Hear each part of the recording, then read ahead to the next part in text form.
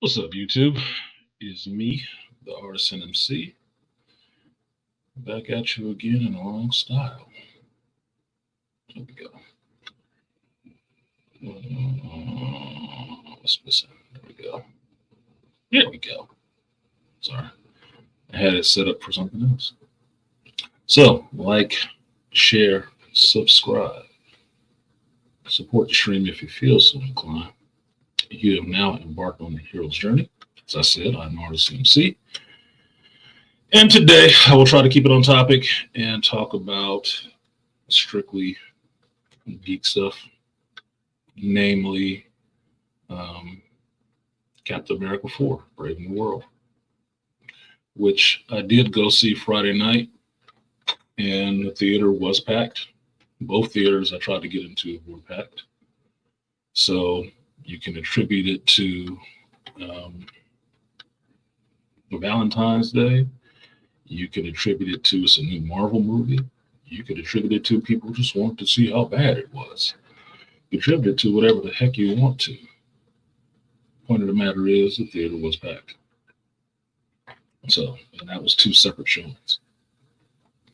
So it is what it is. So, how you guys doing today? Let's see who's in here.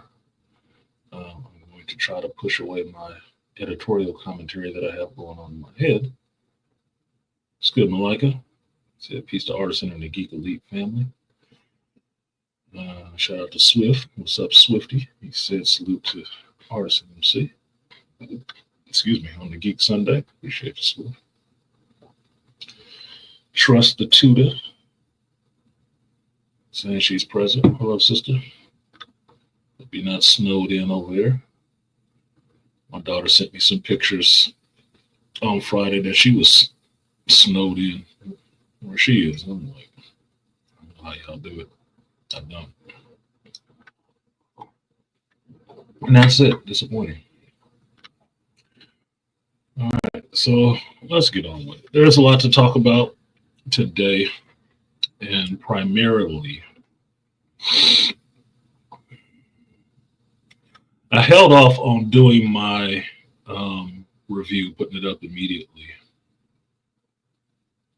for Captain America 4 because I really wanted to, after I saw the movie and made my notes and whatnot, I actually wanted to sit back and see what everybody else was saying. Because like I said, I don't usually, excuse me, I don't usually look at other people's reviews before I see the movie and and do my own review. I don't. And that's just me keeping the lines pure, the lines clear in a sense in my head, that I don't want to be influenced by what anybody else had to say or not. But I deviated from this a little bit because I got a message from Dr. T after he saw it on Thursday and asked me about, what did I think and whatever. He didn't, and what he thought, which was he didn't think it was that bad. I'm like, I didn't think it was that bad either. So Friday morning, I was on call Thursday night. And Friday, I saw that Dr. T did a stream about it. And I went ahead and watched the stream. It was a non-spoiler stream. But I listened to his impressions that he had of the movie, what he wanted to say and not spoil for people. And it was good. It gave me not spoilers in a sense. It was not spoilers. This was all stuff that you could have saw in the trailer and his impressions of some of the things that he saw in it. But I appreciate that from him because he does have that black masculinist view on it, right? That is where his line of looking at this stuff comes from primarily. So I appreciate that because there was some larger ideas that were floated in that, and I think that comes from one of the writers that worked on this script. Okay, now this writer, I think it's Mark Spellman or whatever, he wrote on the Falcon and Winter Soldier show, right?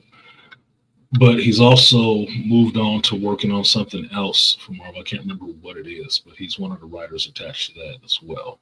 So what I see from him, given the work that he's done, he is one of the people who injects a lot of that social consciousness stuff in it. And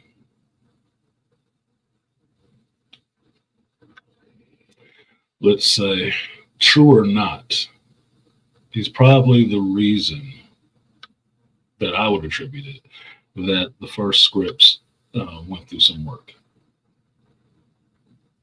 I would think so. It might have went too heavy on some things. Now, regardless of that, I watched Dr. T's video and it was good. You guys should go check it out. I'm sure you all do. But I also went ahead and watched The Brothers Double Toasted, because on a movie like this, I really wanted to hear what Black men had to say first. I really did. Really did want to hear what Black men had to say first. And it didn't ruin it for me, completely. And truthfully, Double Toasted, I watched after I saw the movie. But those were the two reviews that I actually watched before I did my review, which once I thought about it, I might as well just do my review on the channel because it's what I do. And look, I could have either put out the review and said what I had to say and then came back the next day and you guys talked to me about it and I have to sit here and repeat this shit again. But if you know me, you know I hate repeating myself. I do. I don't like having to tell grown folks what to do or constantly repeat myself like people are stupid. So I figured I'd do it here today and get it done and over with, and then later maybe I can clip this and do something else with it. So for me, I enjoyed the movie. I did. Was it the best movie ever? No. What is it? Was it a 9 out of 10? No. But on the flip side of that, it wasn't a 2 either. It wasn't a 0. I was entertained. Now, not overly entertained, but I was entertained. And primarily when I step into a movie, it's kind of what I want it to be, entertaining. Now, I told you guys beforehand what my feelings on this stuff was and what I could already see was going to happen when this movie came out and how people were going to be cheering and jeering it for it being a failure and really trying to really scrutinize the box office numbers and try to influence that any way they could to make sure that this movie was an abject failure.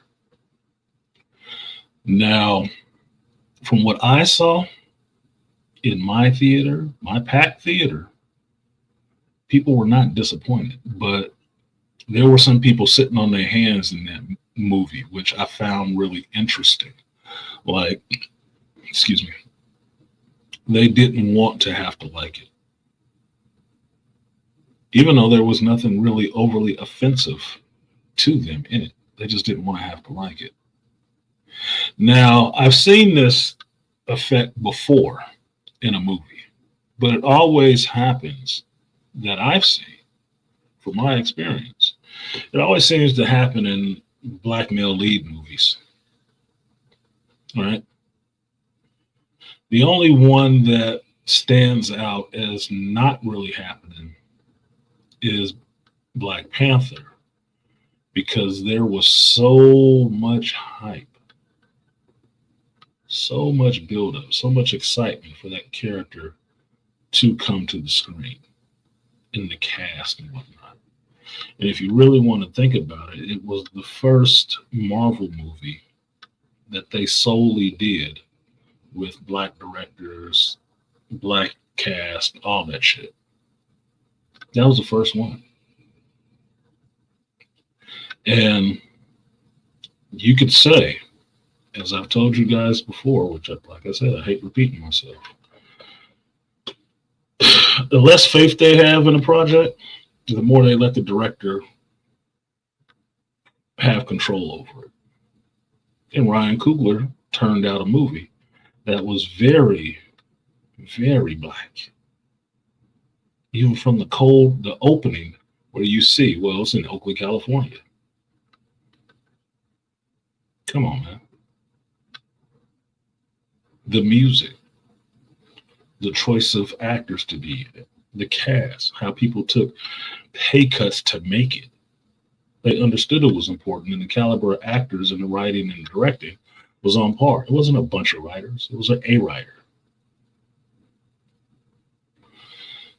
That is not the situation that we got with Captain America: Brave New World. It was not. It was not the same situation. It's not the same time.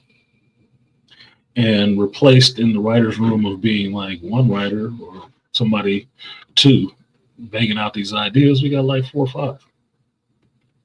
And then stories of reshoots and everything else.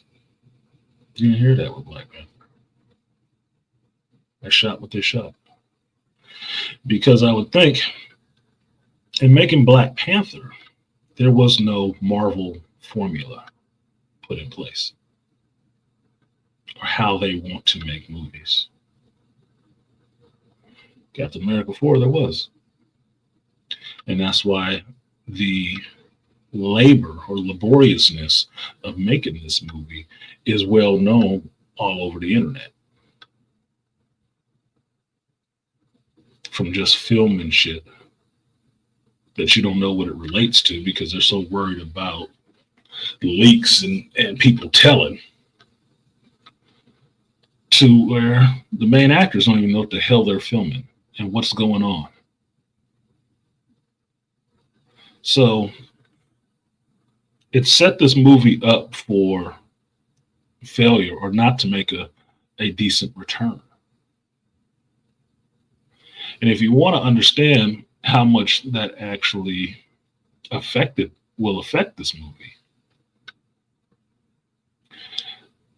use your Google, YouTube fingers, other content creators, what have you, and find out how much this movie initially cost the first time they shot it.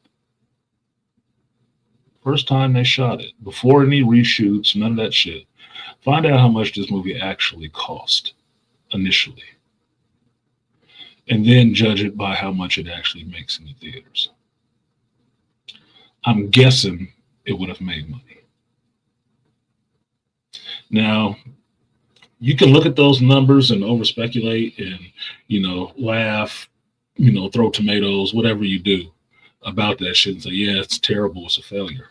But what I look at it as is, one, it's not my fucking money. It's not.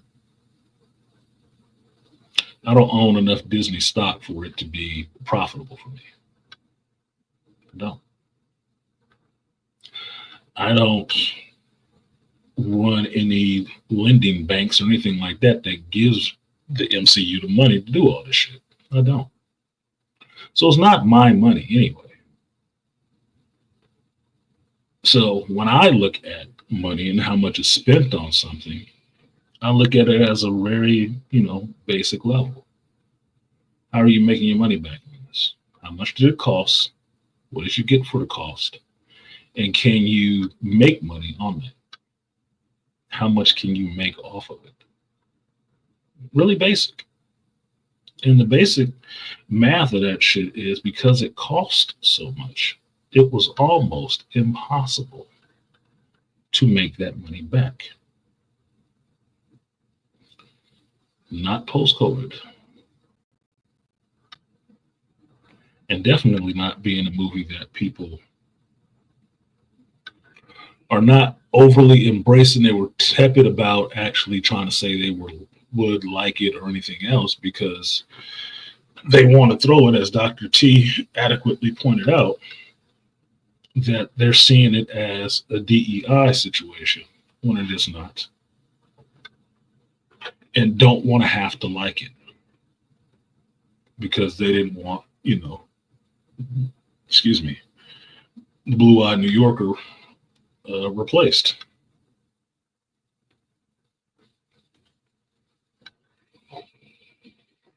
Now, with all that fan sentiment or fan knowledge known about the production of this movie, it does nothing really but fuels the reason to find something to dislike about the movie or the actor or the people involved. And it took a while. It took a while. It really took the reshoots and the leaks and stuff like that coming out for people to start, building up some steam on the hate train about what this movie wasn't, what it wasn't going to be, who the character was not, what the character needed, and what people actually wanted to see. Now, it hit a fever pitch in the last 3 weeks before it released because there was finally some red meat thrown to the mob on the hate train to, speed it up to ramming speed about the lead actor saying something that can be misconstrued as being un-American, and that his Captain America was un-American. Now, myself, I would say I tried to redirect that and point out how ridiculous it was. The same way I tried to point out how ridiculous some of the complaints were about the character, about who is Captain America, all this stuff. Now, I did my part just as a geek, as a comic book reader, and understanding that what this culture has in it sometimes, the underbelly of this geek culture, some sentiments that always float around in there, and just spoke to that. Now, I am a small, dare I say, not even megaphone. Apparently, what I say travels far and wide, but you would not see that represented in the chat or anything like that. Now, I thought while the complaints that people wanted to make about Sam were largely based on the fact that Sam Wilson does not have a super soldier serum and is not Steve Rogers, were two things that seemed okay, you can have that, but it's kind of silly. It's a kind of silly complaint. Now, what I did yesterday, after seeing a movie Friday night, Saturday, I listened to a bunch of content creators and what they had to say about the movie. And they weren't Black male content creators. They weren't. I wanted to hear what the other side has to say because I understand I'm critical of certain things and I take positions, but I don't give a shit about people having their opinions. People do. I'm just curious to hear it. And my filter runs through if it's valid or not. And what's the underlying thing you're actually trying to say when you get finished with all the, the word salad and the smoke screening? What are you just really trying to say?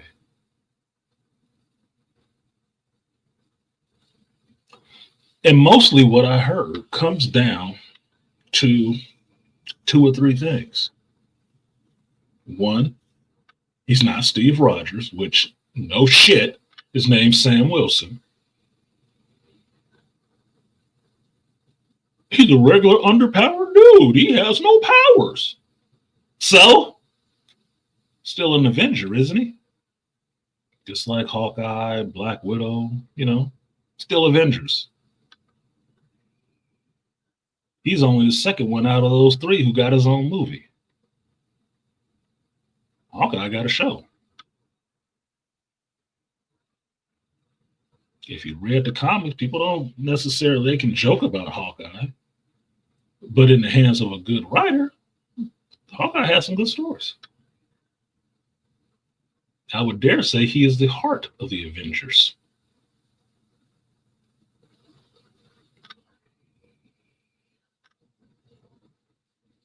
They'll think, well, it's just not that good. It was all this. It was the special effects and shit. Okay. All things that one, Anthony Mackie does not control. He's not in charge of the writers. He's not in charge of the special effects. He's not in charge of the fucking reshoots and the rush to get something reshot. And the next thing was, oh, the Hulk wasn't in there long enough. Oh, Sidewinder wasn't in there long enough.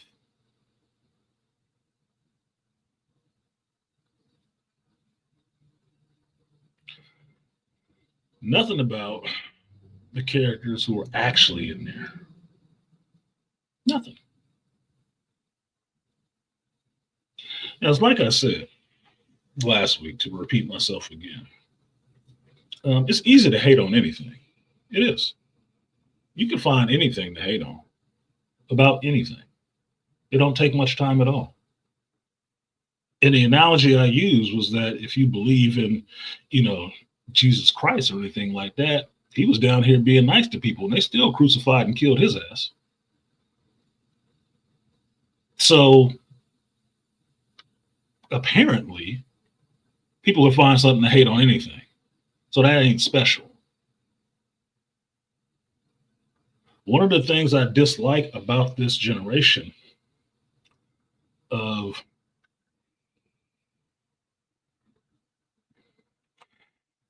is that one of the things I dislike about this generation of people, they're overly critical of everything, except the things they actually should be critical of.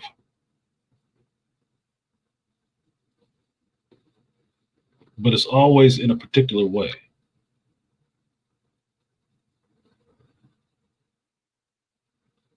And that particular way is always looking around to try to finger in the air to see if people will join in on me with this. Well, yeah, fuck it sucked.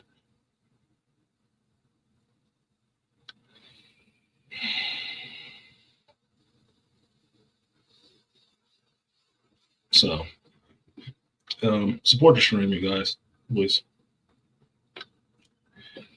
Necessarily, it's not just for fun and games. I know y'all love free content, but nobody else gives you that. Why should you get it here? Now, because those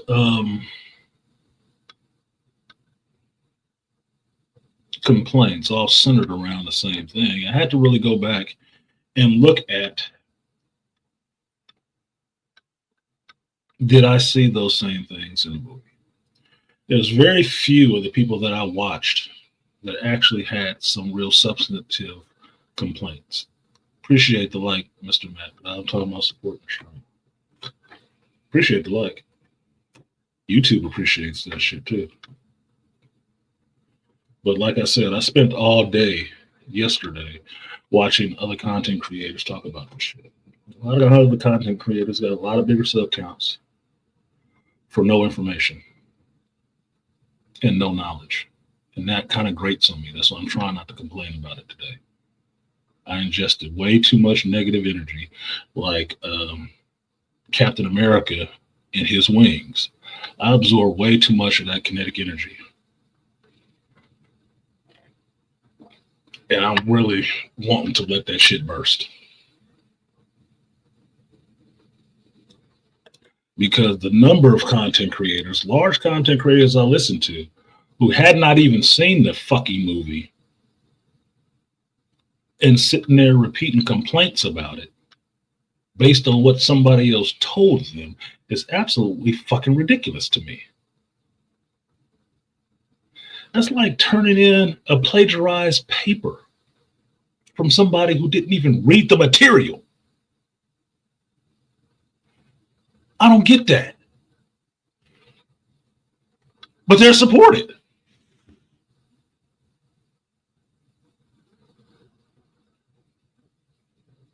So that kind of, you know, grates on me a little bit.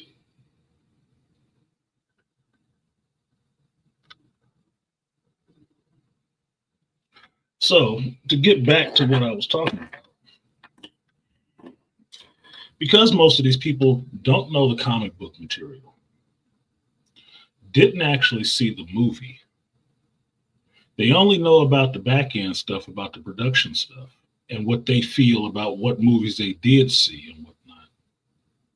They're still trying to string together this complaint about what this movie was, what it wasn't. And like, I have to repeat myself again. I do this so when you hear shit coming out of other people's mouth, you know where it came from. The fact that some of these people didn't even watch the Falcon and Winter Soldier show, and they're going like the rest of the regular movie going audience from the last time they saw some shit, which was maybe in game. They are woefully unprepared to even talk about this subject. They don't know the comics, and they ain't been paying attention to the other material because they're so on the bandwagon for, oh, fuck Disney and hey, fuck the MCU and it's all this DER shit, that they ain't paying attention.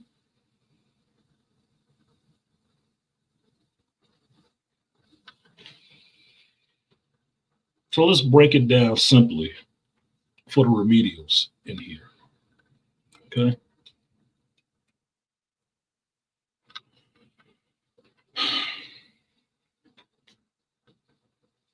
All new, all different Marvel in the comic books was Marvel's attempt at making a mantle system in Marvel Comics because Marvel Comics does not have one.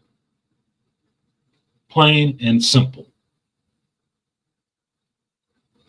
Did I think it was a bad idea? No, I don't. But I know how fucking thick headed some geeks can be.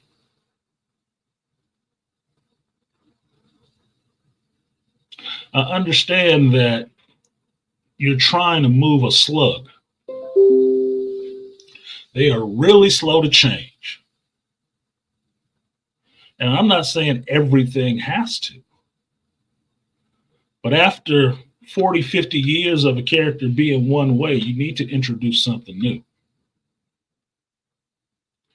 Since you're in a tough spot of making the characters grow the fuck up, you're going to have to introduce some new things, which makes the legacy of that character stand out. Nobody seems to have a problem with this too much in DC Comics. But apparently, everybody is overly beholden in Marvel. I'm a Marvel fan first, a Marvel Comics fan first. I know these characters. I don't have a problem with new stuff being introduced as long as it makes sense. To me, for Sam to get the shield made some sense. Yeah, it may suck like, man, he's a Falcon though. Why does he got to lose that to be Captain America? Because in essence, since he's not the first person to have the shield other than Steve, is trying to make Captain America a mantle and not just a person, which I would think if you stand up for your country, that's what the fuck it means. Because the country is not made up of one person. It's made up of many people who all hopefully hold to the same idea.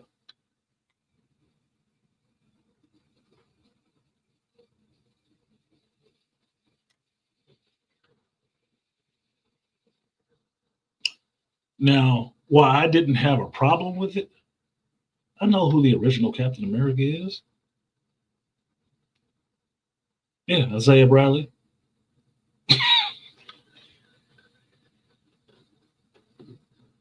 And I know who the factory model was. Steve Rogers. I also know who that crazy, side character was. U.S. agent. John Walker. Yeah, I know who Bucky Barnes was.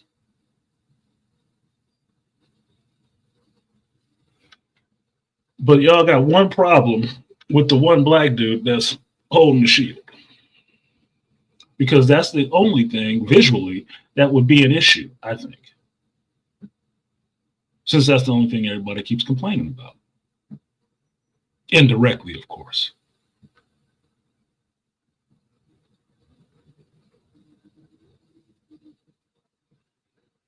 Now, since I am an MCU or Marvel fan, I should say, a Marvel fan, not a stan, a fan, and a geek, I watch all of this shit. Good, bad, or indifferent. I watch it all. Because I don't like talking out of ignorance, which apparently a lot of bigger channels don't have a problem doing. Don't matter. I was not upset about Sam getting the shield from Steve. I knew it would be an issue, but I didn't give a shit. Why? Because they didn't have to ask me about doing the shit. They're playing with their toys the way they want to play with them and filming it so you can watch. You don't get a vote. And you don't get no say-so over that. If I did, I wouldn't have been killing off Iron Man. I wouldn't have been killing off Black Widow. Just saying.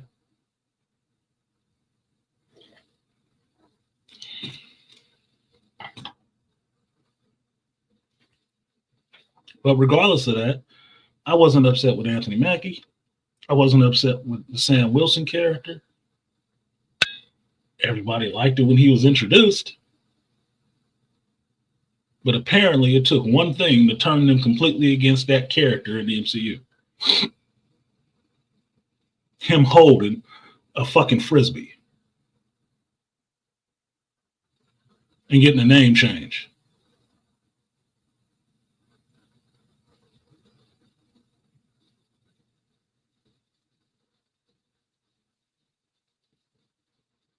Now,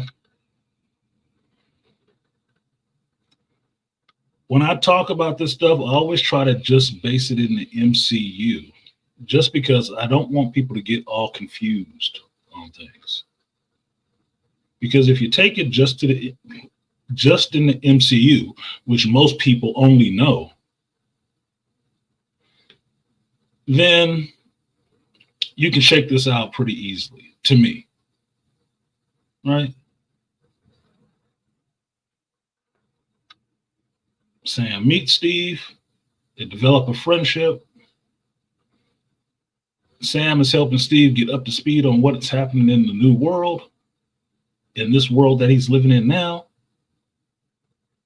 And they become friends. They go on missions together and stuff like that, trying to find his old friend, Bucky, who was under Hydra's control and everything else and killing people for 50 goddamn years or so.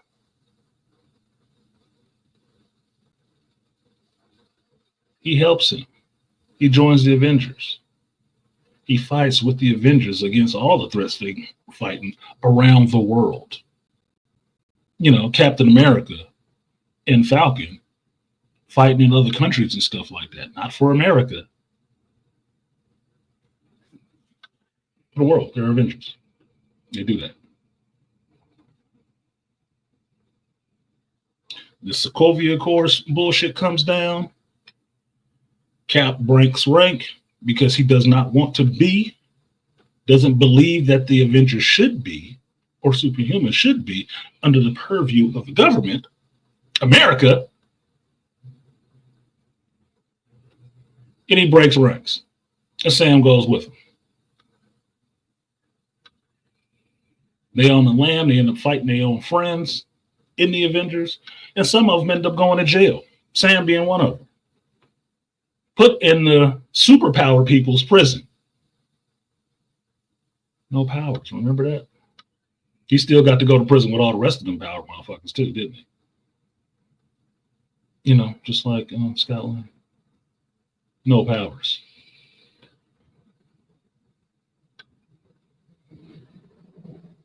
Steve came and broke him out. He on the land with him again. Because that's his homeboy.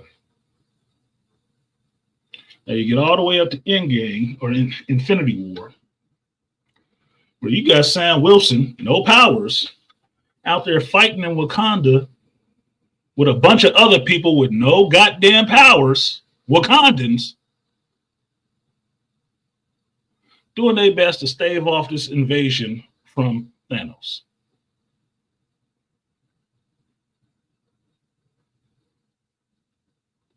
I didn't hear anybody complaining about powers when all the Wakandans was out there dying fighting them Outriders. I didn't hear that shit at all.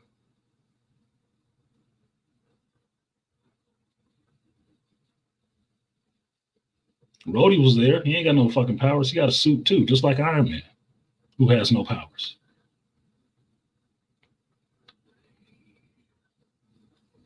It's like Okoye, no powers. Still taken seriously.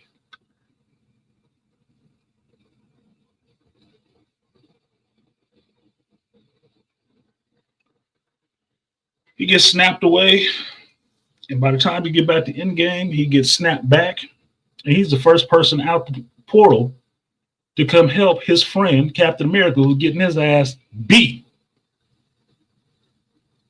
and about to get stomped into cat dust by Thanos and his horde. Nobody hated Sam then, did they? Nobody hated the Falcon when he came out and told him on your left.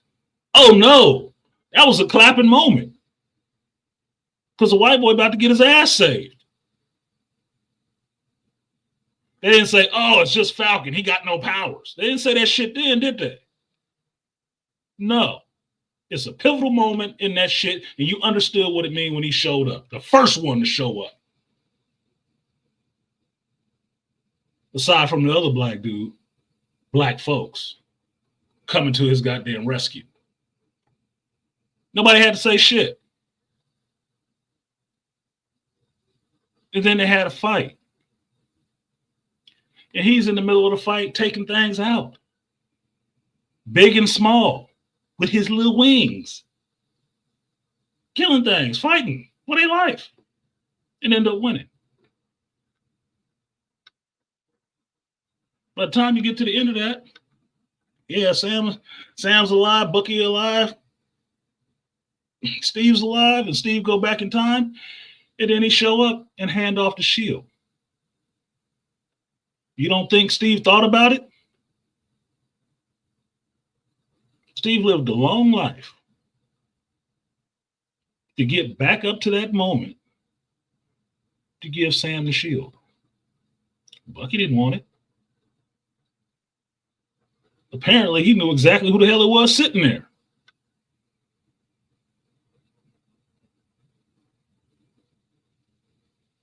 He didn't try to take it from him like, no, man, it's supposed to be mine first. He didn't say none of that shit. He gave it to Sam, and that's what it was. Oh, he didn't earn it. Is what some of the shit I heard yesterday. He didn't earn it. How did fucking Steve earn it? Because I saw those Captain America movies. From the first one to this last one. I've watched them all. Not just yesterday. I watched it when it came out. How did Steve earn it? The shield was given to him. He didn't earn that shit.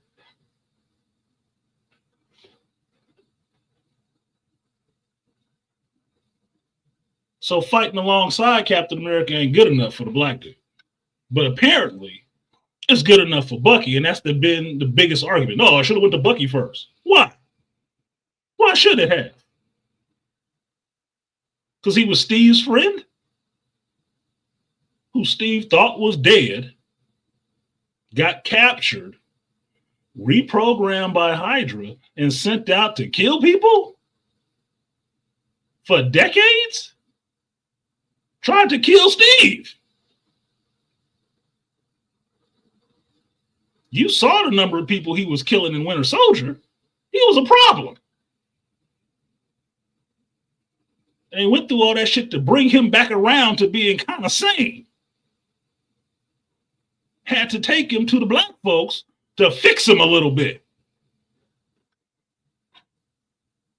And only fixed a little bit. That's what went into the Falcon and Winter Soldier show. How some of these superhumans, these super soldiers, is fucking crazy.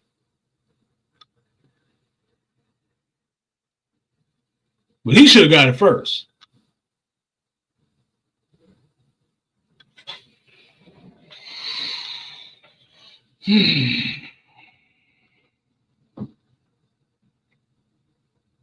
But apparently he should have got the shield. So if Cap showed up and gave the shield to him, Bucky would have earned it? No, he wouldn't have. He ain't fought for no fucking ideals. Yeah, he started out as an American soldier in war, but he got captured then too. No powers.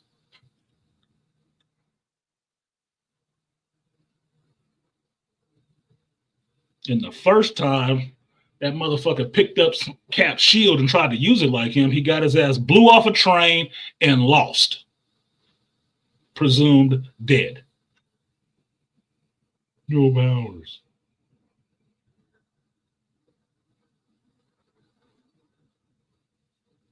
But Sam's been in the military.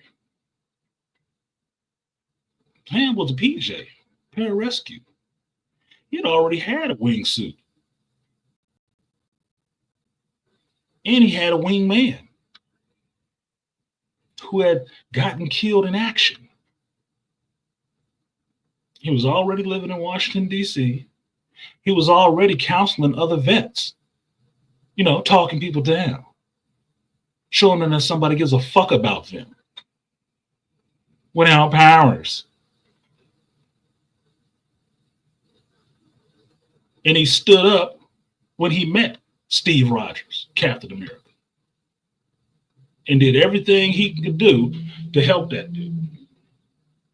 So by the time you get to Endgame and Cap is giving him the shield, I'm supposed to sit there and say, yeah, he didn't earn it. Why the hell not?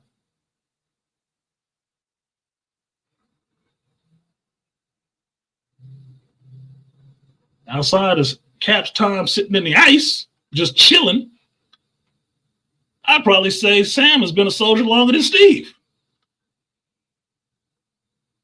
And he didn't get in because they was trying to experiment on anybody.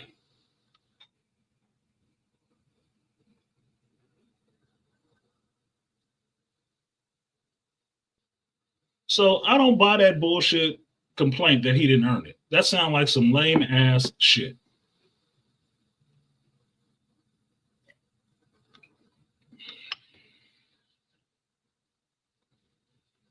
You get in the Falcon and Winter Soldier, you see the problems with having that shield. You see what it means for Sam to carry that shield. Why he has to talk to Rhodey about it. Two black men who are in the military. Talking about what it means to actually serve America when you know this bullshit that they've done. When Sam gets to meet Isaiah Bradley and understand who Isaiah Bradley is and what they did to his ass. Is being the forgotten Captain America. You go through this journey of him understanding what it means for him to carry this shield if he wanted it, because initially he gave it to the U.S. government. Like a good little boy. He gave it to Massa, and Massa put it up in a museum. and decided they wanted somebody else. They knew white boy who ended up going kind of crazy. Don't worry, you'll get to see him again. So did John Walker earn it?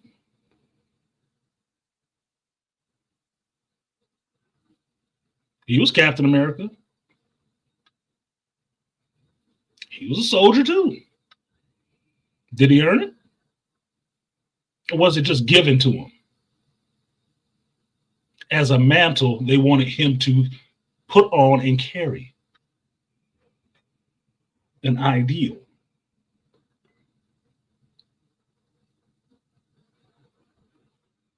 Sam's journey to carrying that shield is him getting that shit back, understanding what it means for him to carry it as Captain America.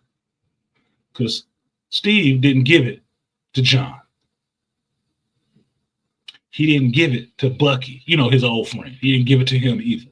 He gave that shit to Sam. Because he believed in Sam to carry those ideals forward. The only problem is the fucking fan base don't. For some bullshit reasons that I just pointed out are bullshit.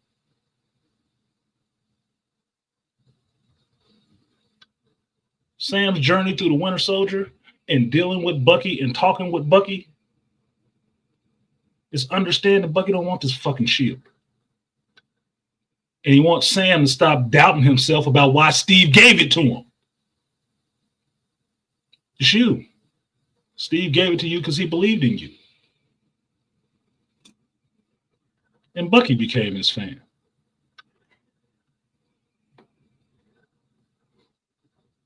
Now you get up to this movie, everybody got their assholes tight because Captain America is now a black dude. So fucking what? In the real world, that should be Captain America. Since any of these veterans in the YouTube space can tell you, black folks has fought in every fucking war anyway.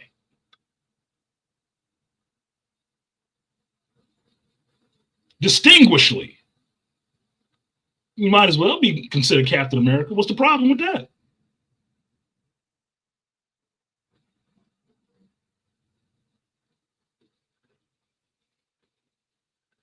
So now you get to this movie.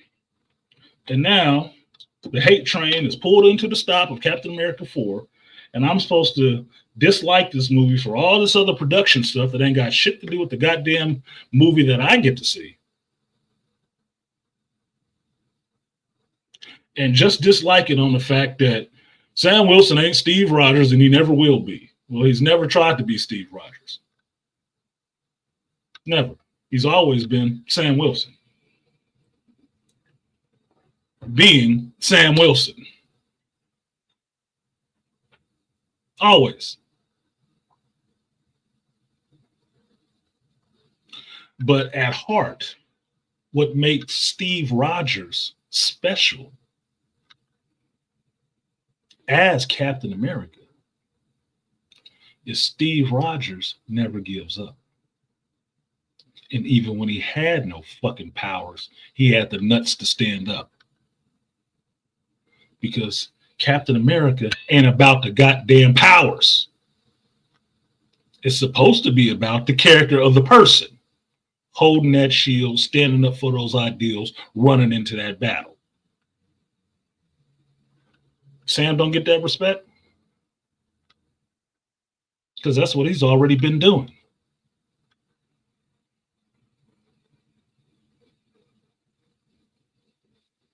With no powers. This is why that he has no powers argument sounds flat to me, because in comic books, there are plenty of characters that have no powers.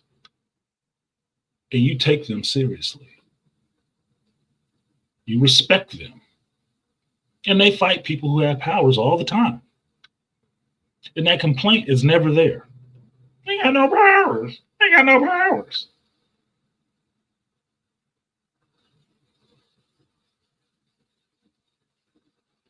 Nobody takes Batman as a slouch. Anybody in the Bat family.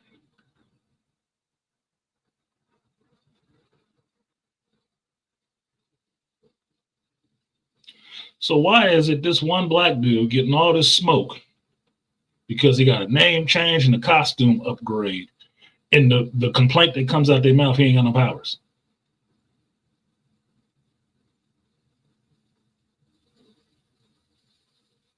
Nobody takes the Punisher as a slouch, do they?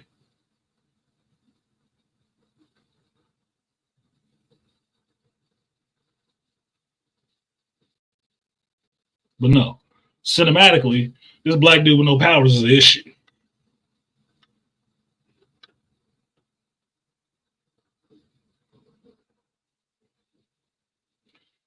For me, you got to have heart and nuts to run your ass out there with a bunch of superhuman people and still get in the fight. And if you there fighting right alongside them in any battle they get into, pulling your weight, and they respect you, why the fuck shouldn't I? Why not?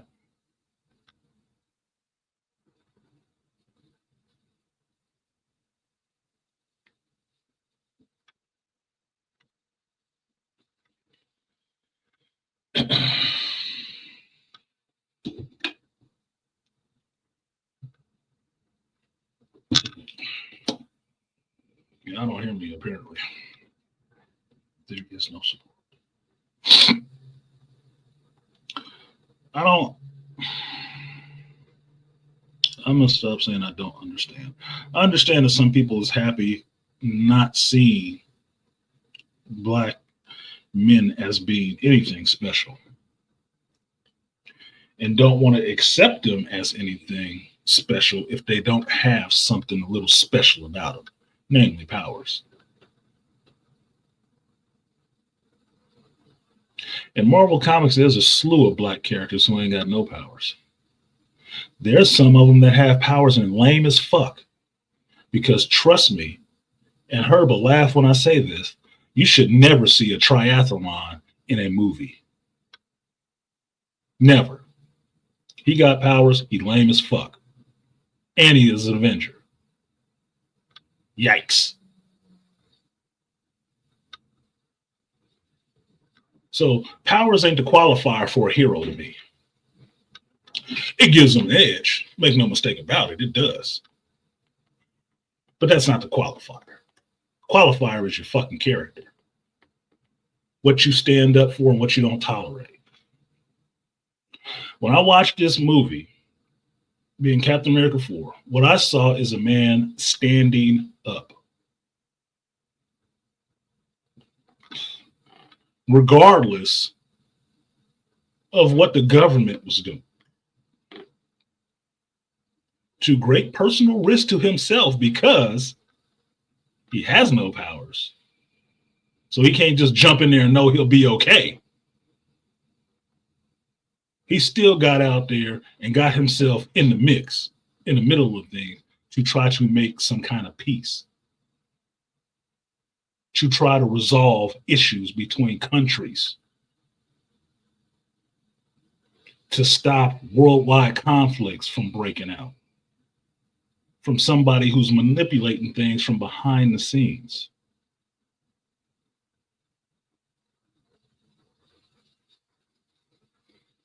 That's a hero to me.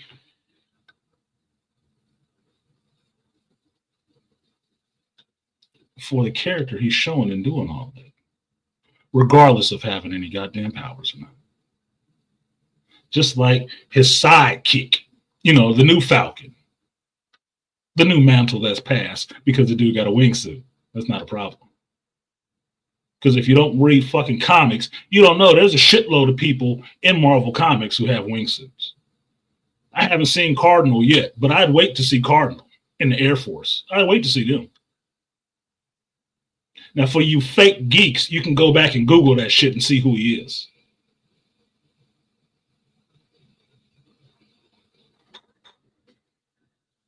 And talk about it all next week.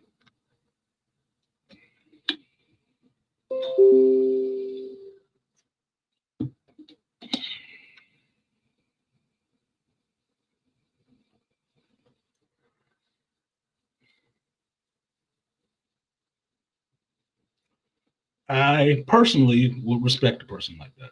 I would. Now, I am critical of a lot of things. I weigh a lot of things. And there were some scenes in here that were trash, that looked fucked up. But knowing the production side of it, I know why they look fucked up. My question is, why the fuck did they still put it in this damn movie? And that gets to the point where I say, Marvel was really trying to shit on this movie. They were. Or the actual DEI hires, that's the best they can freaking do. You know, just as bad as She-Hulk show looked. Same kind of shit. Because they got their formula and their way they make things. That ain't got shit to do with the actor. That ain't got shit to do with the character. That has to do with the studio. And you will hear me talk on this channel a bunch of times of how I balance these things between understanding what the studio input on a movie is and what the actors are responsible for, what the director is responsible for, what the writers are responsible for. Now, there is criticism to be leveled on this movie. There is. I don't think to the degree that it is, but there is criticism to be leveled. Because I've told you guys before, there are no perfect movies. They are not. If Endgame was the pinnacle, Endgame wasn't perfect. No, it was not. As awesome as it was, as much as my geek heart grew 10 sizes and was gushing at seeing the final battle scene with all my favorite characters coming together, it was not a perfect movie.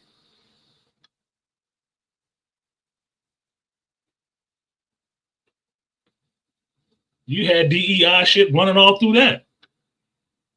It was not a perfect movie.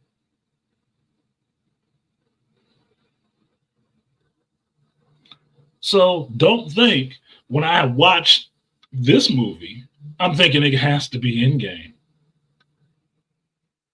If it's not Endgame, if it doesn't make $1 billion, it's losing money. It's losing money anyway. Because they blew the budget on making this shit, reshooting it so many goddamn times. They blew the budget by not having an actual script to go and make a movie off of.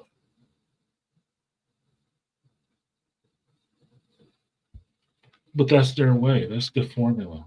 That's how they make things.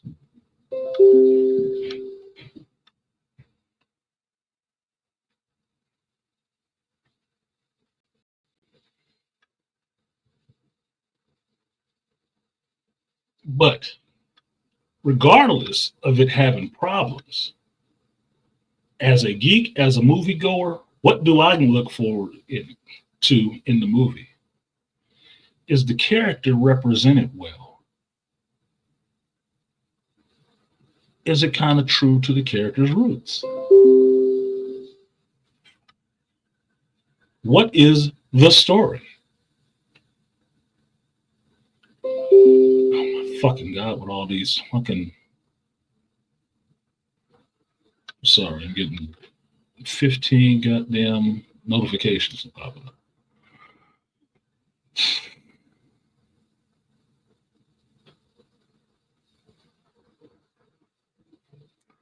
The special effects are here and there for me. I don't overly enjoy special effects movies. I don't nowadays. I understand they belong in certain movies. Like, I could not have seen a Quantum Mania be made without all the special effects. It's the quantum realm. You're going to need special effects to make the damn movie. It's just what it is. So I'm not bitching about that. How good or how bad they look, You got half these motherfuckers sitting on the internet complaining about this shit like they make special effects. Like they VFX artists. They probably couldn't draw you a fucking stick figure. Oh, it looked cheap. It looked like such and such. Man, who the fuck told you that? Shut up. Look, there was some wonky shit in there. Namely, mainly towards the end of the movie, there's some shitty looking green screen work done. And it's probably because they was rushing to do that shit. They didn't spend another year working on that part. They probably did it end of last year, early this year, to hurry up and get it into the theaters. My question is, why the fuck would Marvel do that? Why would they? Why would you put a movie out with green screen effects that look that damn bad? Are you trying to scuttle the movie? Holy shit, y'all is lazy as fuck.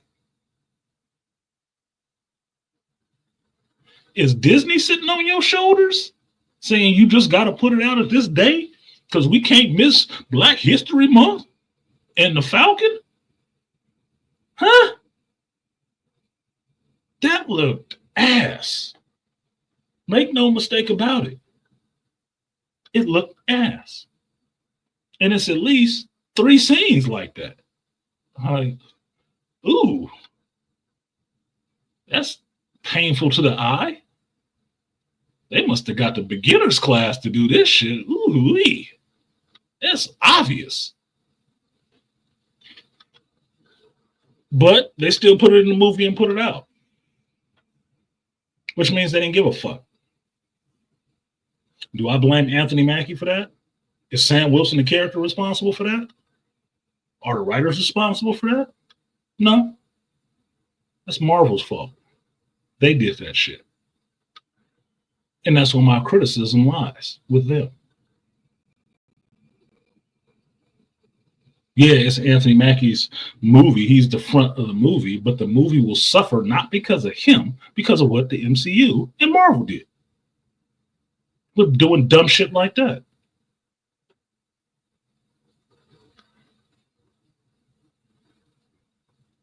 When I see stuff like that, I try to make sure that the criticism is directed at the person it should be directed at. The movie in and of itself is going to take the big hit. And all they're going to sit back and do is say, see, the movie is trash, and Anthony Mackie is not a good leading man. He couldn't carry this goddamn movie. Well, fuck you. I absolutely enjoy Anthony Mackie's performance in this movie. I didn't see it lacking at all. The only scene that I had question about his performance as Sam Wilson was in the limo scene going to the White House. That seemed a little silly to me. It did. It seemed a bit silly. But he didn't write the shit. He didn't write it.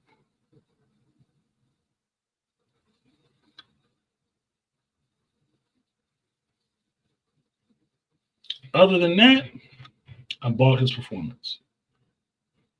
And it was the same Sam Wilson that I had been seeing since Winter Soldier.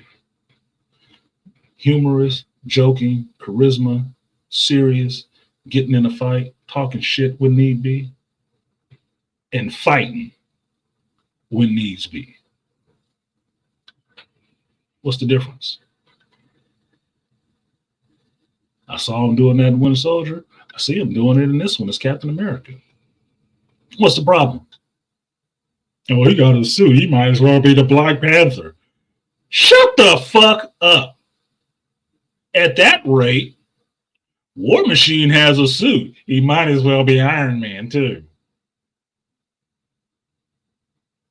When you get to this Thunderbolts movie and you see the Sentry fly up there, are you going to be bitching? He might as well be Superman. You going to be saying that shit? Or is the motherfuckers going to be sitting there clapping like circus seals like, oh my God, the Sentry is so great? Because you got one movie full of white folks.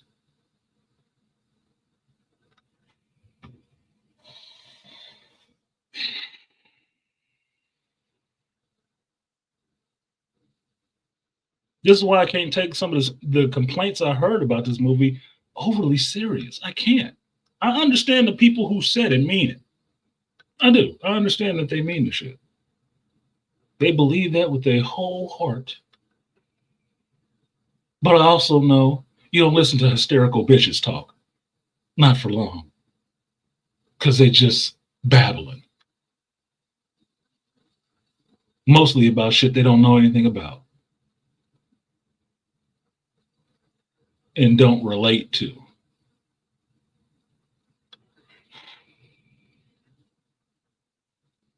The fight scenes in this, I thought, were good. Especially since if you understand the wings ain't fucking real, it means he ended up doing a lot of wire work to incorporate a fighting style to use wings and a shield in basic hand-to-hand combat. Pretty good. I liked it. The same way I liked it when he did that shit in them other movies. You know, Winter Soldiers, Avengers, and shit like that. Yeah, I liked it then too. When he was using the wings to deflect bullets, shoot rockets, had Red Wing. It was all funny and cool. Yeah, I liked the shit then too. So I don't have a problem with Captain America having wings. It makes him look like he's a little bit more powered.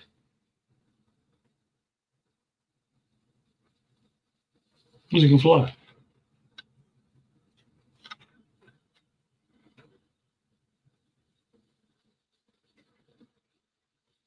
Now, standout performances for me, I think all of them did a good job.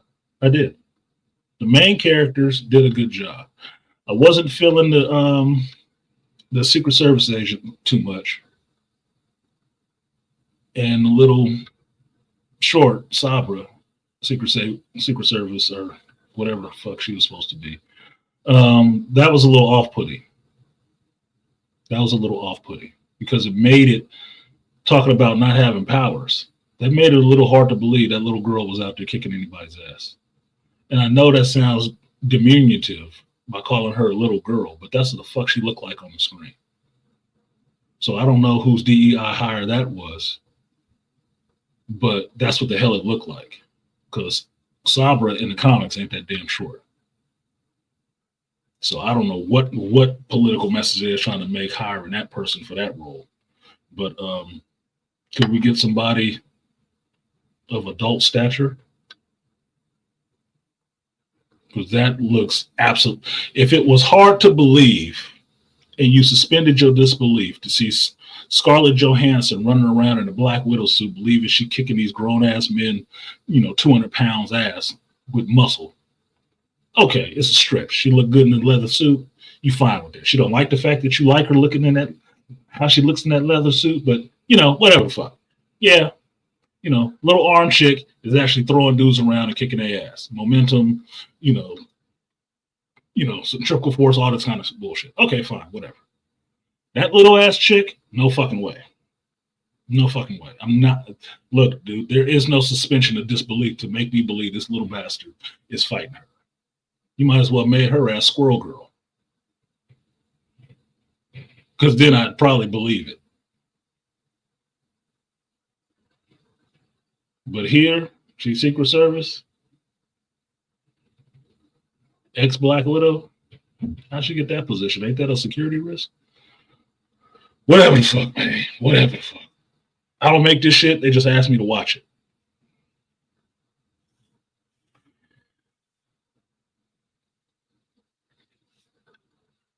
Those two people, I wasn't feeling so much. Not so much. Sam Wilson, Isaiah Bradley, Joaquin Torres, Sidewinder, the time he was there, even the unnamed leader. Well, he was another weak part too. I liked their presence. General Ross, look, man, they had me feeling for General Ross in this shit. And we know he an asshole. He spent a couple of movies being much of an asshole. But Harrison Ford's performance of General Ross, I was actually feeling that. The man was struggling. He was struggling. Look, I was waiting to see him have a heart attack on screen. And maybe it's because I'm old now or some shit like that, but I was feeling that shit like he was really struggling. Got you. Was feeling that. The chemistry between Anthony Mackie and those characters was solid. I ended up liking his rapport and his conversations between him and Joaquin. Sam and Joaquin were fun together to me. He got his new sidekick. You know, after Riley got killed, he got a new sidekick. He in a lead role now. It was good after watching The Winter Soldier, seeing that Sam Wilson couldn't even get a loan to save his family's boat after being an Avenger and saving the world. They wouldn't give him shit. They just wanted to take pictures with, oh yeah, Falcon was here, but no, we can't give you that loan, man. What? It was good to see in this movie, people recognize who he is. Like, oh no, man, it's cool, Cap, it's on the house. Oh, great. Now you get to get some respect. Oh, cool. That's nice. I like seeing that shit.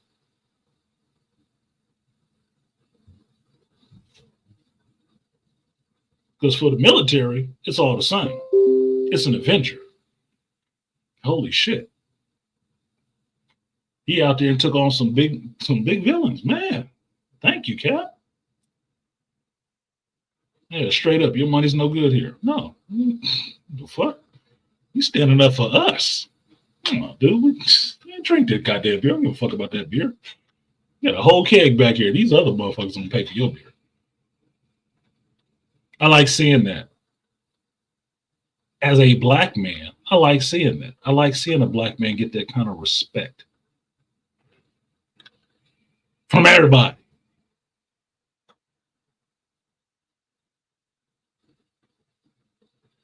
Now, story. Yeah, Techie, that bank loan scene was hella disrespectful in Falcon and the Winter Soldier. But you know, let most of these mainstreamers tell you they never watched that fucking show. So that scene is totally missed on them. But you did hear him talk about it. That was hella disrespectful. An Avenger at that point. He wasn't even Captain America. He's an Avenger. Still couldn't get a... Nigga, what? Hawkeye got a whole fucking house. And land.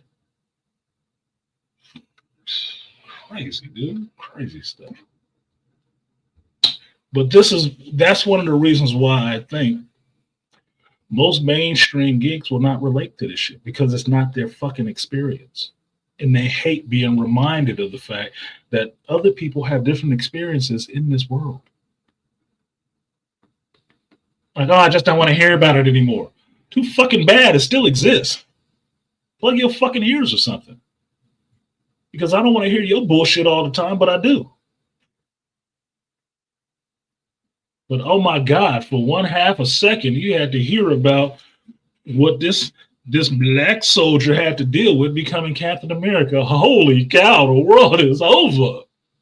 They're taking everything from us. Man, calm down. Take off the panties and put on some boxers. You'll be all right. It's one movie. Don't worry.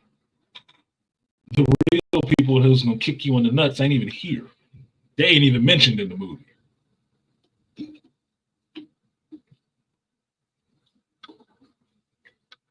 Ain't enough of us here to take this bitch over anyway, so calm yourself. You'll be all right.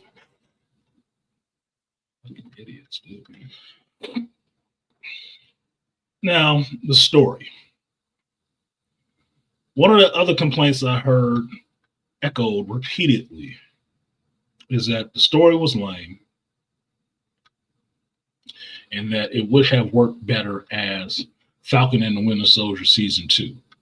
And I found that funny that they kept saying that, because these are the same people who notably said that they didn't even watch Falcon and the Winter Soldier. So how the fuck would they know what season 2 would look like? Sound bites? Google? Somebody else's review? Curious. No, this would not have worked as a Falcon and Winter Soldier season 2. I'll just say that just to fucking say it.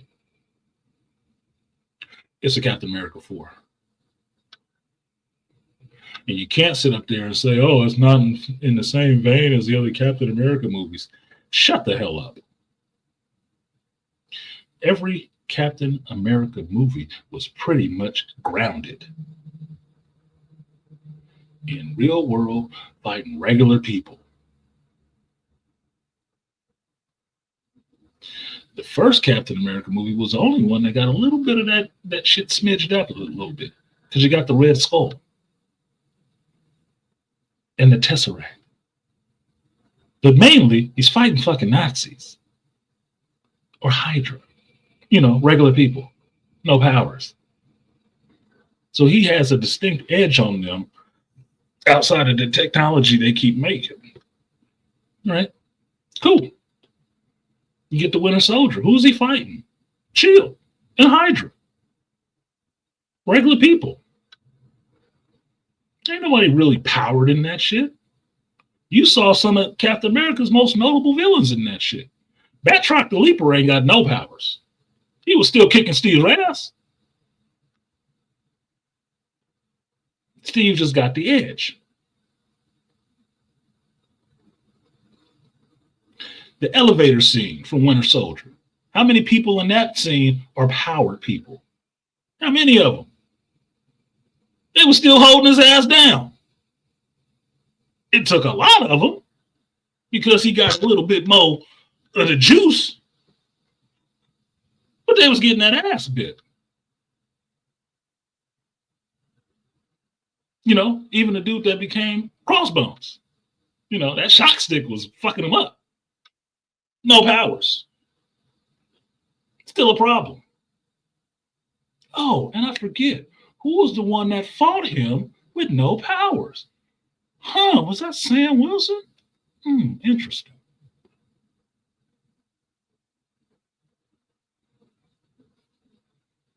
You get up to 3, who's he fighting? Regular fucking people. So I don't understand this whole complaint system about who he's fighting in this one. He's fighting regular people because that's what Captain America fights against. Most of the time. You read his comic books? Nobody?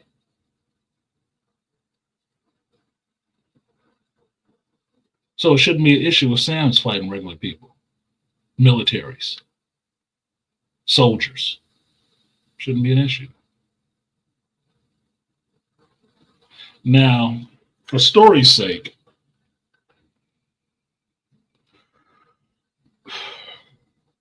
the plot with the leader is a little bit convoluted. And I told you guys this about this movie that, once again, this is Marvel Studios' fault, not Anthony Mackie or Sam Wilson's fault, that this movie had too many loose ends that they're trying to tie up in this movie that doesn't necessarily make it just a Captain America movie. Now, how they try to weave this quilt of shit together is interesting to say the least. Which would make for why all the rewrites happened, because they kept trying to throw other things in it to try to make this shit flow.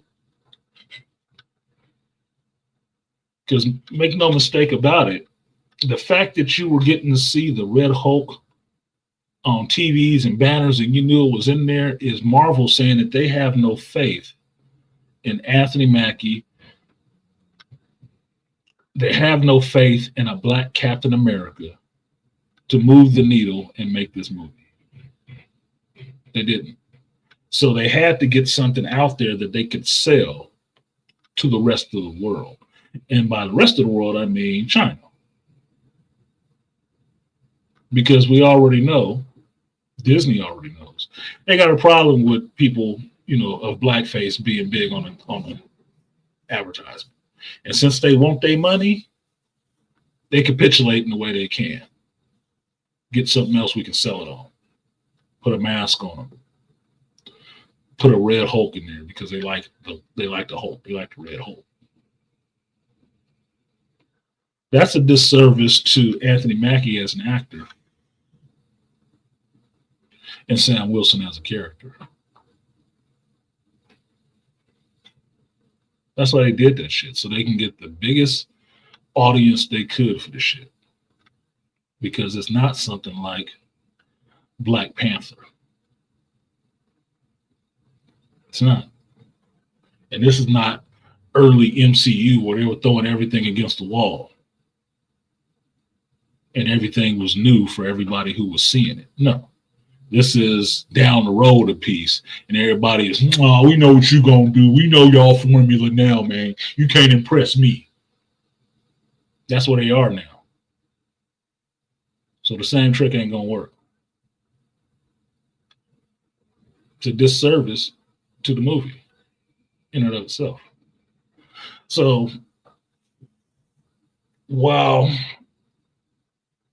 the story initially probably didn't even have the Red Hulk in it, them coming back and throwing the Red Hulk in it causes some reshoots, causes a story to be changed in some kind of way.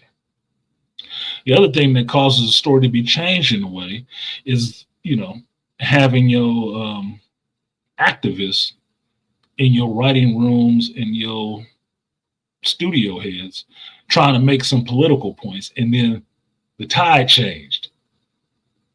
And they didn't want to be caught out there with their fucking, ass in the air. Like, oh, we thought we were going to tell him to kiss our ass, and now he can kick it. Maybe we got to change this up a little bit. There's more of your fucking rewrites. I've said it before. I don't tune into movies like that for fucking activism. I don't. And part of the reason why some of these movies are sucking so goddamn bad is you got too many activists and not enough fucking writers. And I don't hate activists. I just know it don't belong everywhere. It doesn't. Just like your sexuality. Don't care. Does it have to do with the story? So making a movie with real world political commentary in it is tricky, especially when those winds are changing. You're going to be rewriting some shit. You are. And for me, I think that was Spellman's input.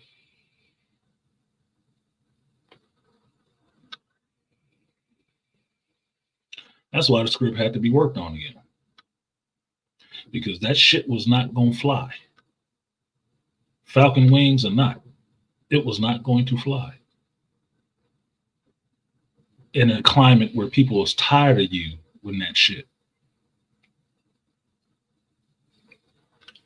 Now,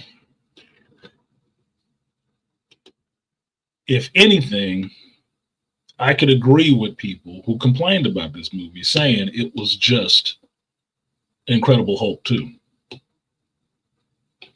Yeah. With Captain America. Yeah. Why? Because you got everybody from the Incredible Hulk in this bitch. A Hulk, the leader, Thunderbolt Ross, Betty Ross, super soldiers, might as well. Now, this is again another disservice to this movie by Marvel Studios. This is not the actor. This is not the character. This is Marvel Studios bullshit. Because they're in such a state with Universal owning the rights to the Hulk, to keep making bullshit to kind of keep dragging this shit forward until they can do the movies they want to do with the Hulk. My understanding is they got those rights back now. This movie was already in production a while ago. So bully for them. Maybe on the next go around, you can get some of this shit. But She-Hulk already left a stink. They already fucked up with She-Hulk. So I don't think any actual fan wants to see She-Hulk again anytime soon in any form or capacity. Especially not with your mouthy, goofy ass fucking actress out there who I used to like out there saying some outlandishly dumb shit. Like Tatiana T. Baby, just go sit down. Just go sit down. Go in your room, run a bath, get in the water, drink you some tea, something, and shut the fuck up. Please. We'll like you again as soon as we forget all this dumb shit you keep saying. But I think T, go take a bath and be quiet. Please.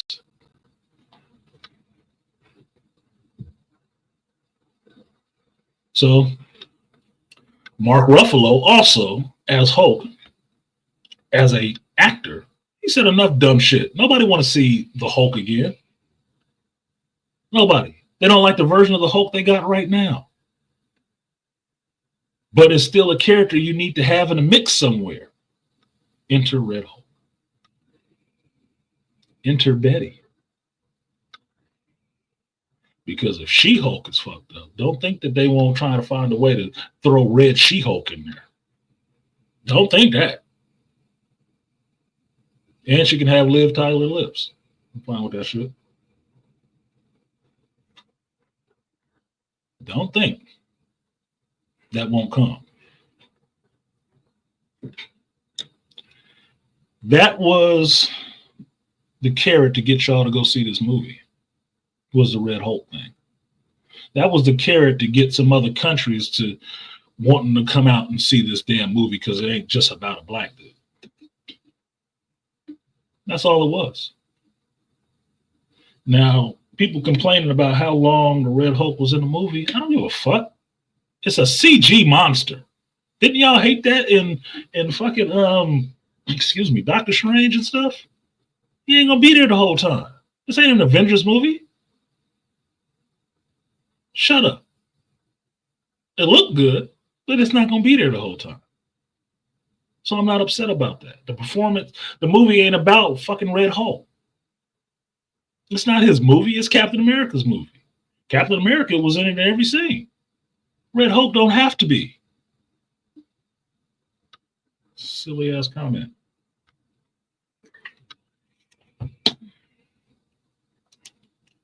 Now, the leader being in it, Tim Nelson Blake. I like that actor.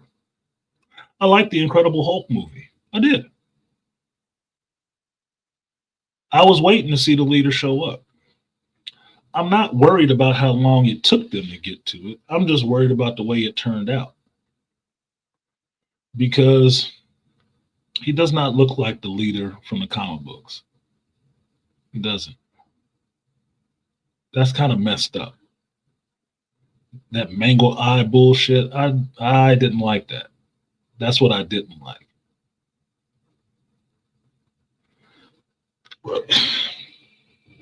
The leader should look like, for all y'all who don't read comic books, the leader should look like a cone head, a big green head. And one of the things that they don't do, that they were staying away from in this movie, which I think it just has to do with the CGI of it all, which is you don't have any facial hair. The leader has facial hair and hair on his head. He just has a big head with hair on it. That's what I expected him to look like. I don't like the MCU version of him. He looks ridiculous. He looks like fucking, what's his name in Invincible? The black dude with the big mangled fucking head. I didn't like the way he looked. I didn't. The plot for him, okay. He's trying to get back at Ross. He's trying to make the world see Ross turn into a Hulk. Why? To ignite a conflict? To what end? Yeah, Charles, Angston Levy, thank you. I had it on the tip of my tongue. I just didn't say it. Yeah, Angston Levy and Invincible. That's who he looks like. Just green. The only thing I can think of as why the leader would have this plot to try to make General Ross turn into the Red Hulk on camera is so he can be the number one salesman of what turned him into a Hulk and ignite a war with World War Hulks, that he's making Hulks. Because as I remember in the comics, that's kind of what leader does. That would be the only reason I can see for that shit. Because just causing chaos seems silly. It does. Just seems silly. Now, if that's one of the stories going on in this shit, the other main story is this fight over adamantium, which to me really makes no sense to have a fight over adamantium when you have this humongous fucking celestial out in the ocean where apparently there's plenty of adamantium to go around. Y'all gonna be mining that shit forever. The Wakandans had a meteorite they've been mining forever. You got 3 big ass islands now. You got time, okay? Everybody can get some. Now, the problem with that shit, to me, is they're making adamantium overly important in the MCU when it's not that goddamn important. They want to say, oh, it's a lead in for the X-Men. How many X-Men actually have adamantium? How many use it? Doesn't matter. Did he need that much? No, he didn't. Does everybody else in the world need adamantium? Oh, it's more prevalent than vibranium. So, the fuck you gonna do with it? It's hard as hell to refine. You're not getting any technology off of that shit. That's not how it works. It's a fucking metal. You have to develop technology to be able to work it. They don't give you technology just because it showed up. That kind of dumbass thinking to me and that kind of idea reminds me of Superman Returns. When Lex Luthor made that big ass Kryptonian fucking island, think of their technology. We'll be millions of years ahead of everybody. What technology? You had a big fucking rock. That's all it was, a rock.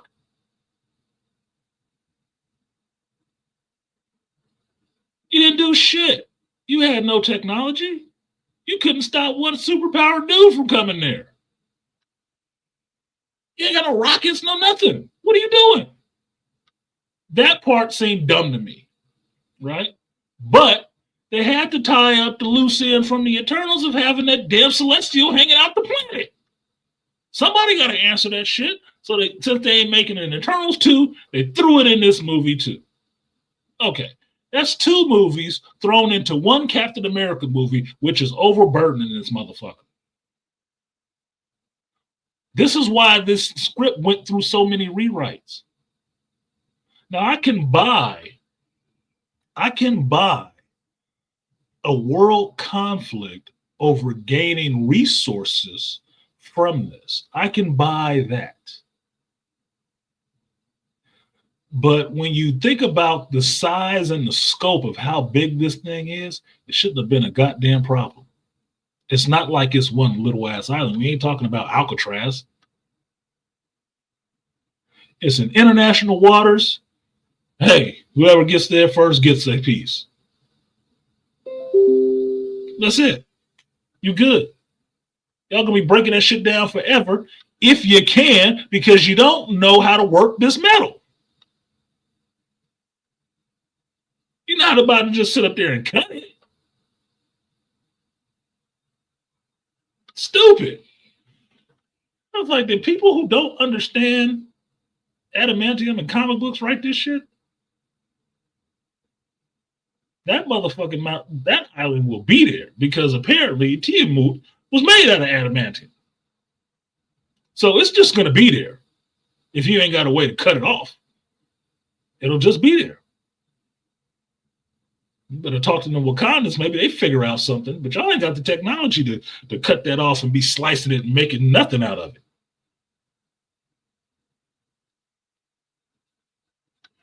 Stupid.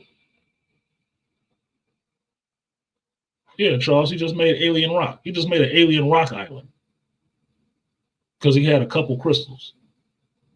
That wasn't Kryptonian. You didn't know how to use that shit. You needed the fort. Oh, come on, man. Dumb shit. Dumb shit. So this is something else thrown into this movie that, okay, you can find a way to use it, but it's something else thrown into this movie that's just weighing it down.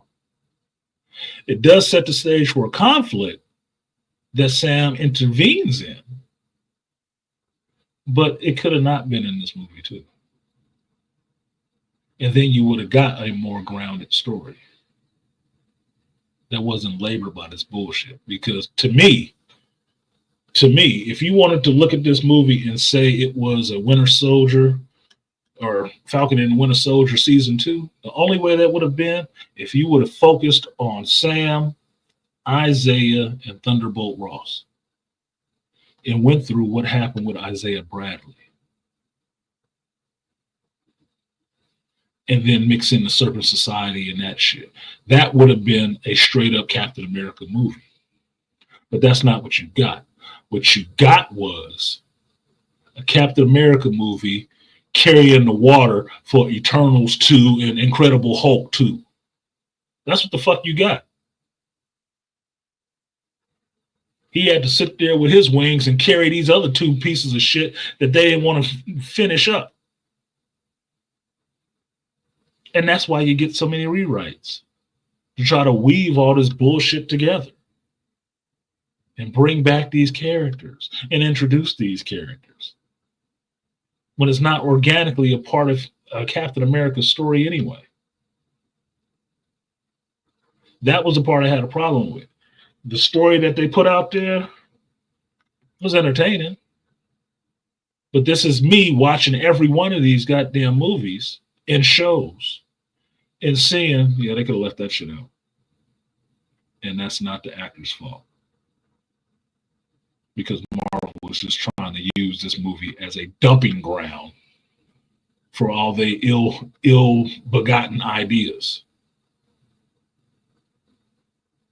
Some shit somebody else did in the Eternals now has to take center stage in somebody else's movie to tie up that loose end. Some shit they left laying in the Incredible Hulk movie needs to be dropped into this movie to tie up that loose end from all them years ago. That's bullshit.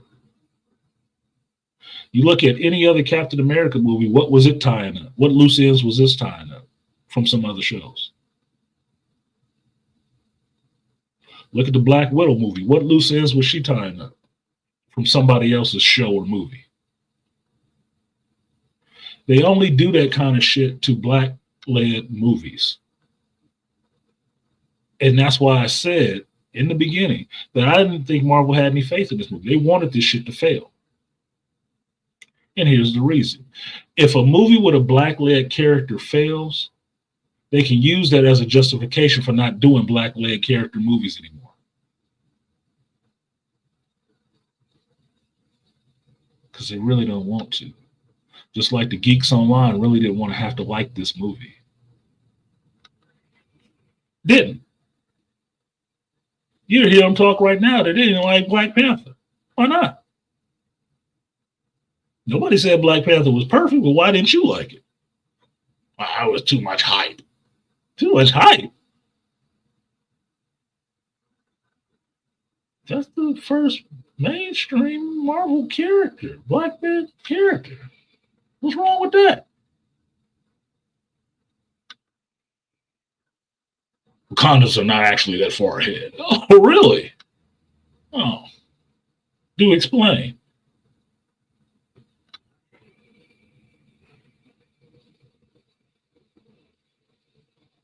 That's what that shit was. They scuttled that damn movie. Way down, good acting, a natural good story, natural progression for a character with carrying the water in the dump truck of bad ideas that this movie now has to tie up. Which means I'm not shitting on Anthony Mackie or the cast for this movie. I may not shit on the writers so much because this is why you have to do so many goddamn rewrites to weave all this bullshit together.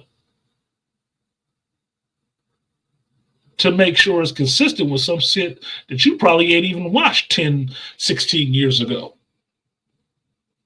Now I gotta go back and watch this Incredible Hulk movie and find out where Thunderbolt Ross was, what was going on there, and whatever. Oh, but this kind of works because in this movie, a soldier, a regular dude who got a little jab, went up against the Hulk. That kind of worked. Yeah. Blonsky did fight the Hulk after he got a little bit of a jab. Well, a natural outgrowth of that would be, well, what would happen if a guy without the jab fought a Hulk? Hmm? Hence, Red Hulk is now in this movie. Because if you understand this shit, the Incredible Hulk movie was the test bed to see if Captain America would work on screen. And that's what you had when you had Blonsky fighting the Hulk. A version of Captain America, pseudo Captain America, fighting a Hulk, what it would look like in live action.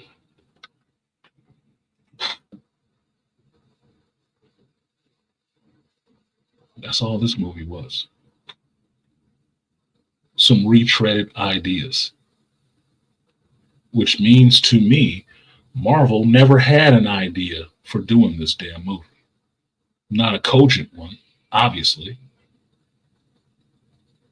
If so, you wouldn't have had Anthony Mackie pissed off on the set about getting a goddamn script.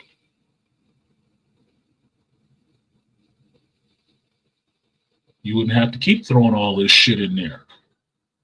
All these loose ends, all the stuff that you want to do and didn't fulfill, thrown in there.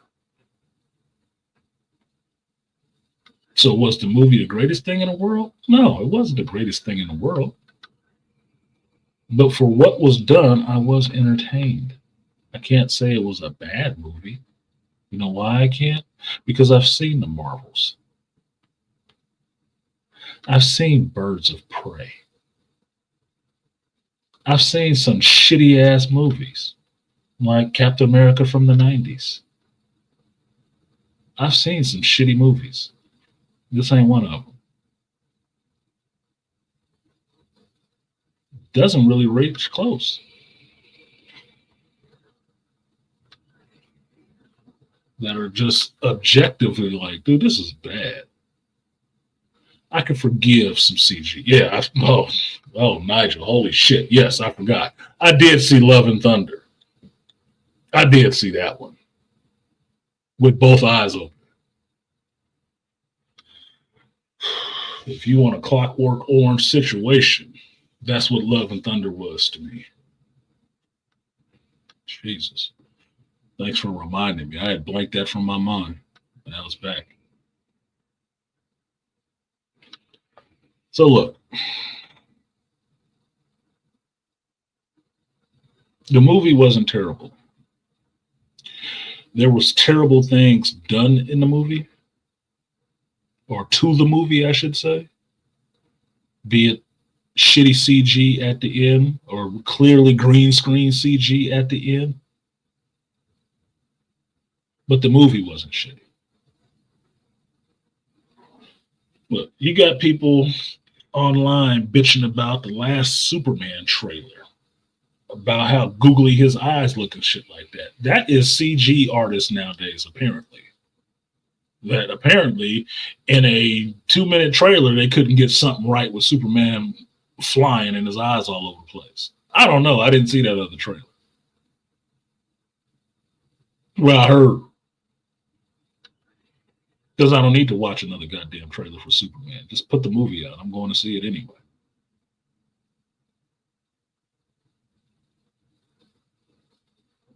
Yeah, the DEI, CGI folks apparently can't do their job correctly and waste so much time that they get to the deadline and then they have to put out this subpar crap that you're looking at like, what the fuck is that? And that's what I did in this movie. You could tell it was a reshoot because here's how the scene sets up. Anthony Mackie is just sitting on a bench. Sam Wilson is just sitting on a bench in the middle of somewhere outside of some department. And it looks fake. The background looks fake. And he gets up and turns around to see Samuel Stearns, who's walked out there to him and talking to him. And Samuel Stearns looks fake. He looks like the guy is standing there, and then they CG'd everything else around his face in the background. And then the outline of his head and stuff is not right because the image in the background is just static as fuck. It doesn't even look real. So it's like, okay, that's a green screen. Holy shit. They put that in a theatrical release of a movie. They put that in there. They left that shit in there. Is that Anthony Mackie's fault? Is that the writer's fault? Or is that an MCU Marvel Studios fault? Producer.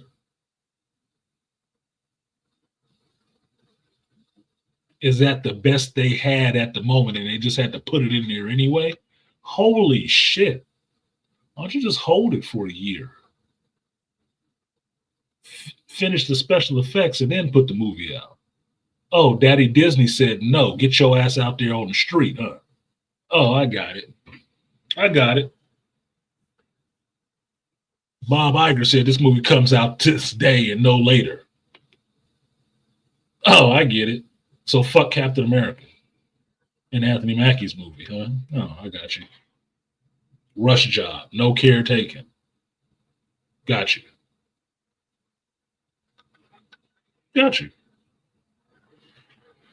So shit like that, I can't blame on the movie. I blame that on the producers. I blame that on the studio. I don't blame Anthony Mackie for that because his performance was solid. Harrison Ford's performance was solid. Isaiah Bradley's performance was solid. Joaquin's Torres's performance was solid. Or Danny Ramirez, I think his name is, right? I liked all of them in the movie. I liked their banter. I liked the characters' conversations back and forth. I enjoyed the fight scenes. No, it wasn't the fucking raid. But you know what? None of these people in this shit are Indonesians. So it's not going to be the goddamn raid. Idiot. Fuck, half the time Steve Rogers is doing parkour. So, no, I enjoyed it. I wouldn't say it's the baddest movie around. Fuck no. There's too many other ones out there that we've already seen that we know are objectively terrible fucking movies. And their CGI was better.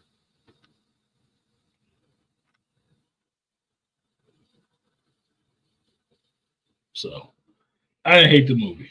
I did not hate the movie. I actually liked it. I was entertained, and I would have no reservations about seeing it again. I wouldn't. Why? Because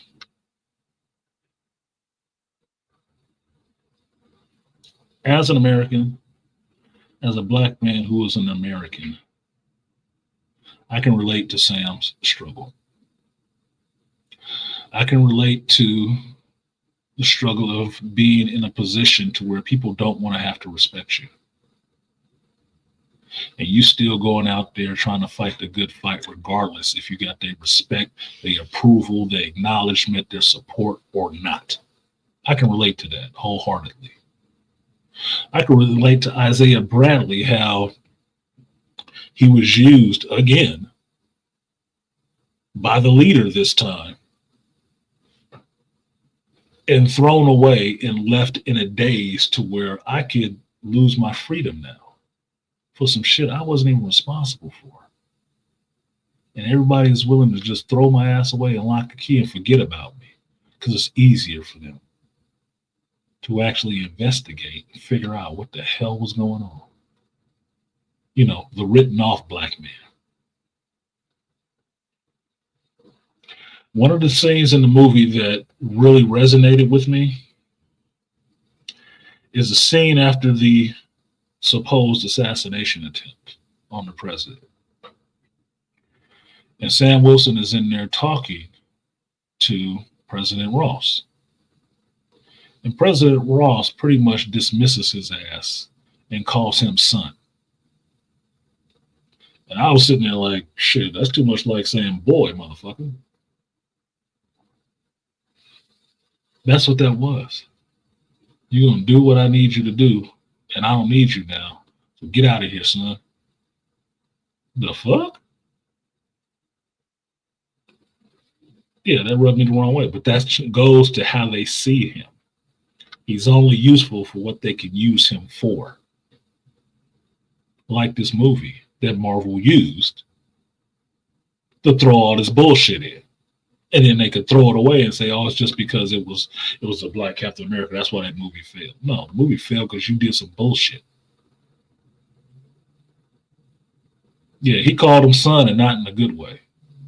Because Captain America calls people son too. But Captain America, you understand it coming from Steve Rogers' Captain America because he's 100 and something years old.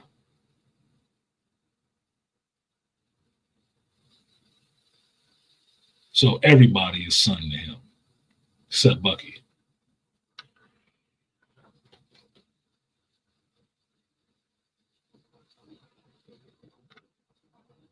That shit from Ross, that was some nigga shit. Get your ass back to your job.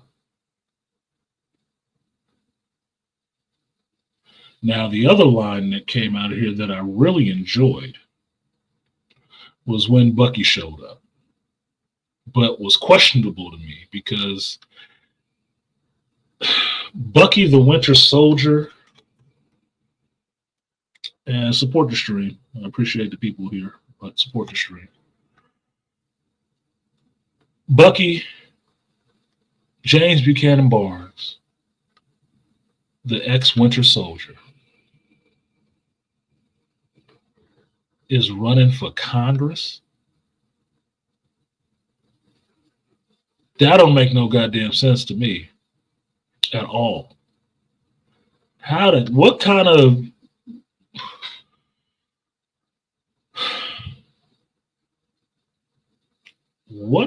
of PR firm got with him to turn a worldwide known assassin, terrorist in some senses, into a congressman? I mean, yeah, he was in Infinity War. Yeah, he fought the good fight at the end game. But goddamn, he still killed a lot of people before then. How did that work? I really want to know what the campaign was for that. How the hell you get him to be a congressman? Nobody want to accept Sam as Captain America, but Bucky the Winter Soldier can be a congressman? That logic don't track to me. I'm sorry. That logic does not track. That does not track. I don't understand how that would happen. Because if you want to listen to, the pissed off geeks about the shit, Bucky should have been Cap. Okay, if you make Bucky Cap, then Sam got to be a congressman. That actually makes more sense to me. Because I don't see how that's even happening. It's bad enough you got Ross as president after he had spent half his damn time running around the country using military, equipment and resources and stuff like that, chasing the damn Hulk. He got to be president. This MCU world is fucked up, boy. You got ne'er do wells all up and down the government. So I don't understand how that works. But besides that, the point at which Bucky shows up and talks to Sam, I really enjoyed, because if you watched Falcon and the Winter Soldier, you understand that Bucky and Sam do have their own friendship aside from Steve. They do. They do have their own friendship in that they understand each other a bit. And the speech that Bucky gives him is a good one. Now, people will make fun of this shit, that Steve was the hope, but Sam gives them something to aspire to. I like. And the point that's missed on people when they say that shit and make it as a joke is that Sam gives people something to aspire to because Sam does it without powers. That's the aspirational part about it. Because now you can see yourself in this role. You didn't need a serum to be out there doing it. You can get out there and do the shit. If you got the heart, if you got the guts, if you got the nuts, the courage to stand up for these ideals and put yourself forward like that, you could be this person too. That's what makes Sam aspirational. Not because he's black, because he does it without the powers. He's standing up for what is right, which is what Captain America is about. Steve Rogers was about that. Sam Wilson is about that.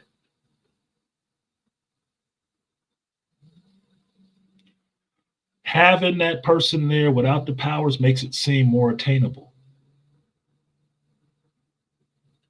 Because everybody keeps acting like the super soldier serum is just laying around somewhere. No, Erskine's formula died with him. You realize that, right? Every attempt that they've made to make one other than what Erskine did, which was the success, got some side effects and it's kind of fucked up. Bucky got the Hydra version. Red Guardian got the Soviet version. Black Widow, in some senses, got a little version. Nick Fury got a little version. Banner ended up being Hulk.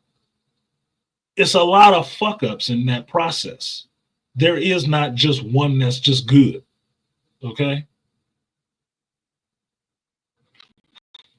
So, no, I'm good. I wouldn't need a jab. But that's what makes it more attainable. And that's what I like about that. That's what I liked about that speech. It was a good line. It was a good line.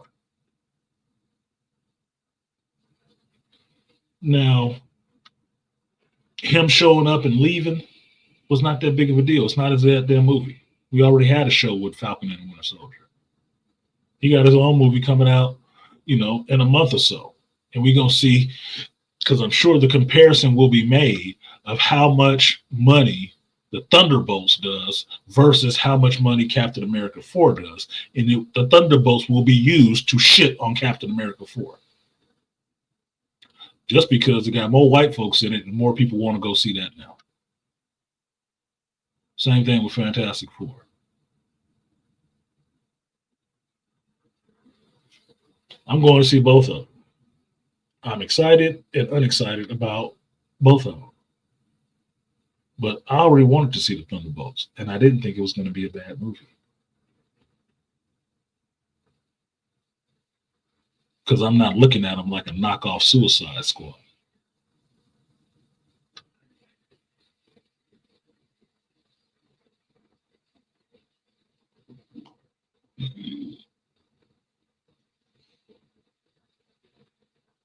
Now, the other part that I've heard people complain about, and then I'll finish this out because I'm 2 hours in, is that Giancarlo Esposito is not there long enough. To that, I say, so the fuck what? I am not a person that's newly on liking Giancarlo Esposito. I've never watched Better Call Saul, ever. I didn't finish watching Breaking Bad. So my affinity for Giancarlo Esposito is not from those shows.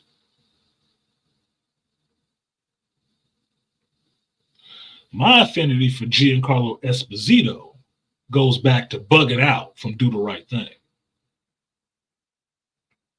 Goes back to the character he played in Harley Davidson in The Marlboro Man.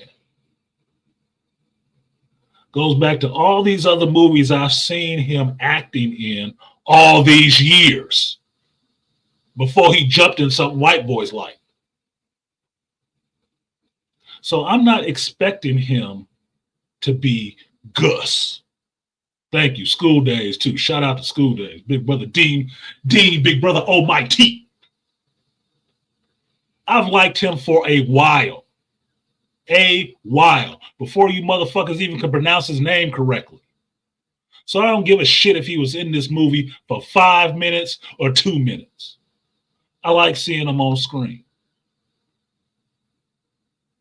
It's not his damn movie. Since you move so far away from doing the Serpent Society, you're not going to have him in there that damn long anymore, are you?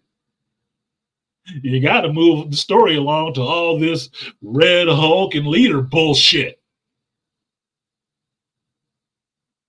that made it a comic book movie and not a Captain America genre movie, which would be military spy stuff. Because that's what the other movies were. What Marvel has gotten away from that they don't really do because they keep just mix-mashing all this shit together, and it's really apparent in this movie, is every one of these main character movies was its own thing. And Captain America was the military movie thing. That's why the first one worked. That's why the second one worked. That's why the third one kind of worked. When you start relying on the CG characters and shit like that, that's somebody else's movie. That's somebody else's movie. That's the shit for a Thor movie or a Hulk movie. It's not what you're supposed to have in a Captain America movie. Because Captain America needs to be about military and espionage and shit. That's what made Winter Soldier so fucking good.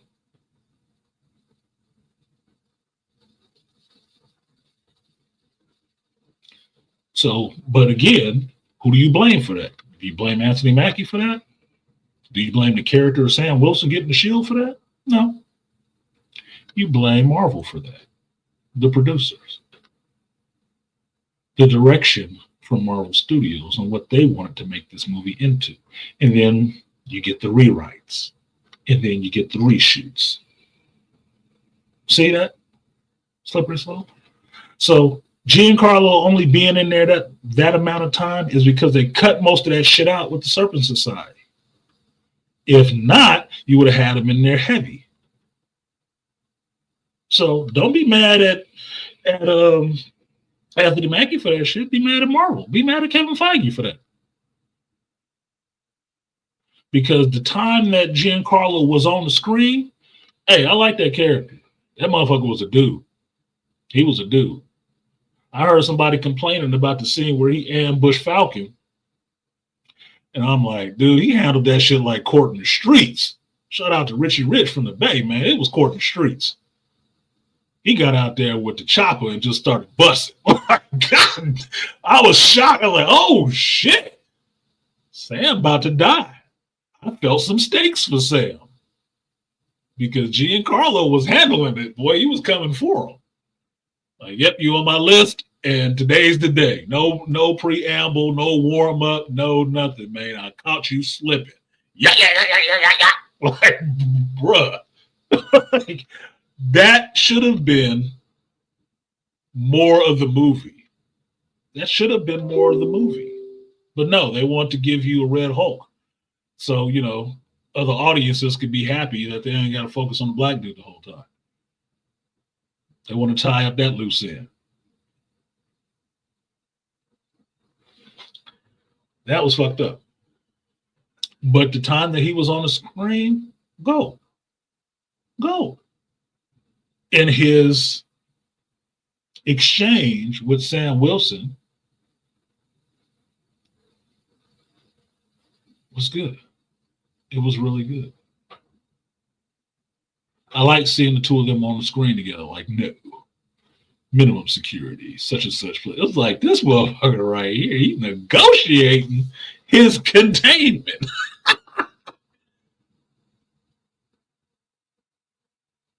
It's like, when I get out, I will be coming for you. I was like, okay, Cat 5. Then maybe we can get the Serpent Society.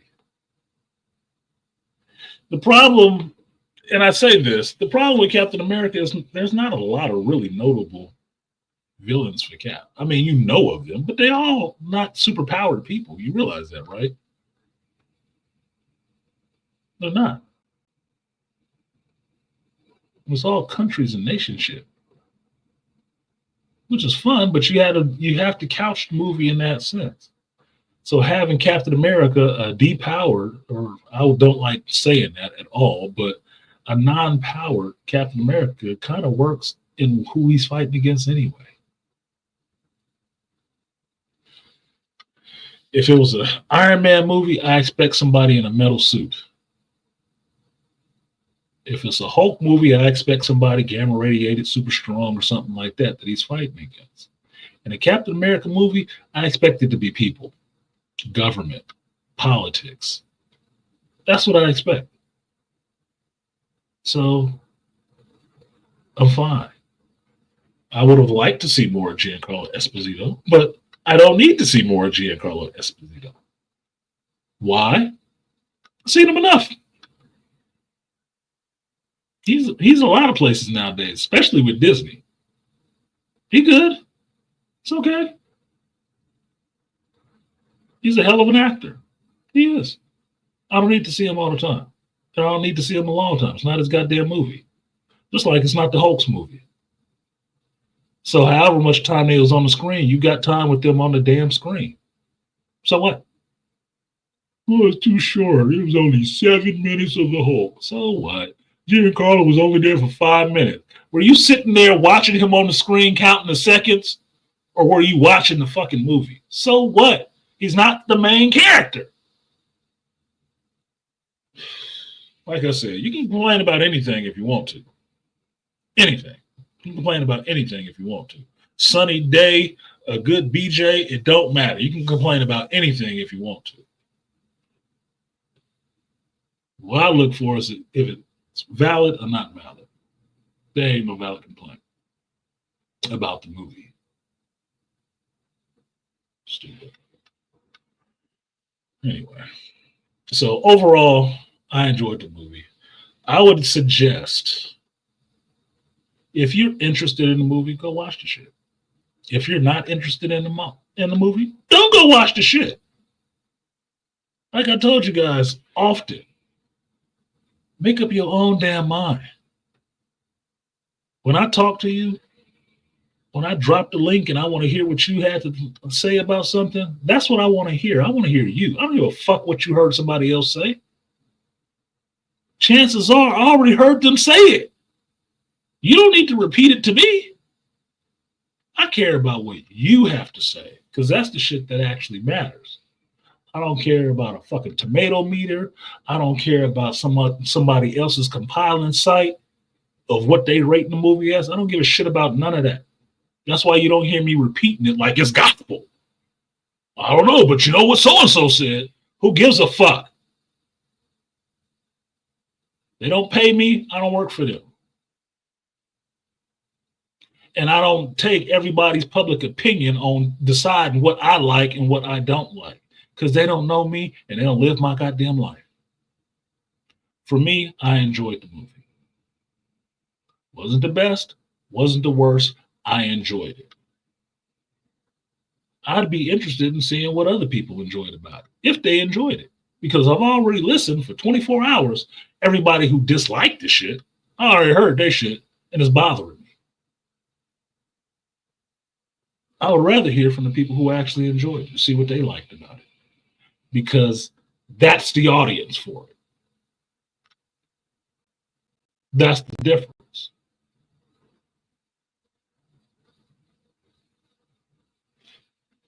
So with that, I didn't think it was bad. I didn't. If you liked it, disliked it, you can talk about it. Or you can keep it to your fucking self. Either way, at least you got your own opinion on it.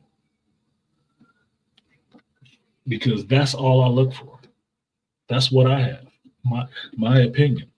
Could it have been a better movie? Yes.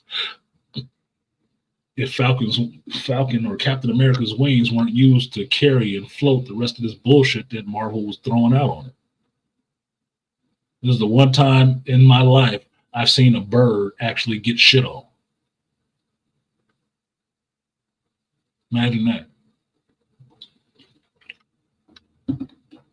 And all these other past failures, false starts, and whatnot that Marvel has had, they dumped into this goddamn movie and making it his burden to carry.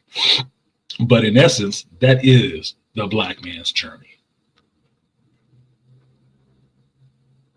So, like, share, subscribe, support the stream if you feel so inclined. See what some of you guys had to say. I do see some people supported the stream. I do appreciate that shit because we do not run on hopes and dreams over here.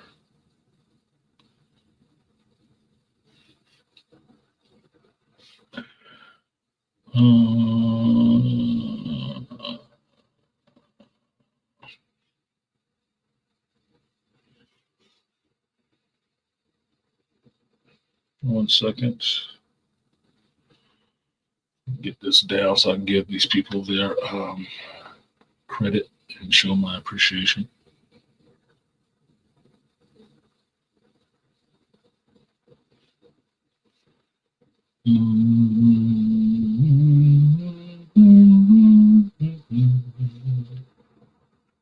I will say this. I'm going to be very disappointed because I know Anthony Mackie is going to catch a lot of shit for this.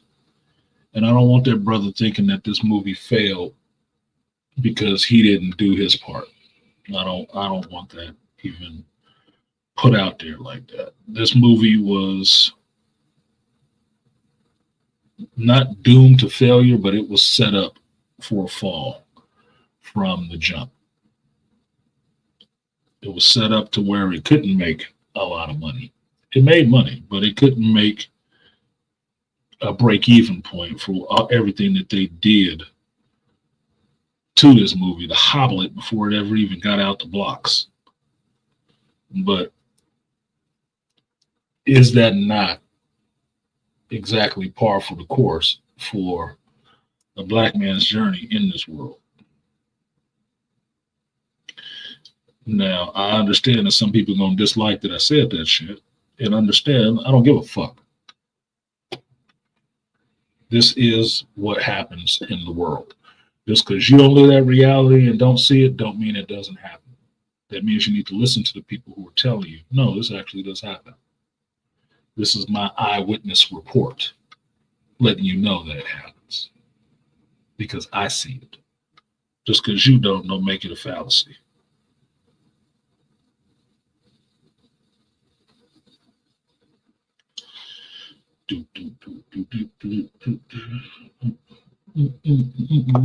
So link is in the chat if you want to come up and talk about some of this shit.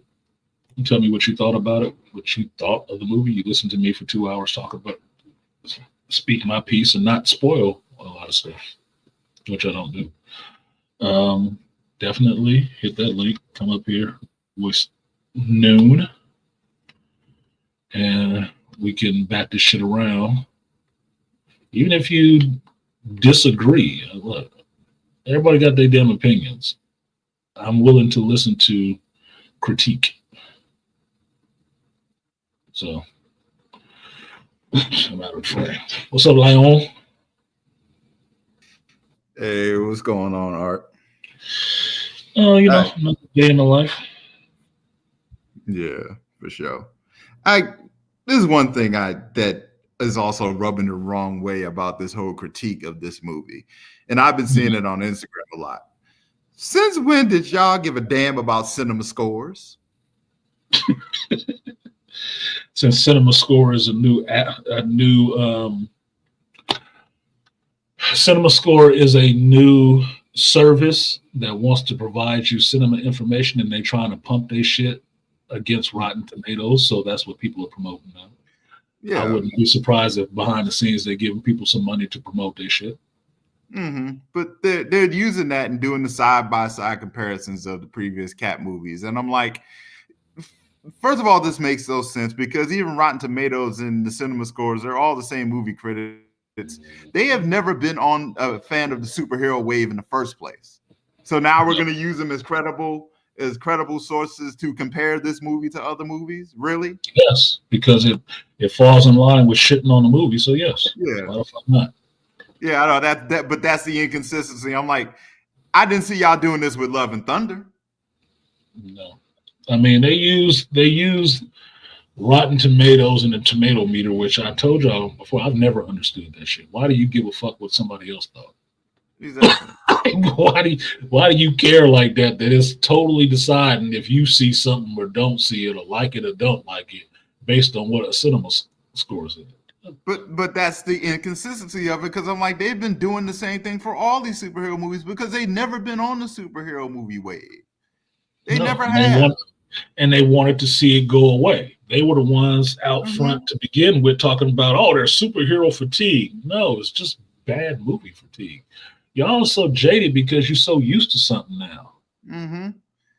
I mean, if somebody was giving a woman a top 10 orgasm every night, eventually she'd be sick of that shit. Eventually, she'd be sick of that shit. Like, you know what? Man, this is you lost a step. I'm bored. I got top 10 orgasm fatigue. Like, yeah. She might want to take a break. She'd be like, "Can we read a book together or something?" Yeah, maybe you need to go down a couple of inches. Like, yeah. But back up the truck, roll me over or something. No, yeah. Something. She's gonna have a complaint. And that's all it is right now. Because Marvel came out the gate being really good for a long period of time, everybody wanted to see the fall. That's all people look forward to now. Yeah. They look forward to the fall. They're not looking forward to something to being fucking awesome all over again. They're looking for it to fail. Mm-hmm. And they helping it along the way because they shit on everything that comes out. Pretty much. For some of the most, outside of Love and Thunder, for some of the most ridiculous reasons. Yeah. But it's like, my thing is, they're doing this revisionist history, like, with all these comparisons. I'm like, y'all act like every single MCU movie came out was a banger. No, it wasn't. Like, this movie gave you the same, like, for those who didn't like it, I mean, but this movie gave you the same feeling as Captain Marvel. Wasn't great, but hey. But hey, it happened. It was the first one. But hey. But y'all really, really going hard about how quote unquote terrible this movie is. I'm like, y'all need to knock it off. Like this comparison is annoying as hell, because we can go down the line of MCU comparisons if you want to. We can. Yeah, but it's also disingenuous in a way, right? Very. If you comparing this movie at this time to the first Captain America movie and the time that it was released, MCU was hitting on some cylinders. It was the first Captain America movie, not the first one that's ever been made, mind you. No, but the first one from the MCU. Captain America had its own TV show back then, right? So it did, and the MCU was actually hot at that moment. It did really well. Post-COVID, post-writer's strike, post-shrinking of the economy, and the way this shit, tightened up, you expect this movie to do what that original first movie did the first time people seeing something. Dead right now. But I'm like, the only comparison that makes sense is the first movie, because yes, that's Chris Evans, Steve Rogers' first movie. Okay, you compare it to Sam. This is Sam's first movie. Mm-hmm. That's the only comparison. The other two, really, Civil War. And y'all want to do the comparison with Civil War and forget, you know what? When you watch Civil War again, isn't it the same damn plot as this one? Somebody feels some type of way and uses an international incident to ruin somebody? Is that not what Baron Zemo did? You had the introduction of the Black Panther, what people wanted to see, which led into another movie, right? You had the tie up from Winter Soldier with trying to find Bucky and help Bucky. You got the introduction of other super soldiers that these Russians fucking had out there. You got the introduction of Baron Zemo, which is fallout from what happened in Avengers Age of Ultron. Yeah.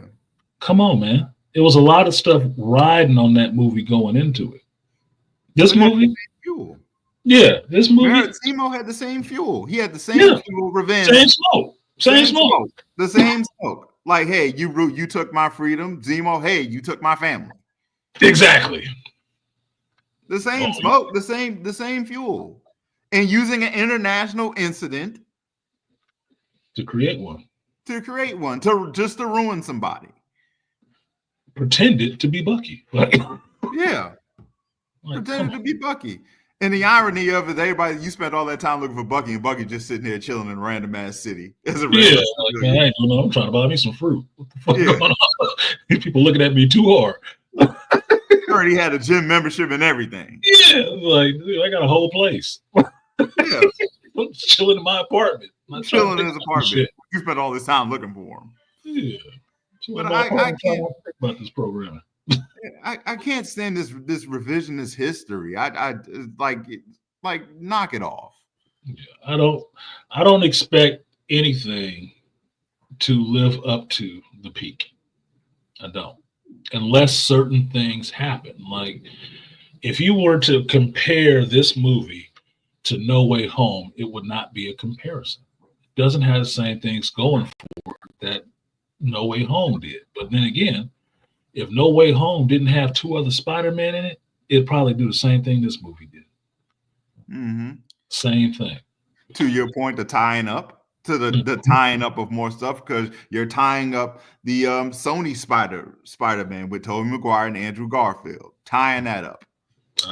Letting these characters be on screen together. That was the only way that movie was going to make any goddamn money. It wasn't going to make any money just on Tom Holland swinging his ass in there. No. And I don't have anything against Tom Holland. I just know he's not drawing like that. He's not. He could have fought the same villain. But with no Spider-Man, it wouldn't have did that. But it's funny how you'll say it, but most people are hesitant to say that about Tom Holland. But y'all quick to say it's about Anthony Mackie, though.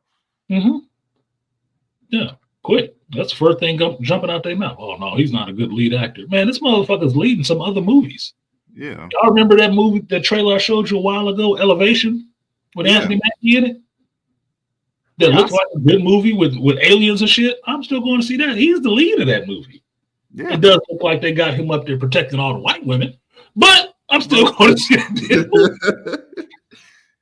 I saw it. I enjoyed it for what it was. He's starring in this Twisted Metal shit. Will it be good or not? I don't fucking think it's going to be good at all. I don't think it'll be good as this movie.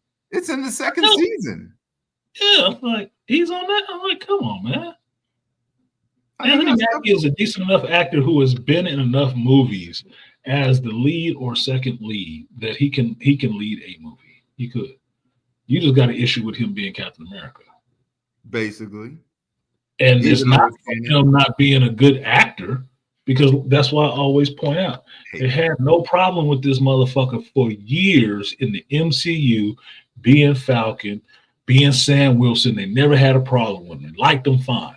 All it took was somebody passing him a frisbee. Now you hit on a hate train for this nigga. Oh, he can't be Captain America though. Yeah, well, why not? At all. John he ain't got no powers. All that shit is true.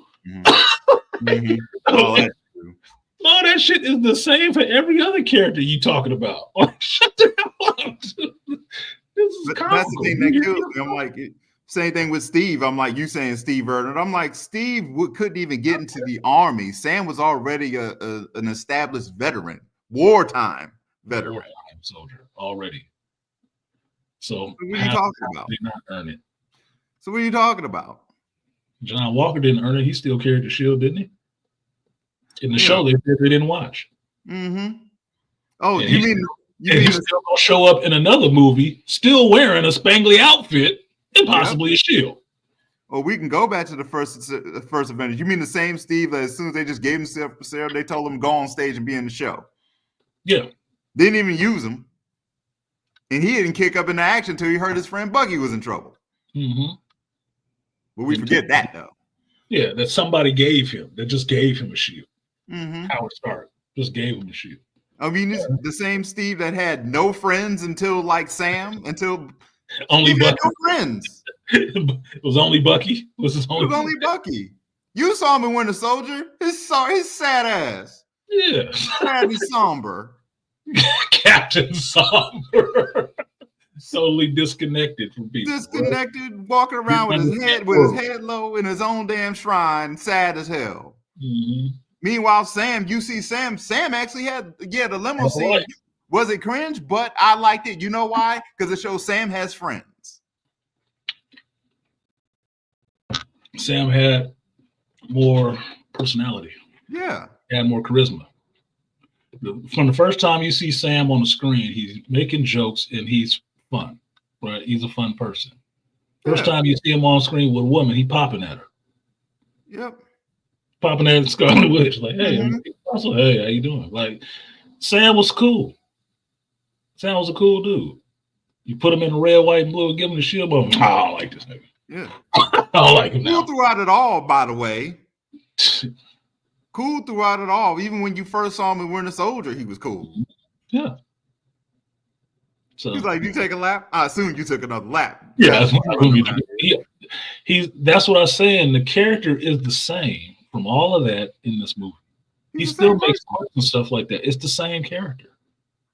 He's the same character. He just got more responsibility on his ass, and that's what he tells Joaquin in the show at the end, that he has that responsibility. He got to be on point. He has to. That's, to me, that's more of a writer's note to the damn audience because they're looking for anything to hate on his ass about. Mm-hmm. By the way, he's there for you. It don't take much. Meanwhile, the same show y'all didn't watch, and y'all talking about he's not Captain America. I was like, he didn't even want the damn job. He didn't even want it. He didn't want this shit. He didn't want the job. Because he already knew, because to your point, fast forward to the end of the movie, because he knew that was what it was going to come with. Mm-hmm. Yeah, you don't want that burden. And he had to really think about it. He had to have his own, come to Jesus moment about taking that up and actually, I'm gonna be this. So I heard a reviewer talking about it, and this is supposedly a well-established reviewer, got Hollywood connections and everything, saying some of the dumbest shit I ever heard. Oh, this is the movie where he's still trying to prove himself. I said, he's not trying to prove himself in this movie. That was the Falcon and Winter Soldier show, you dumbass. That's what was going on in that show. He's not proving shit in this movie. He's just doing. He is just Cap. As everybody relates to him as Cap. This is years after that.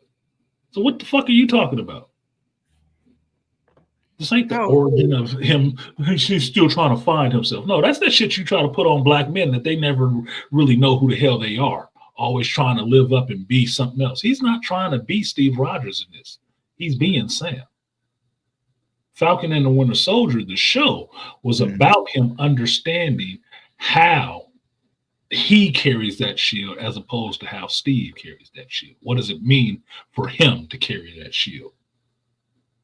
That was the point of the whole fucking show. Not the ginger flag smashers and terrorists and all that shit. No, it's about what it means for a black man in this country to carry that shield and that burden. Mm-hmm. That's what it meant. That was the point of the whole fucking show. That most of you say, oh, they didn't watch that shit. It was garbage. Really? Says the people who didn't watch it. Meanwhile, he didn't even want the shield until John Walker did what he did. He was like, now I know you can't carry it. He's like, you are not fit to carry this motherfucker. I know I don't want it, but you? Yeah, I may not be sure if I wanted to shit or not, but you can't be out here killing people with this motherfucker. Oh, no, bro. I need that back. All that blood on that shield? Yeah. Wipe this down. Yeah, no. And he fought Super Soldier for that. Yep. No powers. No powers. So I don't know why people, that's why I never understood why people hate on Sam. Like, Sam going out there doing the same shit with none of this juice in him. So he understands he could be hurt. He understands that very well. So if he's still going out there knowing he can be hurt, that is a man with some courage and some conviction. That's something to be respected. Not shit on him, but you didn't get the jab, man. Shut the fuck up. Still has his humility. The QRF team comes in at the end of the first mission at the beginning of the movie, and that first scene, the leader, and the first thing he asks is, he's like, how's your brother doing? Mm-hmm. You know people. You talking to him. He cares. He actually cares about these folks. That's why I don't give him shit. Like they talk about him talking down Red Hulk and whatnot. I was like, well, how else was you gonna stop him? Were you really expecting somebody to beat a Hulk? Exactly. I mean, is that what you're really saying? Do you really think that Steve Rogers was gonna beat a Hulk? Y'all fucking tripping. Y'all asking for some unrealistic 2 times, 3 times is better than we can do bullshit. We sat through multiple movies. The only one on the team that actually fought Hulk was Thor and Iron Man. Look, you buy Black Widow calming a Hulk down. Yep. So he can't talk to a Hulk and calm him down? Shut the fuck up, dude. A freaking touch on the damn palm. Yeah, the power down prevails, right? Yeah. But black dudes, they talk him down, like make him remember some things that are actually important to him. Like touching my damn palm. Touching my damn palm, and I'm just going back to normal. Now you got to do a little bit more than that. Or the promise of getting some. That's what calmed him down. For real. The promise of getting some widow bite. Like, get the fuck out of here, dude. That was goofy when I saw it in that movie. And that's not considered one of the best Avengers movies. It's not. It's not. It was goofy as fuck. Like, what the fuck? Oh my God, here we go. That's why it's a joke. Yeah. Like Civil War is Avengers 2.5, and that's higher than Ultron. That's an official Avengers movie. Yeah, with everybody in it. Even the unpowered people. Like, come on. No. I'll just be mixing and matching this shit, making it up as you go along. I see if that's what it is. Because look, there was no other way he was going to do it. How he actually did it was clever in a sense, because if put it this way, I heard a commentator have a complaint about Falcon's wings cutting the Hulk, right? Well, if you believe that adamantium can cut a Hulk, what's the problem with vibranium cutting the Hulk? Because you want to have all this whole thing with adamantium in the MCU now, and you want to get to Wolverine with his claws. Well, you understand that the Hulk can be cut, right? He's not totally impervious. He can be cut. You just have to have a strong enough metal to do it. Well, that's what Wolverine does. That's why he gets on the Hulk's nerves so goddamn much. Because them little butter knives be cutting his ass, and he don't like that. He get even madder. You get even madder. Like, this little motherfucker. He just cut me? Yeah, he just motherfucking cut me. He made me feel pain. Fuck you. I made that hurt. Yeah. Oh, I'm bleeding? Oh, you got to go. Yeah. So I don't have a problem with his vibranium wings, since that's the hardest metal in the universe at the moment. Hurting him.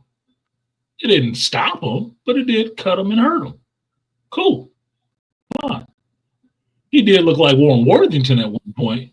He did look like Archangel at one point. I'm like, oh, wait a minute, man. Yeah, shoot them. Hold down, nigga. Whoa. Slow down, bro. That's an Archangel. Time out. Cool, but wait a minute. Did y'all talk about that?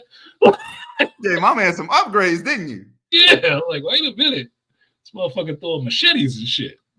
The hell going on around here? Yeah, but okay, I see that. But okay, you fighting. You fighting. But we all know that What vibranium. up, you black? What's going on? We know vibranium has a weakness.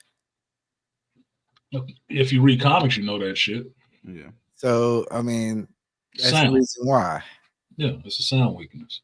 Yeah, so that's a very big weakness. That's Yeah, but the that's Hulk ain't doing actually anything sound related. any weakness has a counter, and therefore we have to be able to say, "Hey, it's not valuable." That's no, what I'm saying is what you guys were talking about animanium. I'm sorry, I don't know how to pronounce it, but Adamantium. Adamantium does not face up to vibranium in terms of strength, but in terms of just react. That's why Iron Man doesn't use vibranium. Okay, the point that we were talking about was that the Hulk getting cut by vibranium was viable to me. Yeah, it's viable that it's at the moment in the MCU, that is the strongest metal that they have. I would say the strongest metal on Earth. No, adamantium is stronger than in the MCU. Adamantium is stronger, but in the MCU, adamantium just showed up in this movie. Because going back to Ultron, because they looked at the shield, the strongest. They looked that his shield is made of vibranium, the strongest. Back to Wakanda, the strongest metal on Earth. That's what it was years ago. In the MCU, now vibranium's number 2. Now you got a timeline issue because at that period of time, they don't have access to adamantium. Okay, you confusing things and introducing something that wasn't even in the argument. Adamantium in the MCU, not Marvel Comics. This is why I always couch it in this way. You guys mix this shit up all the time and it infuriates me. In comics, adamantium is the strongest metal. In the MCU cinematic version, the strongest metal is vibranium. There is no timeline problem in the MCU because they just introduced adamantium in this movie. So vibranium has been the strongest metal throughout the MCU until this point. Yeah. Plain and simple.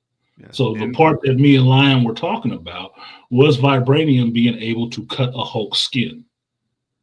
Not about which was the stronger metal, about that this metal could work to cut a Hulk's skin.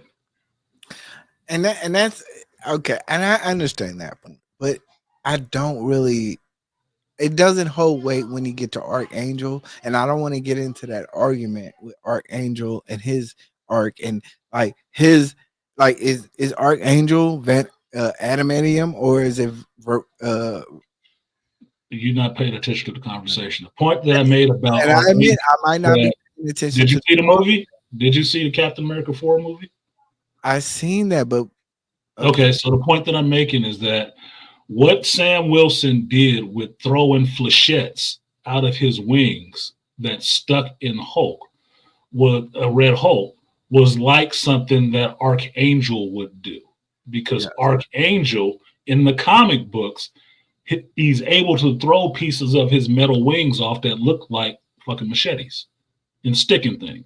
So when Sam Wilson in this movie did it, it made me think of Archangel. That's why I'm making a joke about it. It's like, hey, wait, that's an Archangel thing. What you doing? And that's nothing to do with what the metal is made out of.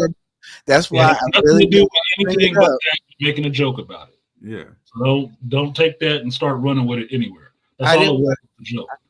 I honestly didn't want to bring it up, but it's the gauge of the conversation that we're talking about. There is certain metals that will pierce Hulk. Does it make it deadly? Does it incapacitate him temporarily? That's the thing about it.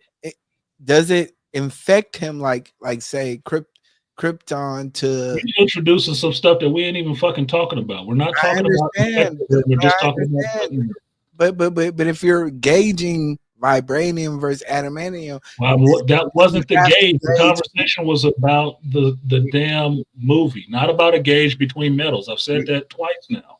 So we're not a gauge about metals. It's just about being able to cut a Hulk. That was never a debate. That was never a debate. This is shit you're introducing that's derailing the conversation. That was never the debate. So if you're coming in to join that conversation, we weren't even having that part of the conversation. That wasn't even part of our conversation that we were having. This is stuff you're injecting into this. I respect that, but like I said, I'm injecting it for a purpose. There's a reason why. Then get to the reason. The reason why is because there's the viable usage for vibranium versus a viable usage for adamantium. That's the reason why. The reason why you would use adamantium is because of its usage. Vibranium may be even more powerful than adamantium, but its usage is the issue. And that's why I'm injecting a lot of these things like Archangel and a lot of things, because it's like, okay, well, these people are introducing it because even the usage of vibranium may not be valuable to a person who may be using it at that moment and period of time. But you're introducing Hold something. on, let me say something. That's a bunch of fucking word salad for something we're not even talking about. Adamantium's usage is only in hardening and making something very sharp. Adamantium's whole introduction into the MCU is only so you get to a Wolverine character. That's it. That's all it's there for. Vibranium in the MCU is more useful because they can work it into everything, like Falcon's clothes, wings, spears, all kind of shit. They can use it to form other types of technology. That's it. That's all. So the point that you were throwing in there makes absolutely no sense at all. I'm not trying to be rude to you, but it's irritating because it's derailing the whole conversation we're having about a movie onto some point that don't mean shit. You don't have to explain adamantium and vibranium to me because I fucking read comic books for a long time before YouTube ever showed up. So I understand the uses of adamantium and vibranium. That wasn't the conversation at all. The conversation was about the Captain America 4 movie and him fighting and cutting the Hulk with those wings. That was it. And I understand that, but it goes to a larger conversation. Like you're speaking to a larger conversation in regards. No, I'm not. Yes, you are. No, I'm not. Okay. Okay. All right. Look, all I'm saying is this. There's a reason, there's a usage for a certain metal. And that's all I'm speaking to is the usage. It's not necessarily to the hardness, to the sharpness, to the whatever you want to speak to in regards to a metal. There, if I was to say, hey, create a character based on XYZ, I would probably say adamantium, but vibranium, I would also say specific to its mission. If I'm facing a dude that's using sound, then of course vibranium is not the valuable option.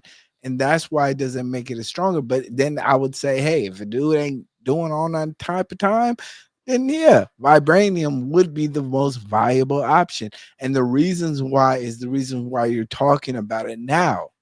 But no, that's not why I'm talking about it now. And I get it. I get it. Okay. No. Back to the movie. No, that's not. We're talking about movies. I'm sorry. We're talking about movies. Go ahead. Yeah.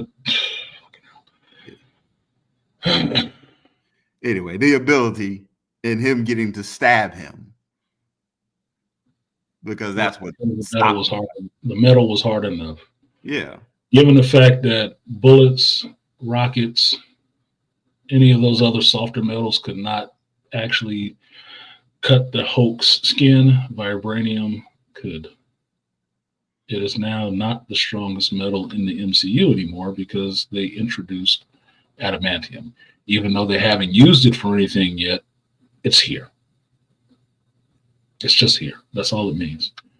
It just gives you a reason to justify a Wolverine, which there's a lot of other characters that use adamantium, but the main one for the X-Men to come into the MCU is that adamantium. They want Wolverine to have adamantium.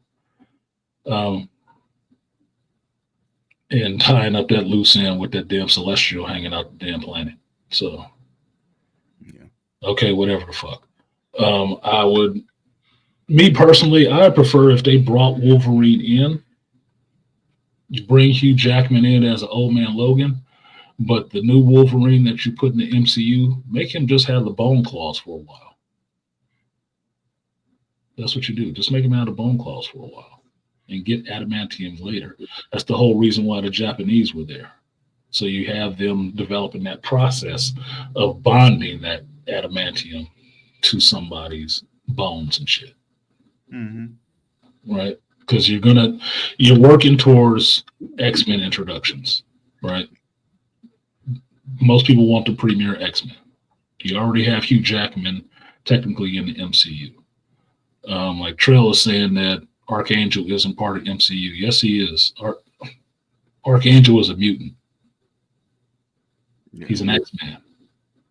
Angel becomes Archangel. And when he's Archangel, he has metal wings.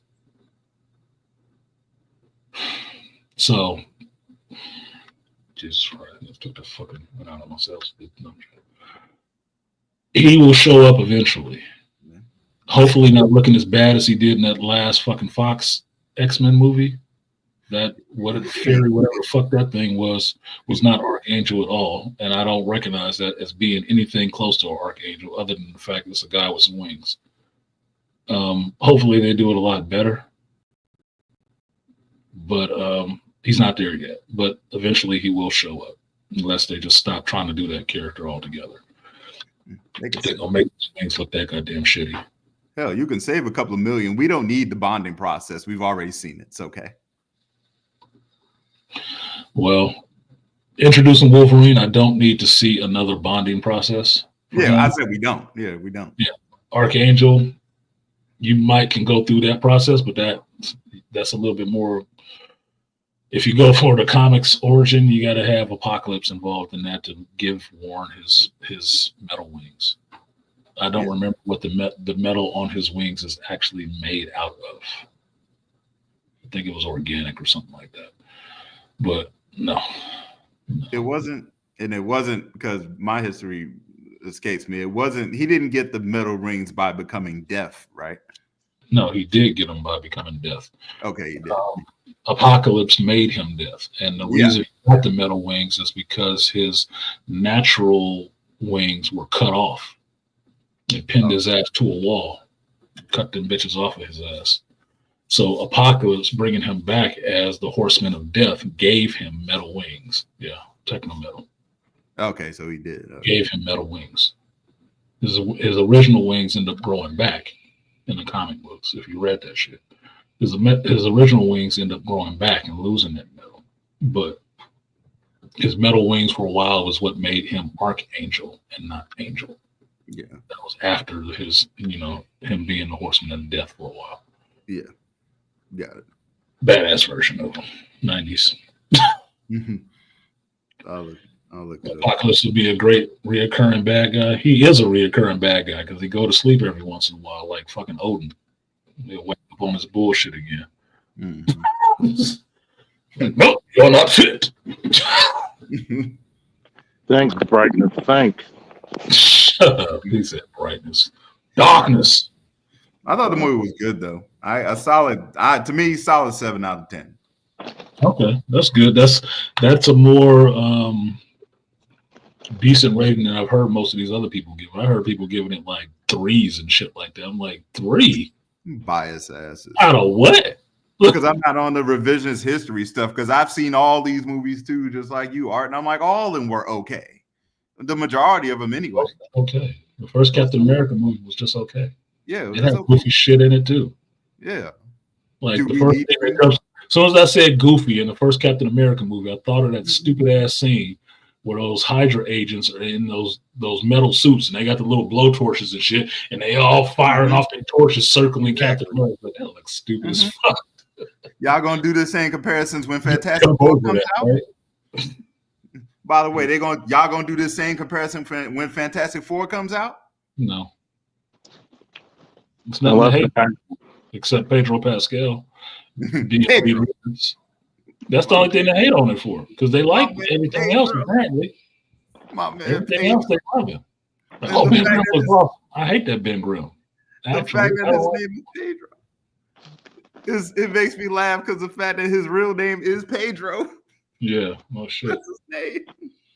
Because of the multiverse, you can have common and universal themes not showing up until different places in the timeline. Yeah, facts, Akateki. And 3 is absurd. Captain America 3 is absurd. Studio, is that what you said? I'm not sure. I think he's probably saying that because you were saying people were giving this Captain America movie 3s. Yeah. Oh, yeah. Okay. Thank you. Yeah. 3 is absurd. Yeah, very. That's what I'm saying. It's out of what? Out of 10 or out of 5? Yeah. It's falling in the middle. It's not a meh movie. But I can tell you from my theater watching it, that's why I said people were sitting on their hands. Moments in the movie that should have been cheers and stuff, people were not cheering. And so it just went over like, damn, they didn't like that either. Jesus Christ, that was a good scene. That was a really good scene. Yeah. Oh, okay, whatever the fuck. I'm watching it and thinking 2 things. I'm watching a movie, getting into the story, getting into what's happening. Then on the other side of me is understanding the knocks that people are going to have on this shit. Like, the only thing I haven't heard people complain about yet is Sam Wilson surfing a missile into the water. I haven't heard anybody complain about that yet. I've heard one reviewer talk about it at all, and nobody said anything. But I remember the Aquaman movie when they was hating on that shit. They was mad he was surfing on a seahorse. He's under the sea. What the fuck? Pick and choose. And choose. Yeah, picking and choosing, dude. I thought that part was kind of goofy, but it made sense. Like, okay, his weight would push the missile into the ground. Okay, into the water. Okay, fine, whatever. But I thought for sure it's like, oh, they gonna flame this movie on that dumb shit. No, one person mentioned it. So you really enjoy Captain Umar Johnson? It's not that. This is the thing about it. I'm picking with you. There's a black man in front of it. It's not beating you in the face with a bunch of race messages and stuff like that. It's not. It's just a movie with a black man at the lead of it. He ain't beating you over the head about the experience and stuff. Most of it is just implied in the situation. Like I said, the president calls him son when he dismisses his ass. Like, nigga, what? Yeah. Well, I haven't seen them outside that room. Get it busy in here. Well, I haven't seen the movie yet, but I can already tell you there's going to be nuances that white people just don't understand or don't want to understand. You got to tell me that shit. I know. And the craziness about it is, when I told a guy in the army, I said, "This is the difference between white people and black people. We got to know everything about our culture and your culture to survive. Yep. You don't need to know about a damn thing about anybody's culture, and you already get a pass." Pretty much. And expect their culture to wrap around them regardless. Yeah. Understand. And to think about it, right? I look at Captain America the same way you look at like a military rank. Mm-hmm. Can anybody be a captain, colonel, major, general?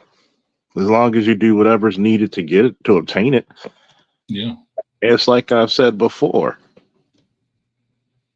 This version of Falcon, now Captain America, is a PJ, pararescue. Do you know what they call their training course? Superman school.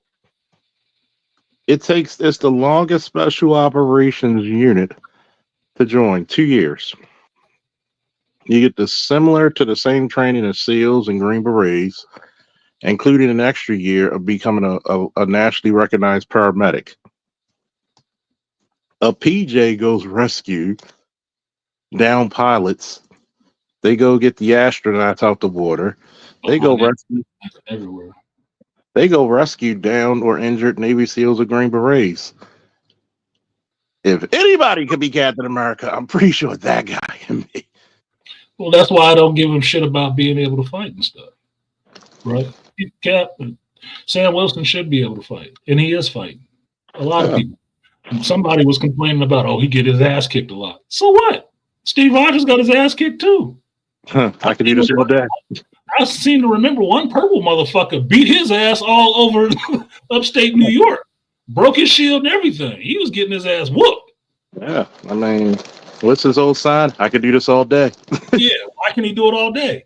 The point of him saying he could do it all day is that he always got his ass kicked. He just kept getting back up. That was the point of saying it. I can do this all day. It wasn't I can kick your ass all day. Is that he could take a beating all day. Yeah. That was the point. So I'm not going nowhere. Person is in a fight with a bunch of people, and some people got the better of him. I'm not going to go anywhere. I'm still coming at you. Yeah, I'm still here, nigga. Look, the fight ain't over. I'm not down. Steve and his best friend and Winter Soldier looked like that fight was about to go all day.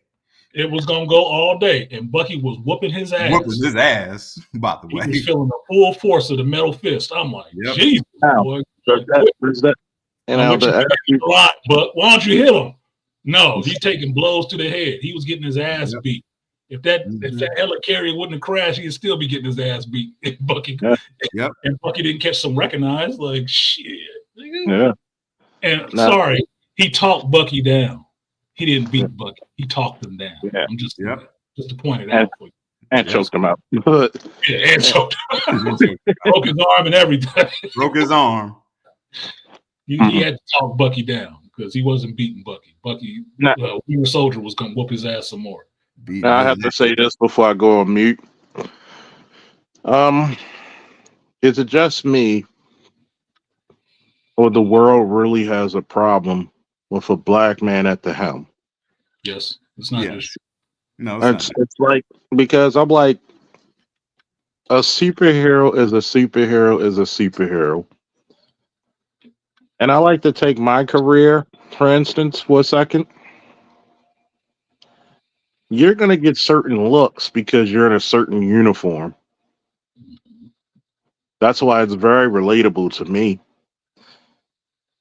When you have people like, oh, I didn't expect you to come here. And you're in this $1 million neighborhood. Who did you expect? Well, I didn't know that they wanted to say they didn't expect my black ass. They don't expect people who look like me to be in positions of authority or carry a certain level of dignity and respect and to be respected. Here go another comparison no one's mentioning. You notice how Steve Rogers, throughout his movies, how many languages have you saw him spoke? English in, I think that was Russian in Winter Soldier? Russian and German. How many languages have you seen Sam speak? That was one of my notes, Lion. One of my notes that I made in this watching the movie was how many languages Sam was speaking. Yep. Even in Winter Soldier. The first episode. People like, come on, man. This is when you hear him talk about outside of the movie, talking about Captain America is more than just about America. This is what the hell that kind of means. Be out there fighting for everybody, because understand where the Americans in this movie, you understand where the Americans were on this. We going to war. Where was Captain America? In between that shit, like, no, we ain't going to war against these people just because you want to fight over this resource. Calm down. Somebody's manipulating us. That's what that means. Had to tell the president that. Yeah, if Captain America is just not about America. It's about the world. He's an Avenger. He ain't just avenging America. Like, come on, man. It's just a title at that point. It is a mantle. And I heard some very, celebrated popular reviewers. Oh, they can't have a mantle. They can't have a mantle. Shut up. You can. There's mantles in superhero comics all the time. You know that if you read them. How many different versions of Superman is there, Charles? How big is the Superman family? How big is the Flash family? How big is the Batman family? Huge. Anybody can take anybody's role at any time. Yeah, but you don't say that when you jump into Marvel, because Marvel is set up a little different. There's a bunch of spider people now. Since they,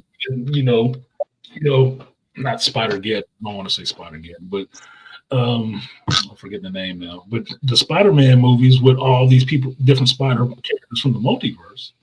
But a lot of characters don't have big families of people who all got the same powers like that. They don't. Yeah. They don't. Otherwise, you can't get away from that character. Even though traditionally, look at Thor. Thor was Eric Masterson. He was what's the guy he originally was? Right. Thunderstrike. He had dual identities. Mhm. You had Jane Foster, which I didn't mind. It actually made his stock grow even further because they explained a lot of stuff. Mhm. And think of like the Ben Riley when he became the Scarlet Spider. Mhm. Look at Wolverine when you gave it to X-23, Dak, and you have families, but it's not. The difference is the only slight disagreement I have with Artisan is that you don't have a direct mantle system.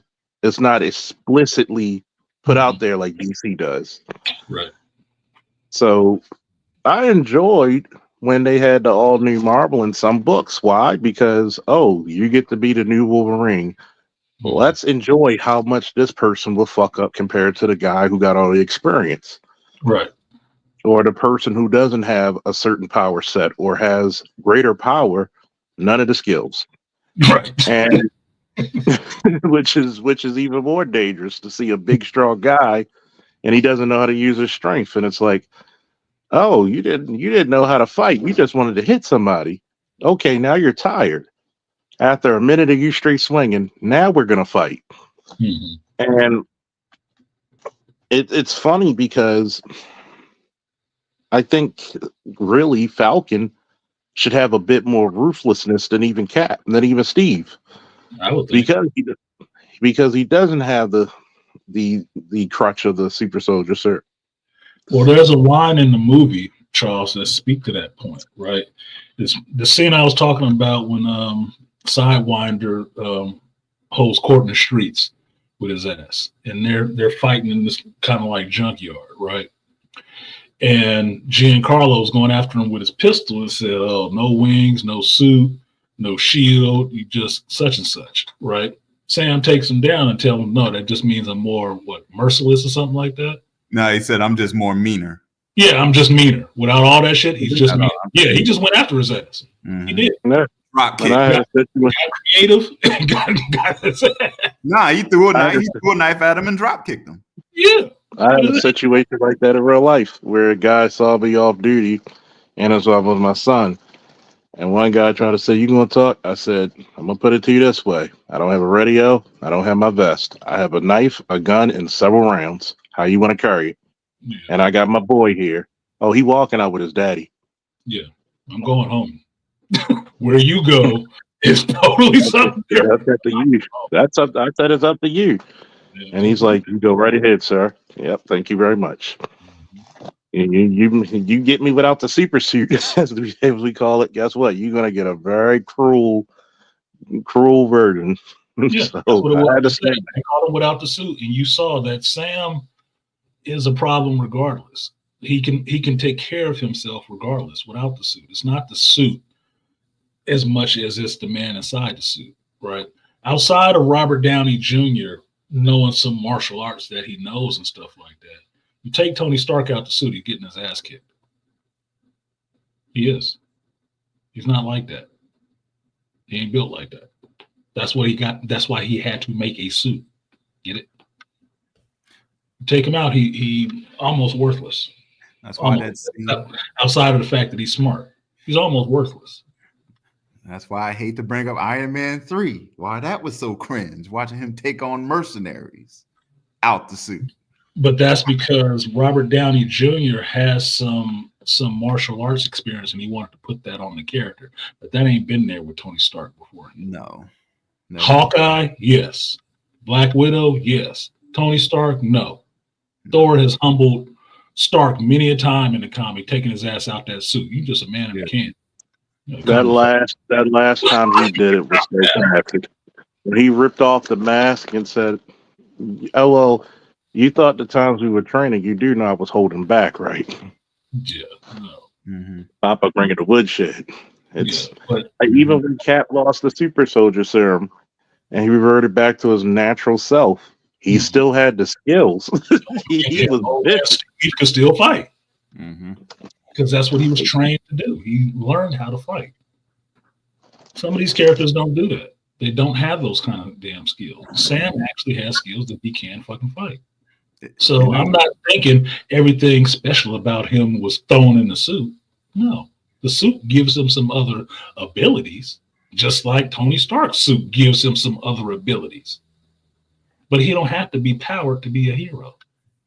You don't have any powers. So what?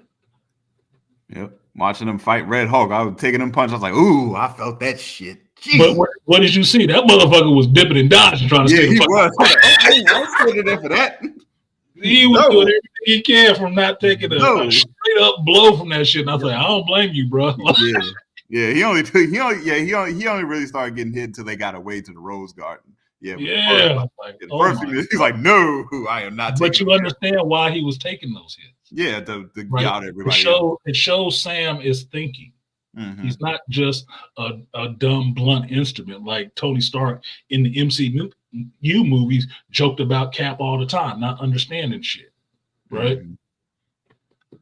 He's actually thinking.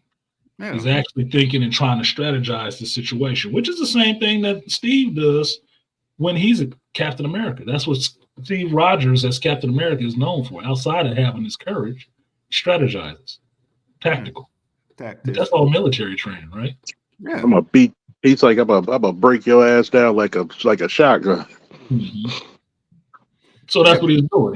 He was fighting the Hulk strategically because he already know I can't take him straight up like this. This is not gonna work. But you know what? These things that I do have, I'm gonna use those to some kind of effect to help.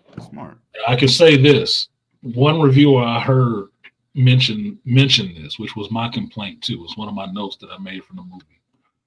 I'm tired of seeing Washington or our monuments get destroyed. I'm tired of seeing that shit. I'm sick of that shit.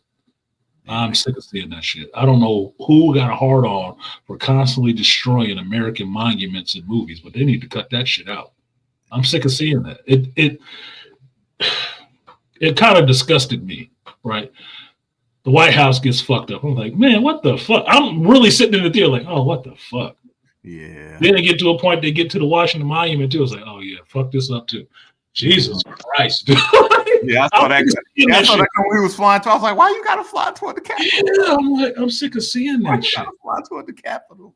But you know what you notice in a lot of these movies too?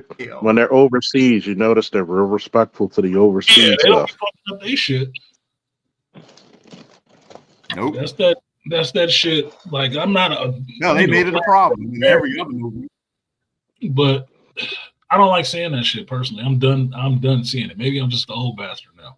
I'm sick of seeing that stuff at this point because I know it's somebody political points. Mm-hmm. Like, to Charles' point, I'm like, they ain't got no problem doing it over. They don't got a problem doing it overseas. Like, hence, Mission Impossible Ghost Protocol when the Kremlin got blown up. Oh, that was an international incident. Yeah, everybody got to go. Yeah. But yeah, we can just tear up the White House and the Capitol. We fucking up our own shit. But that was probably a holdover from what was in the original script, was that they were trying to work this whole January 6th stuff into that original script. I'm like, nobody want to hear that shit. Nobody wants to hear that shit. You don't get it. You don't get an easy pass on writing because you want to use this real event and throw it into a fucking movie. Nobody wants to see that shit all over again. No, fuck you. They just made the orange man red. That's all. Yeah, exactly. Exactly. That was part of the original script. That's why I said that. Yeah, Ross might have been in there, but he wasn't played up as a Red Hulk like that. That was later. Mm-hmm. That was probably one of the rewrites they went through. Like, no, you got to take this shit out of there because the political winds have changed, and we don't want to be bad.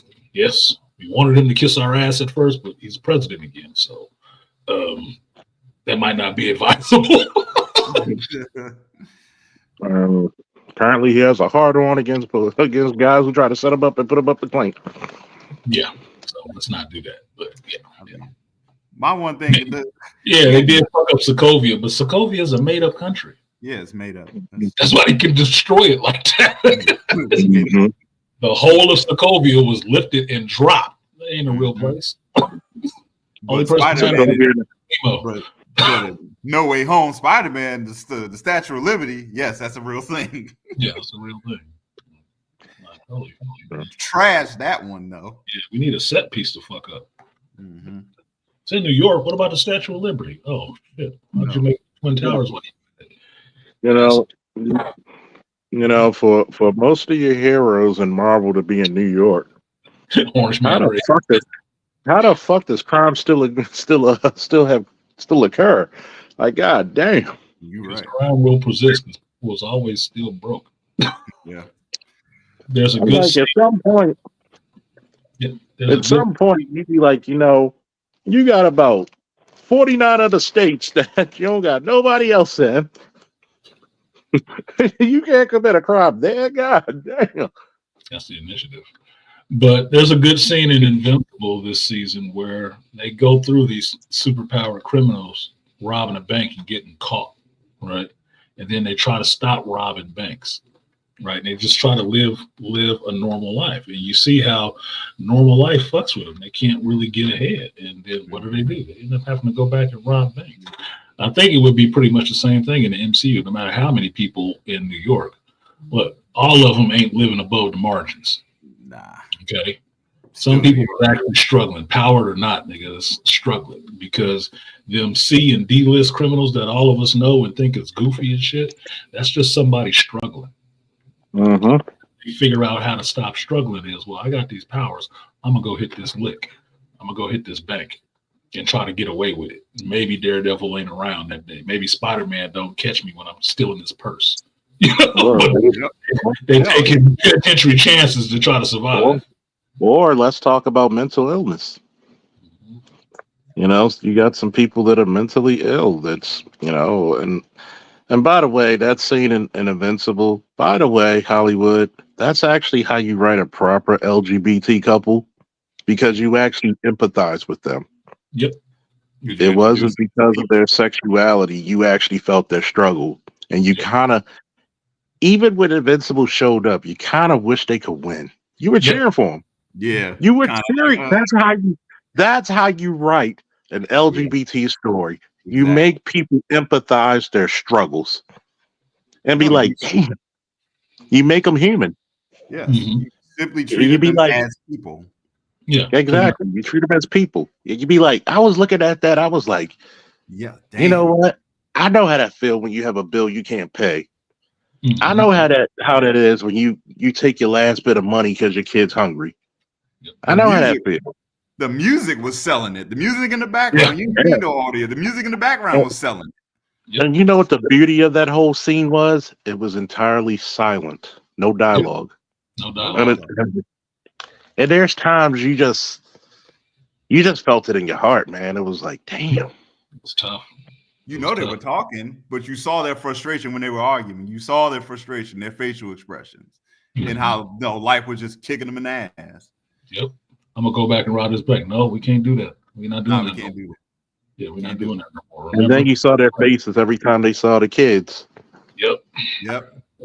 Hell, even when they were robbing the bank, you saw when the very first scene when they were robbing the bank, they saw that father and that son cowering. He was like, "Damn, can we just hurry up, get out of here? Yeah, can we just go?"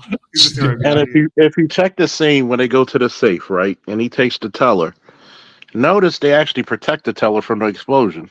Mm-hmm. Mm-hmm. Yeah, and it was like you have more issue with superheroes showing up, putting these people in danger than you do the criminals in there trying to rob.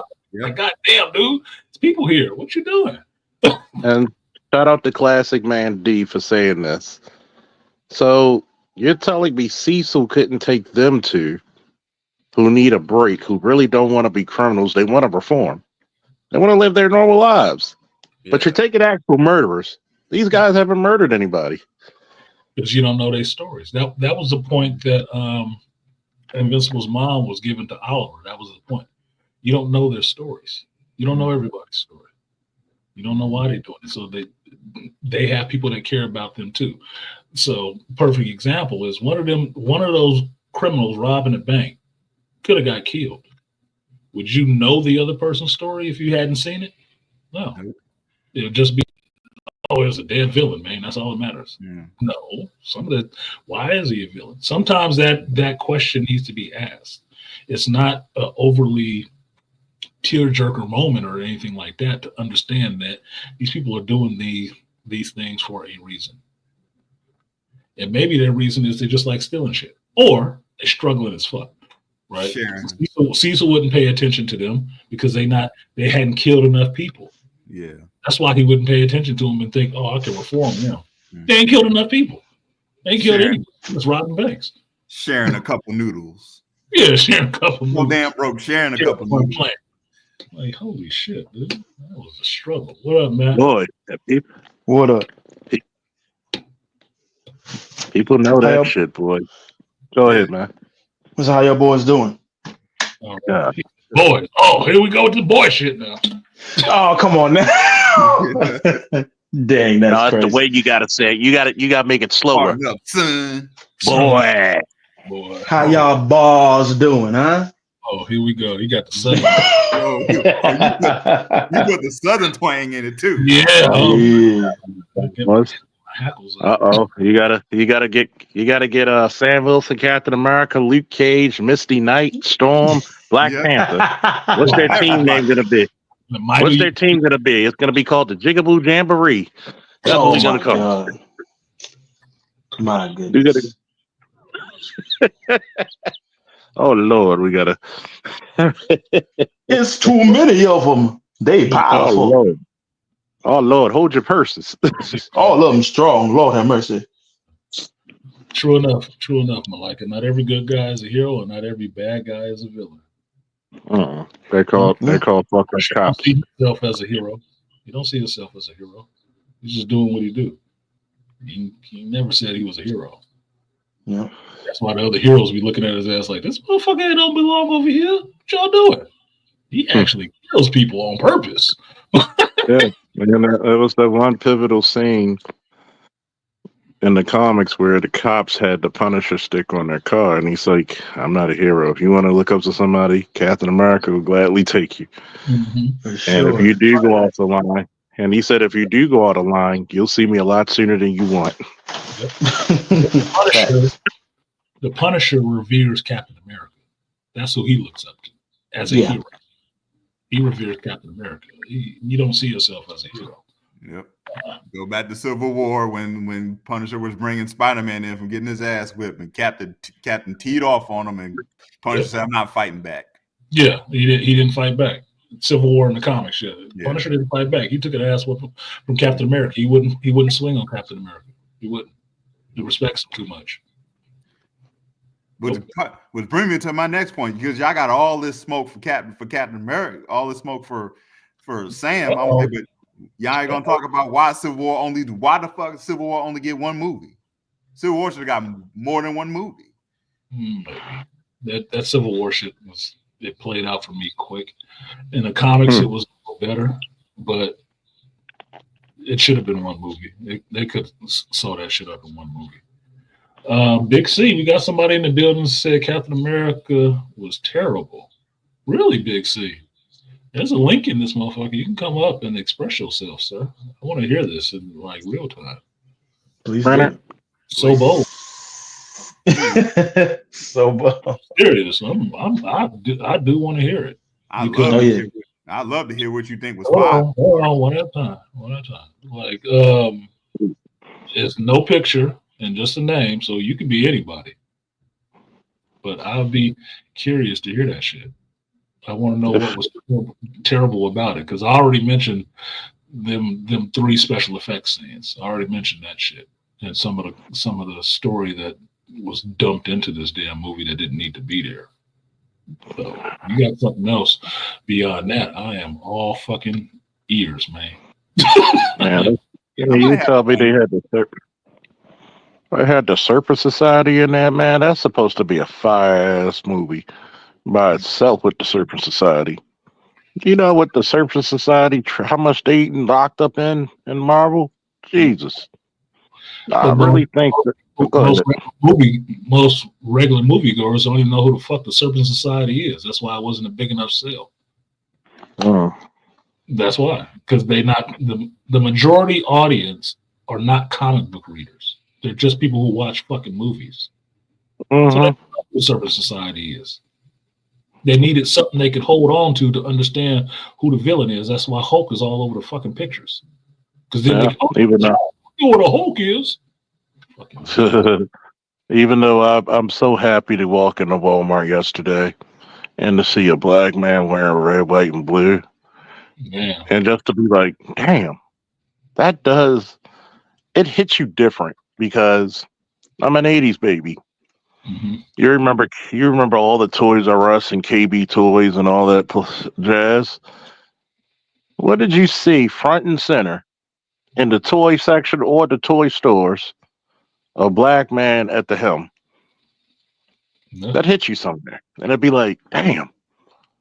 You ain't got him. He's not obscured. He's not in the back. He's not Kung Fu Joe. You know, he doesn't have to rhyme every time he talks. Yeah, no shit. Yeah, He does doesn't not have to come from transform. Oh my he doesn't God. have to come from the street. He got a rhyme when he talked was the main one for the 80s, dude. That's why Jazz talks the way he did. That's why Roadblock talked the way he did. Everybody got a rhyme. Like, Jesus. Yeah. It's trying to be Well, for the You do the streets. crime, you got to pay the time. Yeah, that's the T. Oh my God. Yeah, that was some bullshit. or some horribly transfigured like black dude, like he was black before, but now he's some horrible, way different thing, and you just only remember he's black in like flashbacks. What you mean, like Clayface? Oh yeah. Yeah, exactly. Or he's on a redemption arc from being in jail. Luke Cage? Yes. Hey. Remember when Mr. T had that show? Yeah.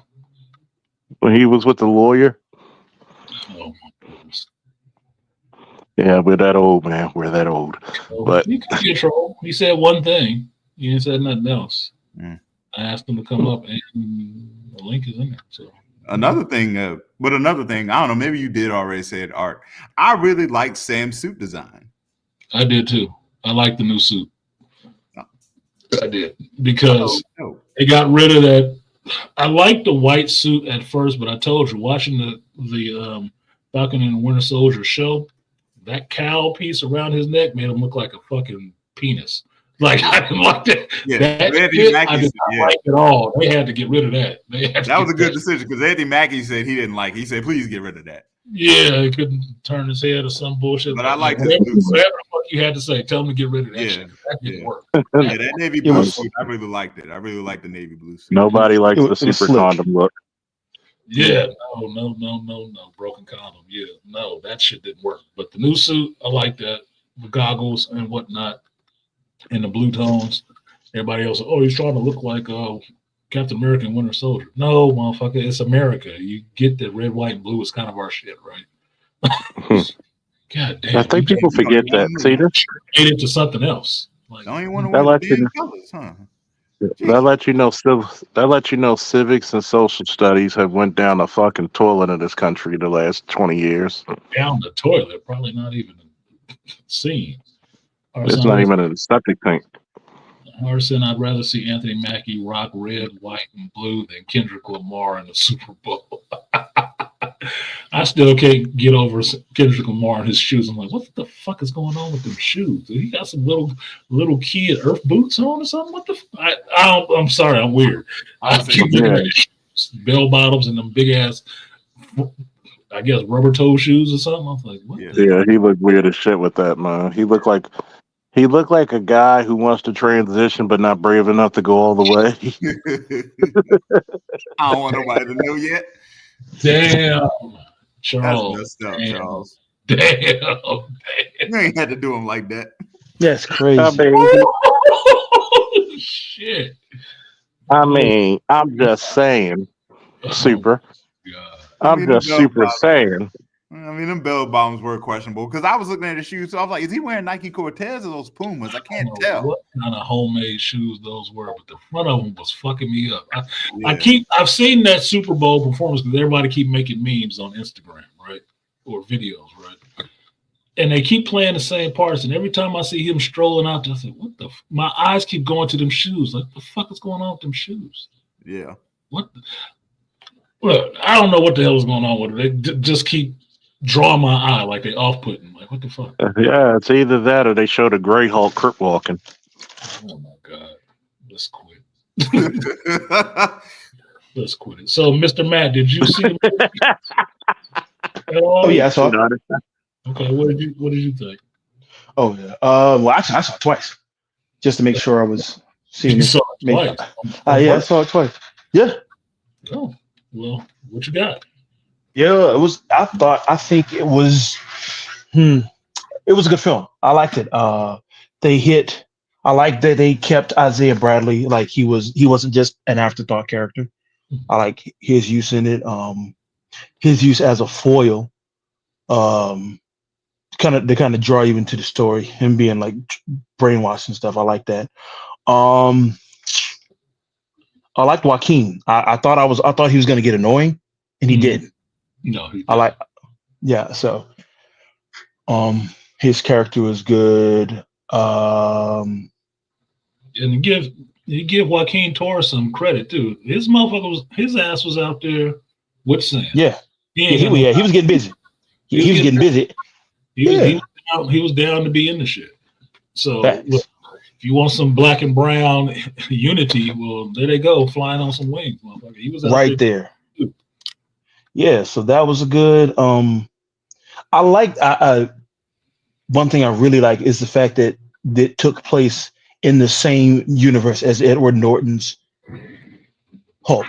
I love that because that's the best Hulk, and the story makes sense with that because it wouldn't make sense with Ruffalo's character. Well, it's the same. Ruffalo is the Edward Norton Hulk. That Incredible Hulk is in the MCU. That's the MCU's version of Hulk. The only difference is they recast the actor. I know, but I like the look personally. I hate the way Ruffalo's Hulk looks. It looks goober to me. But I like that they use that old footage instead of doing anything differently. I like that. Problematic ass, yeah. Yeah, but hey, I like Ruffalo as an actor, but anybody tired of his ass with his, all outside of the screen talking and shit. He another one that needs a hot bath and a glass of chamomile. Shut up, bro. Jesus Christ. What else? What else? What really? Yeah. What stuck out to me was I didn't think Betty was going to show up. I thought she was just going to be a ghost. I thought she was going to be a ghost the whole time. Fuck no. I knew she was showing up. Yeah. The minute they mentioned her, I know she was showing up. Because we just heard on the phone. Yeah, I knew. I didn't think that they would actually physically show her though. Like I knew she was. Yeah, I didn't know like she would show up as a physical character. Is what I'm saying. No, she's a physical character. My thinking is that because they mentioned her, she was gonna show up. Once you heard her voice, she's showing up.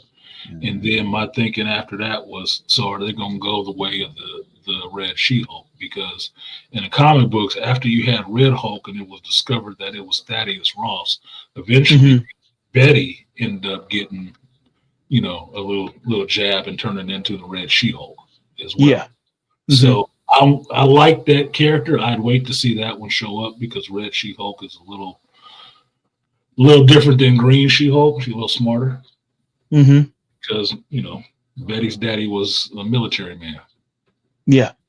So she wasn't some little small girl that was, trying to be a lawyer. Betty get in and scrap, nigga. Yeah. Facts. So I'd be down for seeing a Red She-Hulk, but I don't know how long they would use Liv Tyler for because she's a little older right now. Yeah.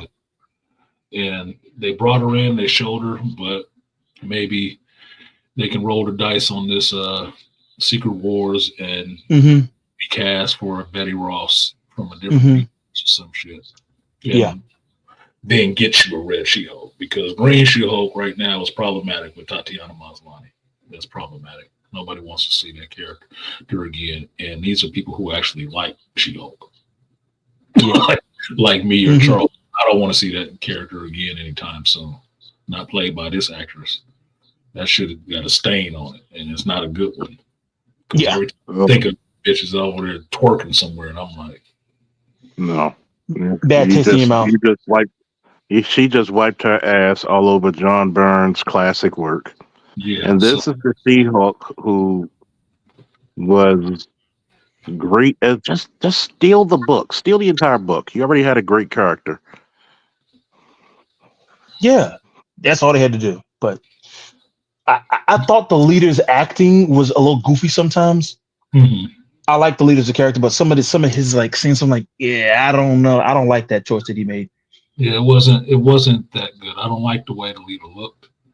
I don't like the way he looked at all. I prefer him looking more comic accurate. I don't need that. Thank you, Charles, for pointing it out. An Angstrom Levy look. I don't need that. Yes.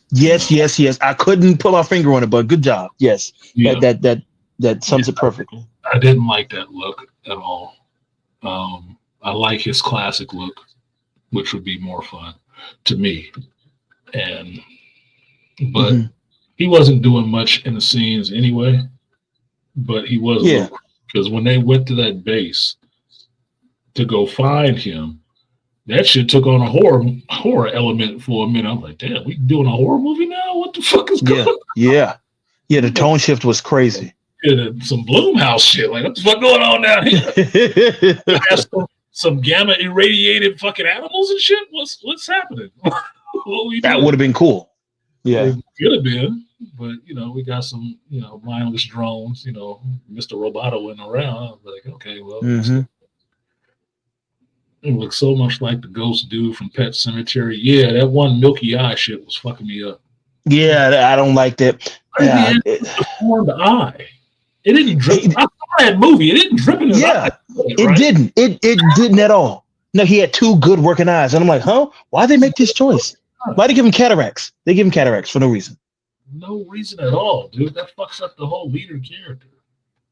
Like, you go back and if y'all don't know the leader, go back and look up Samuel Stearns, because the whole family, it's not called a family, but the whole universe of characters, people who got gamma irradiation from some kind of way, fucking around with Bruce Banner. There's a lot of people in there, but they all have a distinct, defined looks.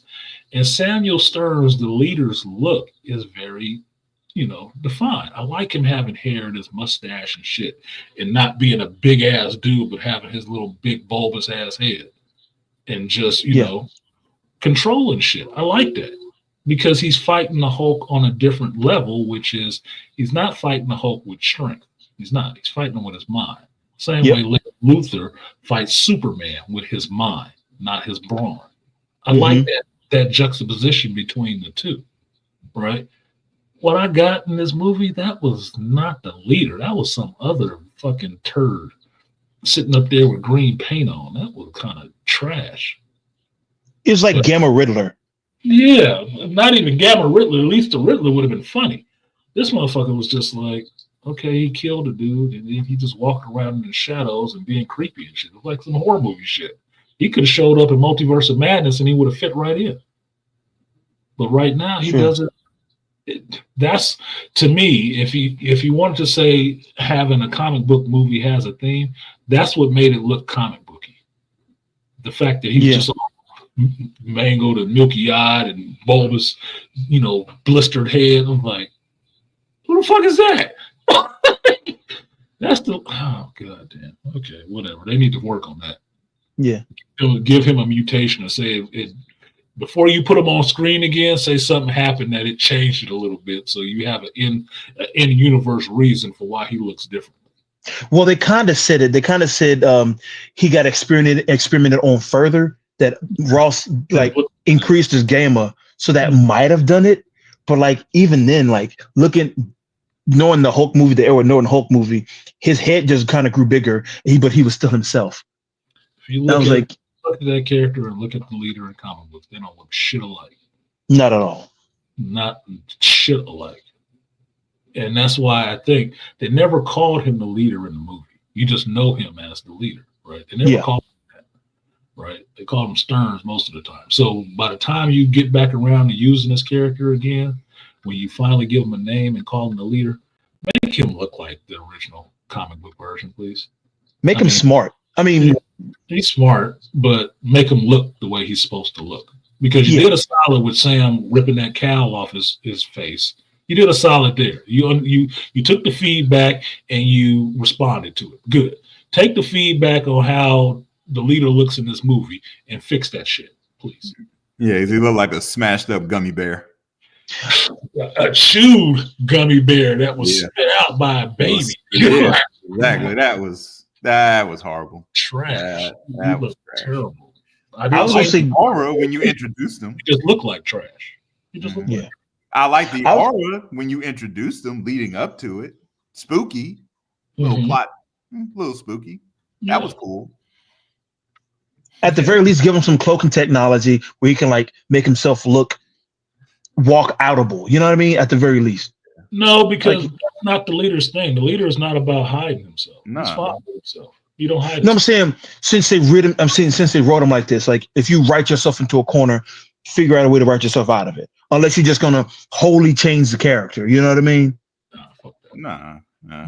You don't need no cloaking technology. You just need to redesign him and just write it in there that maybe he mutated a little more, or he gave himself more gamma and it changed him, or it reverted.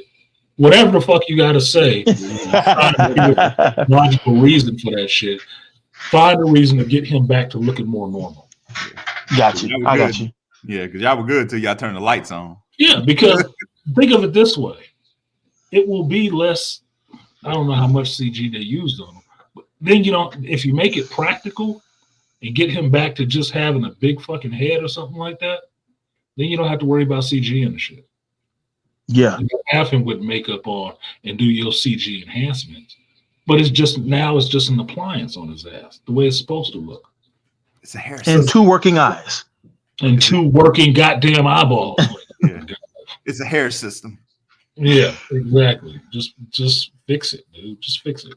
Y'all do sci-fi movies and shit, right? Like, just fix the shit. Yeah, that was a bad call. That Very bad. CG and some things is just getting ridiculous, man. Fix it. That's all you need to do for me. Fix it. What else did you have on the movie, Mr. Matt? So we're there. I like the dog fight scenes. I love that. That with them in the air. Like I really like that. What else? They just need to punch up a couple of the scenes of that. They just need to punch up a little bit more. But yeah, they didn't always like the flying scenes anyway. That's what I was see most of that shit for. And I that was like Sam's version of aerial combat in that wingsuit. That shit is cool. That shit is cool. Yeah. And the scope was really good. I really liked it. What else? So yeah, you gotta have something. You saw it twice, so don't be in and on. Like I've run in chronological order. Kind of what I liked about it there. That's jump around that way. People can't pin it down to exactly what happened. Sure. Giancarlo. See it. Excellent. Giancarlo, excellent as always. Yeah. Excellent. He's been a solid performer for a long time. That's why I was like, long time. Movie, like no shit. Yeah, I was like, oh man, I didn't think I would believe him as a old mercenary, but like, you know what? I'm like, I can see it. I would want to see more of him. That's for sure. Because if you do Cap 5, he just in prison, and he said he was gonna break out, and when he broke out, he was coming after Sam. Like, I want to see that. Yeah. They need a round 2. Oh yeah, he got to get it back. Mm-hmm. Yeah, the way he handled that AK, I believed him. Man, I was believing his Look, I believed him. He was about the first time when I saw it, when he came around, when Sam's truck came around the corner, and you just see like the flash of black. I was like, oh, like it kind of shocked me. It really did. Everybody in the theater, I was like, oh shit! Power or something like that. Like somebody got Central. This motherfucker yes. off on him. Like, damn. Yes. Gangster. He got run up on. Gangster, boy. That Great sideline, that motherfucker came straight at you. What you talking about? Yeah, he broke your glass and threw a grenade in there. Like, I'm gonna make sure. God, He make sure he did. I think he might be. Yeah. Yeah, but that's a real villain though. Like he's like, nah, I'm not. None of these like goofy villains. Like, yeah. Look what I've done. Like, no. He's dead. I'm gonna make sure he's dead. No, that's a soldier about business. That's a soldier about business, man. Yeah. The only thing I was upset about in that scene was that was a nice truck. That's a new one. I was just that new shit. Damn, Sam got a nice ride, man. Blue truck, he riding. Yeah. I was like, oh shit. I was wondering what it was. I was wondering because I was looking at the interior because you never saw what it was until they came out after it was already destroyed. I was like, damn, where you riding in, Sam? Then upgraded you. He had a nice ride. Ride got fucked up. That new 2025, baby. GMC hooked him up. Royal blue too. Clean. Yeah, buddy. Cat blue, baby. Cat blue. Cat blue GMC. Yeah. That boy riding. Motherfucker shot his shit up. They should have had, if they was thinking, they would have put a line in there about him. Cat, when once Sam took him down, he would have said something about, yeah, that's for my truck. said that. I believe, especially when he punched him, it would have been the first time to say that after he punched him, that was for my truck. Yeah, another one for my truck, man. Like, yeah, he fucked that car up. It was nice. Like, I don't usually get gearhead like that, but I like nice vehicles and stuff. And yeah, it was nice. That was damn, bro. Damn. I like that chemistry. Nah, sure. That EV was that Hummer, that electric Hummer was nice too. Mm-hmm. That was nice too, though. That was after he got his truck. That was the backup. Yeah, that was the second. That was the backup. Yeah, the electric Hummer was nice too, but the truck initially that he had was cool. And as soon as I was admiring it, that motherfucker got shot up. Lord. Good Lord. That's why we can't. I'm like, yeah, that's exactly why we can't have nothing nice. Right? Not at all. Not exactly at all. Can't have nice things. Big roll. Shit nice. Yeah. Terrible. Absolutely terrible. So then comes out, then comes talking shit like I was like, he wanted to pay me double, but I kill you for free. Yeah, kill you. Mm-hmm. But you should have took the money. You should have taken the money then. Taking the money, I'm gonna beat your ass. And you shot up my truck too. Shot up my truck. And you talking shit. Yeah, you talking shit. Yeah, whatever. Facts. But yeah, I would want to see that character come back and go after Sam.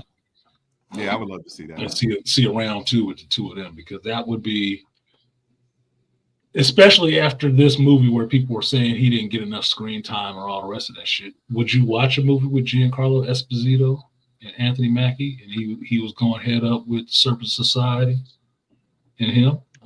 I would have done it.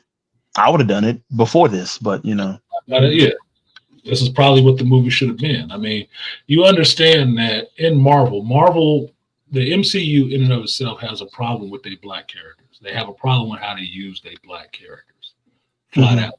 Because understand, your second Doctor Strange movie was supposed to be about Mordo. Wasn't supposed to be about all that Illuminati and the Multiverse of Madness bullshit that you got. Yeah. Basically sidelined his ass, still put him in the movie. But the natural movie from the first Doctor Strange to the second one was supposed to be about Mordo taking these powers from these other sorcerers and going up against Doctor Strange, which he didn't think Strange should have been in that position of Sorcerer Supreme. That was the next movie, but they didn't want to do that. Oh, we got Sam and we got this thing with WandaVision. They did the same thing with Doctor Strange too that they did with this movie. We'll bring in this other shit that we won't need to tie up. Yeah, cause if you notice the early trailers were just Giancarlo just dumping bullets in the shit, and then it was a hard shift towards like, Red Hulk is here now. Like, huh? Yeah, something you shouldn't have never shown people. Yeah, especially people who don't actually read comic books. Like, yeah, be surprised. Marvel will shoot themselves in the foot all the time with that, just like Sony. Like Civil War, you should have never seen Spider-Man in the trailer. Yep. Never. Should have never seen him in the trailer at all. People was already going to see that movie because the Avengers are going to fight. You didn't need to show Spider-Man in that shit for people to find out that he was in there. That was stupid. Mm-hmm. But you want to sell that. Then you had that line. Yeah. So everybody you had that line with the reporter because that's the casual. Aren't they supposed to be green? Mm-hmm. But so no, you didn't need that, but I know why they did it. But the point I was making is that Marvel has a habit of finding ways out of promoting their movies with a black lead. Even if they're supporting, they find a way out of that shit to not have to push the movie just on that with that lead bit in there. Because you can't tell me, easier for an awesome actor. He's incredible. Yeah, you can't tell me that shit at all. You can't tell me he can't front his own movie. But you didn't give him that second movie in Doctor Strange where it was just him and Benedict Cumberbatch. No, you had to get this other shit. And still put it in the movie. Yeah. So you got little shades of it, but this is all stuff they always do in MCU where they do really have a problem with being able to make and write a decent black character movie. If you don't think so, where's that Blade movie? How's that going? Hey, come on now. Come on, man. It's too soon. That's a black lead with an Oscar, and they can't pull it together. What does that tell you? What's wrong with them? They don't know how to do this shit. The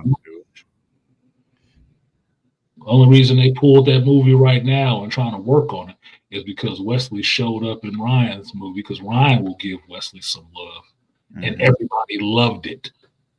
Yeah.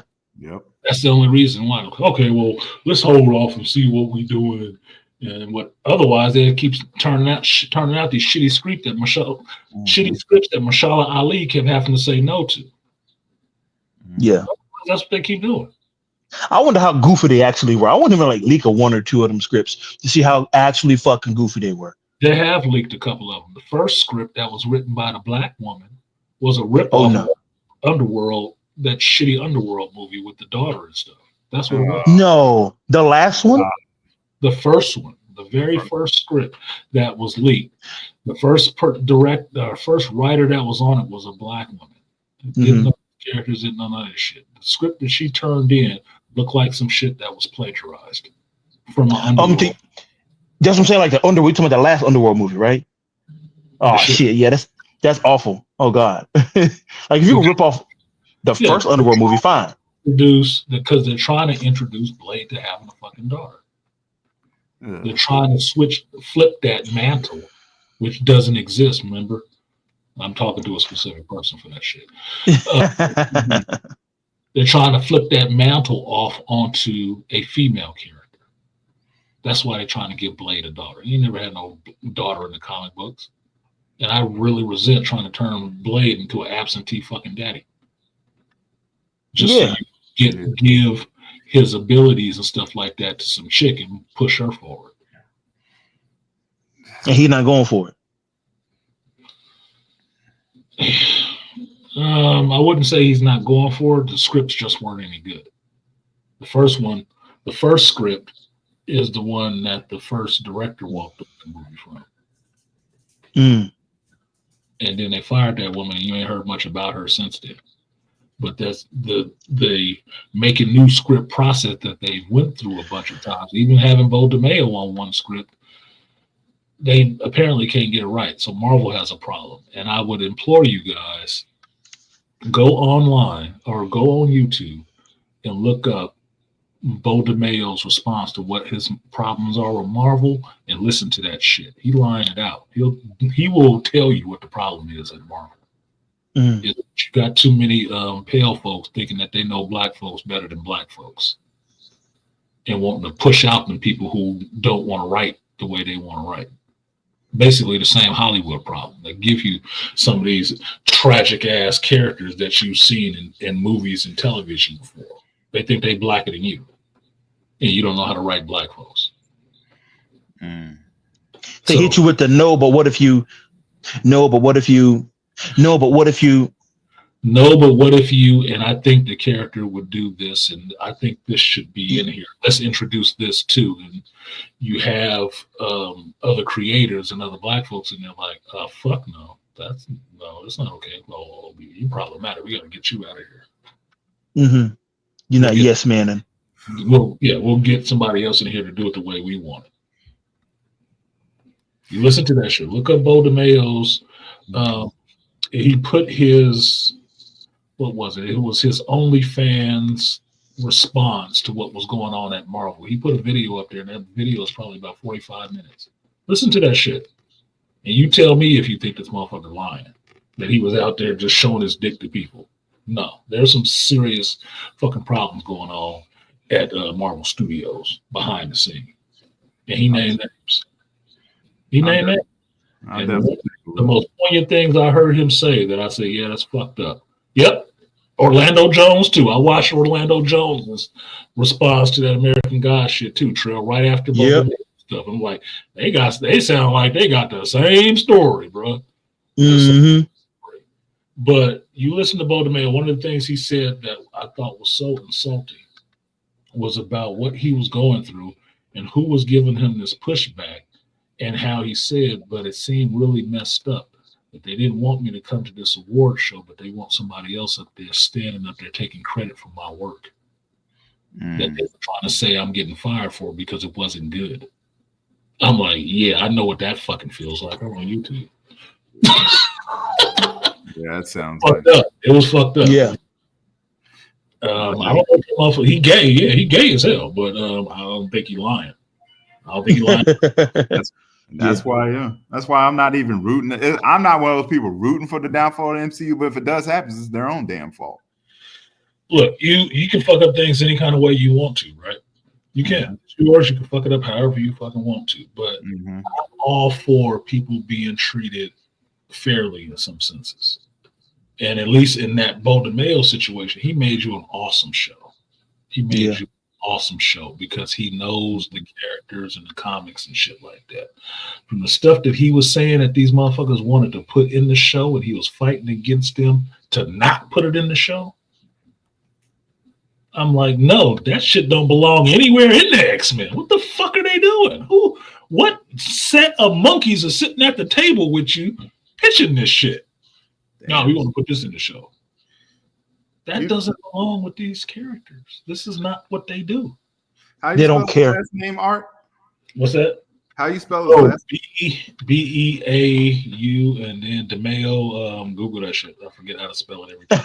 Every time I spell it, I put D-E-M-A-Y-O, but that's not the way it's spelled.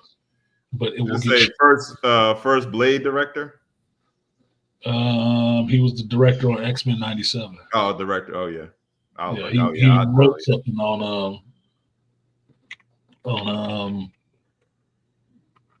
he wrote something on Blade at one time. He was attached to it. Oh, that's the way it's spelled. D-E-M-A-Y-O. Okay. Hey. Yeah, but if you look it up on YouTube, you'll find a video that he put up talking about this shit. Watch that video. This is how you educate yourself and form your own opinions on what's going on behind the scenes and see what's going on. You talk to the people who it's actually happening to. Yeah. Oh, I think I found it. It's like a half an hour. Yeah, it's a half an hour. I thought it was about 45 minutes, but it's a half an hour. Yeah, he's got a green t-shirt on. He lays out his case. Yeah, he got a green t-shirt on. Yeah, I think so. But it's just him. It's just him sitting there in the background. Yeah, just him sitting in the background because I see all the portraits of X-Men behind him. Yeah, look, I'd say this. This will say about old porn star, right? And I'll say this quote: "Nothing knows a liar better than your asshole." That is an openly gay man. I don't think you need to lie about shit. Yeah. Just saying. There's a correlation if you can make it. Oh, so 9 days ago. It must be a new one. Because the one I saw 9 days ago.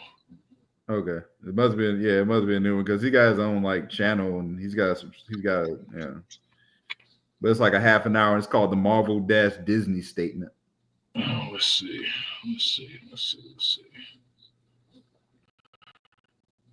Yeah, 9 days ago statement. Yep, 29. Okay, yeah, that's the one. Yeah, That's the one. I found Green it. shirt, all the stuff in the background. Yep. This man knows X-Men.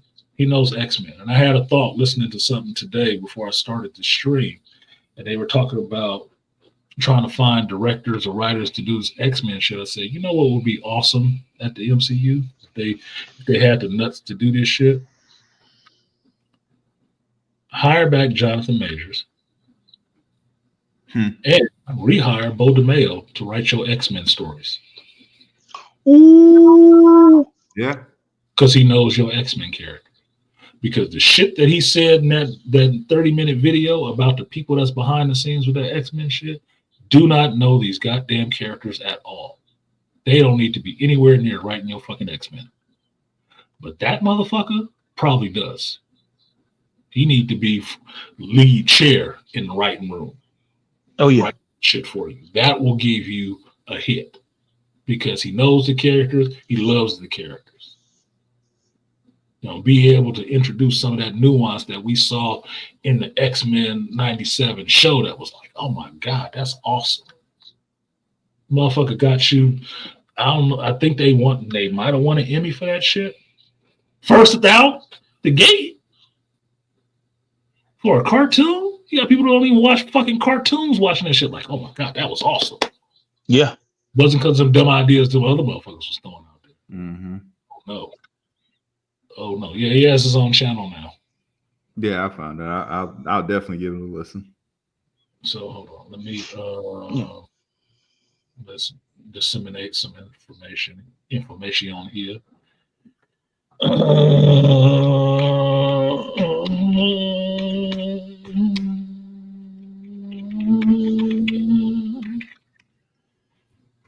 There was one scene though, another CGI scene in Cap, and it was the scene when the war, like at during the area when everything was done, and he was looking for Joaquin, and his mask came off, and I thought it was weird. Yeah. Well, it was weird because you recognize that CG mask shit always happen in these Marvel movies when they get into these CG fights and stuff like that. It's easier to animate that shit if you don't have to see the person's face the whole time. Now, I heard somebody complaining about the mask, calling it an Ant-Man mask. I said, he doesn't have a fucking Ant-Man mask. He has a nanotech mask that comes over the face because if you watch the first 5 minutes of the movie, the motherfucker is flying at supersonic speeds. Yeah. Yes. You gonna do that shit with his face out there? Ain't no God. Ain't no way. Ain't no way. Stop being stupid. He's gonna have to have a mask on. Yes. He's gonna have to breathe, and he's gonna have to keep the goddamn wind out of his face. He got on goggles. You ain't mad about that? Yeah. So yes, he's gonna have a fucking mask on. He wasn't flying that fast when he was Falcon. Yeah, no, this motherfucker was breaking the sound barrier with his new suit. I'm like, I'm for it. Get there, baby. Yeah. He was doing it every time. You saw him do it like 3-4 times every time he was flying. That motherfucker was moving. Yeah. Aquatech, you want a bug in your face at Mach 1? Hell no. No. The bug he would probably go through your head. Yes. Yeah. That shit gonna hurt. Yeah, so no, I'm fine with him having a mask on when he's flying at super speed like that. I don't have a problem with it. I thought it was cool. I mean, even Joaquin, the Falcon's mask, that motherfucker was giving me G-Force vibes. I'm like, man, is this Battle of the Planets? Yep. I'm like, I'm waiting for the rest of G-Force to show up.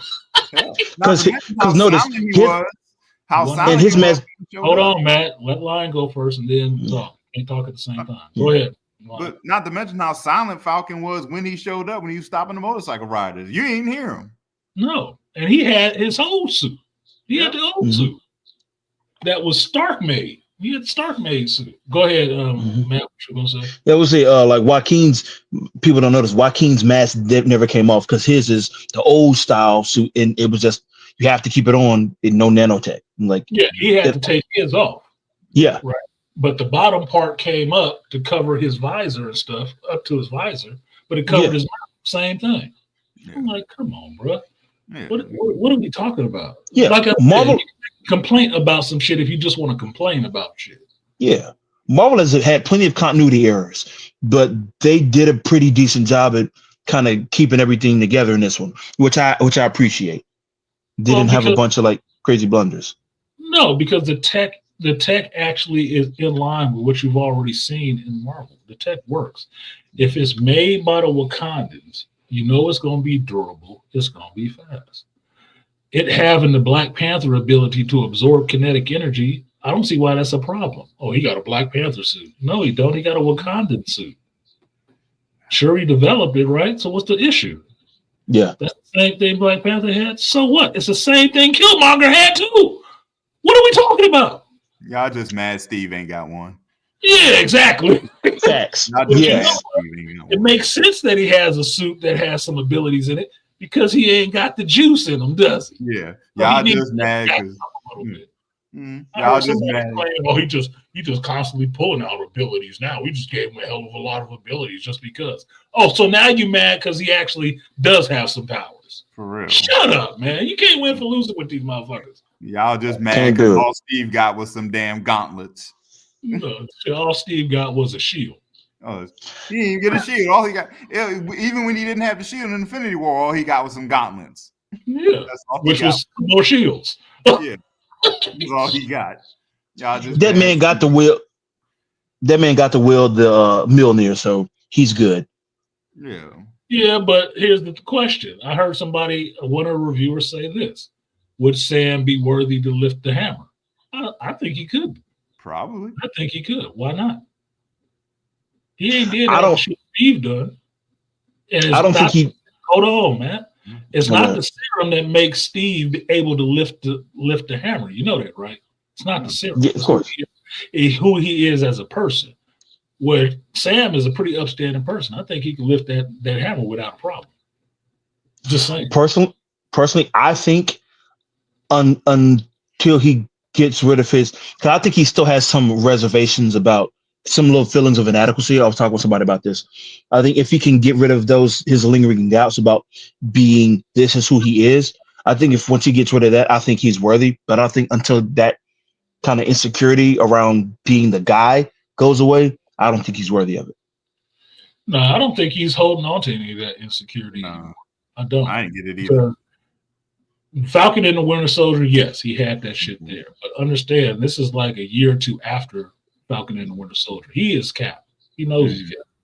He don't have no problems about people calling him that shit. He ain't shaking it off and none of that shit. He is living that role. He is Captain America Sam Wilson. That's just what. Gotcha. So I don't think he has no reservations about that shit. And that's why he gives Joaquin that speech about always having to be on point. Always being on point means he accepts that role and knows what it means to have that position and what he has to do in that position. He got to be on point. And that's what he's doing all the time. That's why he's training with Isaiah all the time. He didn't just get there. Oh, I'm good, baby. I got this now. I'm good. No, nigga, get your ass in the gym and we're going to train up. Yep. He training against somebody with the super soldier, with the serum in him. There you go. Who better than Steve? Yeah, that scene was really cool too. I really like that. I really liked it. Yeah, everybody else, it's a knockoff scene. He just did what Steve Rogers did. Well, they both got the idea serum. So I think that's what would happen with somebody with the super soldier serum in them. Punches a heavy bag, pissed off. Y'all just mad. At the end of the day, y'all just mad Steve wasn't the first Captain America. Why they? Y'all just mad.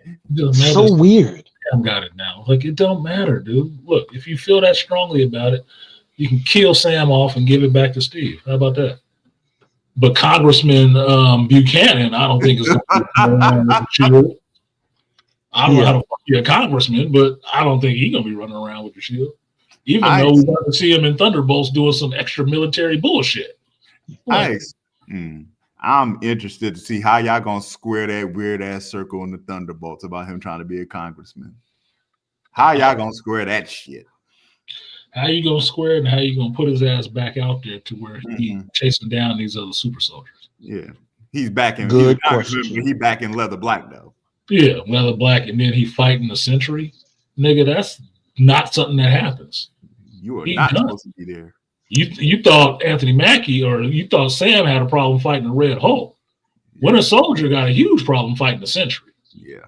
That No contest. same bullshit. Not happening, bro. Not happening. That is no contest, sir. Yeah. Oh yeah. What's up, Malika and Beastly? I'll go ahead and give you a spiel. I need to do something. Oh, what's up, y'all? What's good? What's up? What's going on? What up, I did Malika? not see the movie yet, gentlemen. So y'all can spoil ahead. That's cool. Well, you've been here long enough. You were here for a minute. I thought you heard. Yeah. No, I was Malika been here since the Dream Stream started. Well, I know you're gonna see it anyway. I've seen it twice too, so I saw it. I thought it was okay. I mean, there were elements that I did not like that are,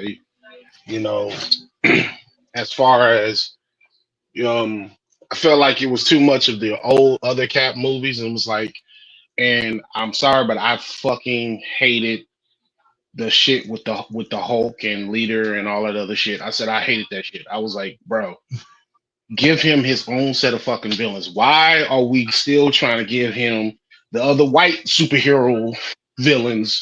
Let him have his own goddamn villains. I mean, me personally, like I said earlier in the chat, and Artisan said this should be military, spy, espionage, counterintelligence type movies. So go give me those villains and bad guys that play in that world, not Leader and all this other bullshit. And so I was like, this to me personally, this would have been perfect for a Taskmaster, the real Taskmaster, not that bullshit in the Black Widow movie.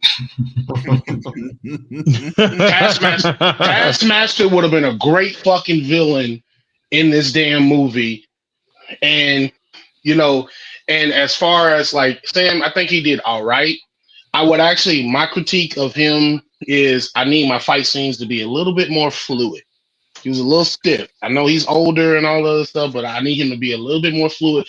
You don't have the super soldier scenes, so I need you to kind of be like a little bit, unfortunately, I kind of need to be a little bit more like Wesley Snipes or Batman. I need you to kind of be more fluid, and I need you to be kicking motherfuckers' asses more quickly.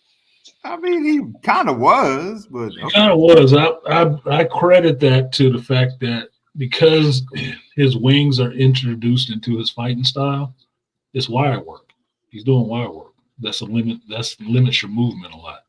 If you got to be doing these flips that's aided by jets or wings and all that shit, it limits your fights a bit.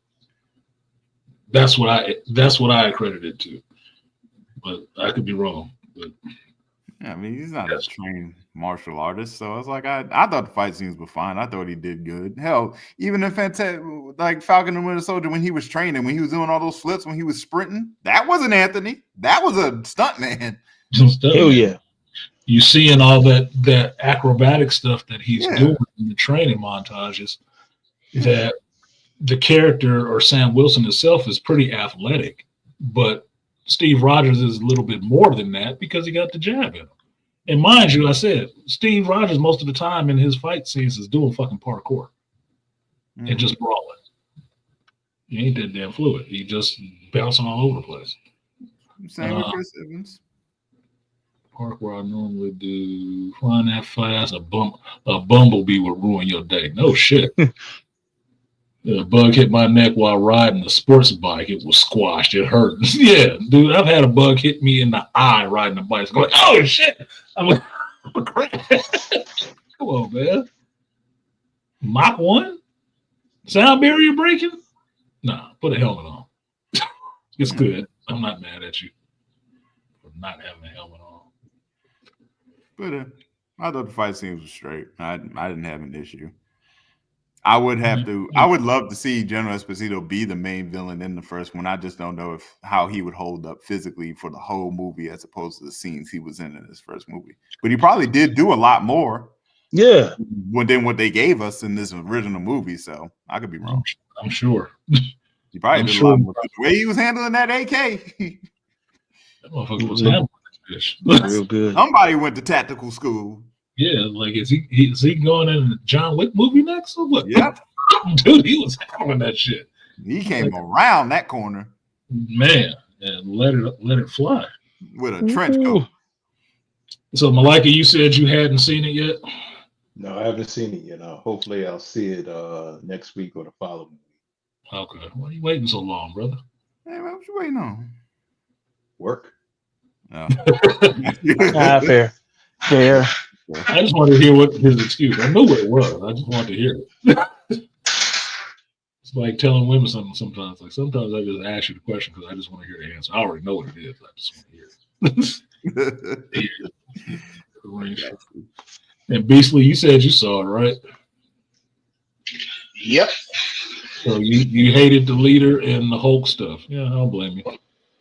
Yeah, because I was like, this is you assholes trying to be slick about giving us a Hulk sequel without giving us an actual Hulk sequel. I'm not stupid. I know what you did. You might have these other assholes fooled, but not me. Because I was one of those people that was like, can we get a goddamn Hulk sequel? I would like to see Mark Ruffalo in his own shit, not just in an Avengers movie, and definitely not in another She-Hulk show. Like, can we please get a damn like something? Stop just sitting here and sitting on this character waiting for the next Avengers movie. I mean, damn. Like he got his own set of bad guys that they could have introduced, that we could have seen a whole bunch of Gamma freaks. Like, what we doing here? Well, that gets into that whole CG thing because trust and believe, if you see an Incredible Hulk movie again, that they just go with a Mark Ruffalo Hulk movie, they're gonna blow the budget on that bitch just on CG. Because everything is going to be CG. Every fight is going to be CG. And I guarantee you, when it comes out, you're not going to hear somebody complaining about how long or how not long he was the Hulk. That's budgetary bullshit. That's all that shit is. It's like, and with the way some of their CG coming out right now from Marvel, it's good that it was short. Because apparently a longer scene gets to looking like shit. Especially if they ain't putting up enough money for the damn movie to begin with. So I don't know. These motherfuckers do what they do. Doesn't pale in comparison because you go back and watch the Incredible Hulk. Like, where's that team? Yeah, that's a question. Like, where's that studio? Does that studio still exist? That did the special effects on that? But here's the thing: nowadays they don't take as much time with these damn movies as they should. Right? Understand that we're still in the phase where we like the fish swimming in the water, it has a trail of shit out his ass. We still getting the rest of the shit that they do before they start trying to turn the worm and give the fan base what they want. So they're trying to get rid of the rest of the stuff that they still had in the pipeline on the way out. They're not putting much care into it because to me there is no excuse for them last 3 scenes that I saw in this movie that just look bad. That just look bad. Yeah. I mean, not even television bad. Yeah. This ain't CW bad. It's just bad. Like Even CW would beat you. A Flash show, one episode of the Flash would beat you in special effects with this shit. And there's no excuse. They did that just to fuck up this movie. To me. Now I can say it was rushed. They was rushed. They didn't have enough time to get it finished. Then you should have made a reason to have more time to finish that shit. You should have. Because there is no excuse for putting something out in the theaters that look like that. And that's about the last fight scenes. Stern showing up. I'm trying to be sort of vague about it for somebody who hasn't seen it. But yeah, you know the scenes I'm talking about. They're towards the end.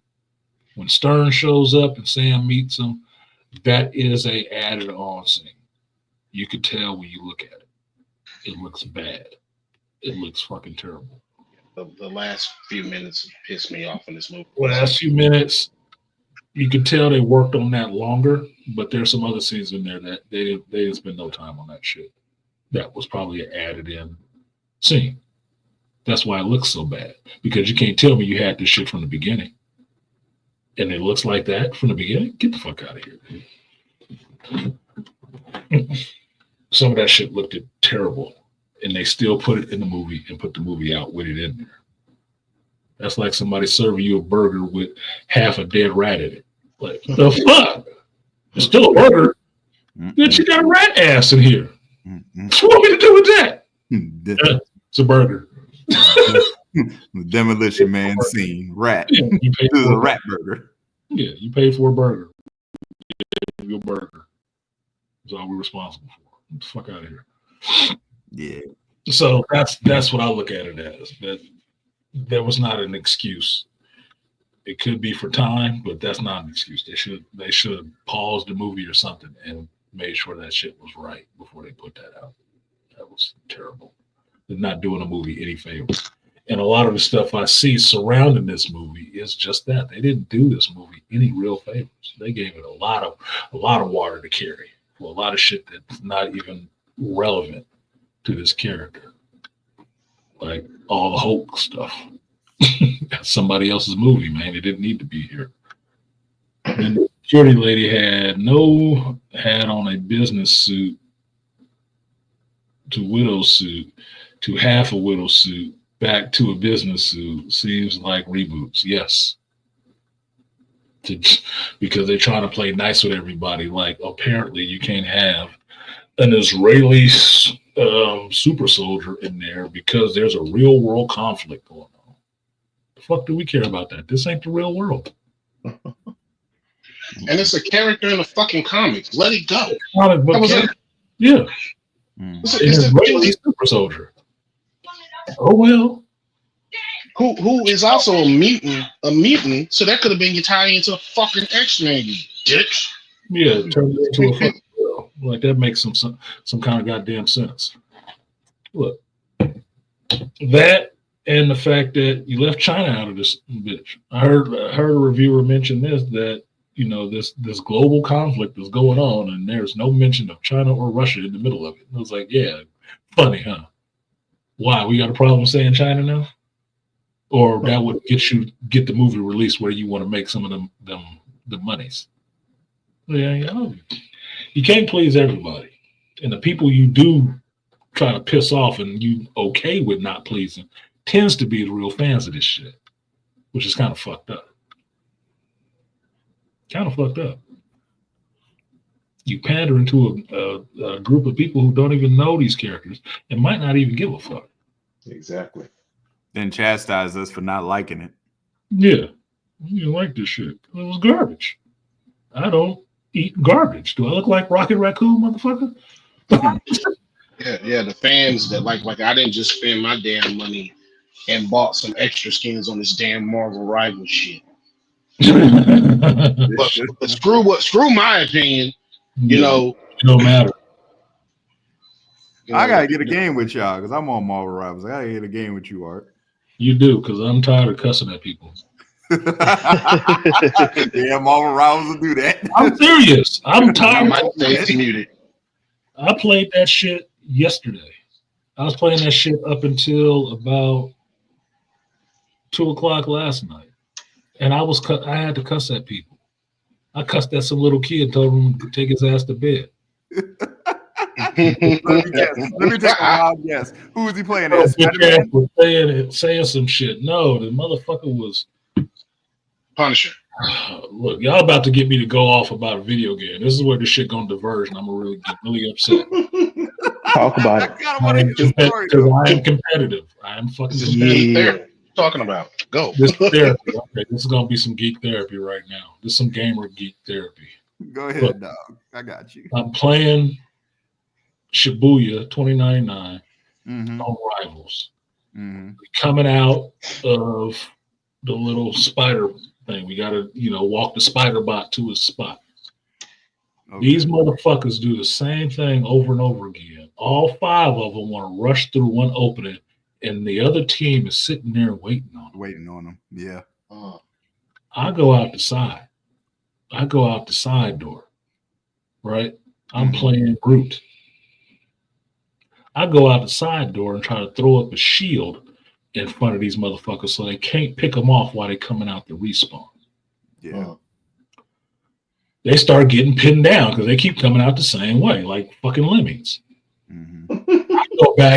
I I'm thinking, okay, I need to suppress these motherfuckers so they can get backed up because we're not getting out of here.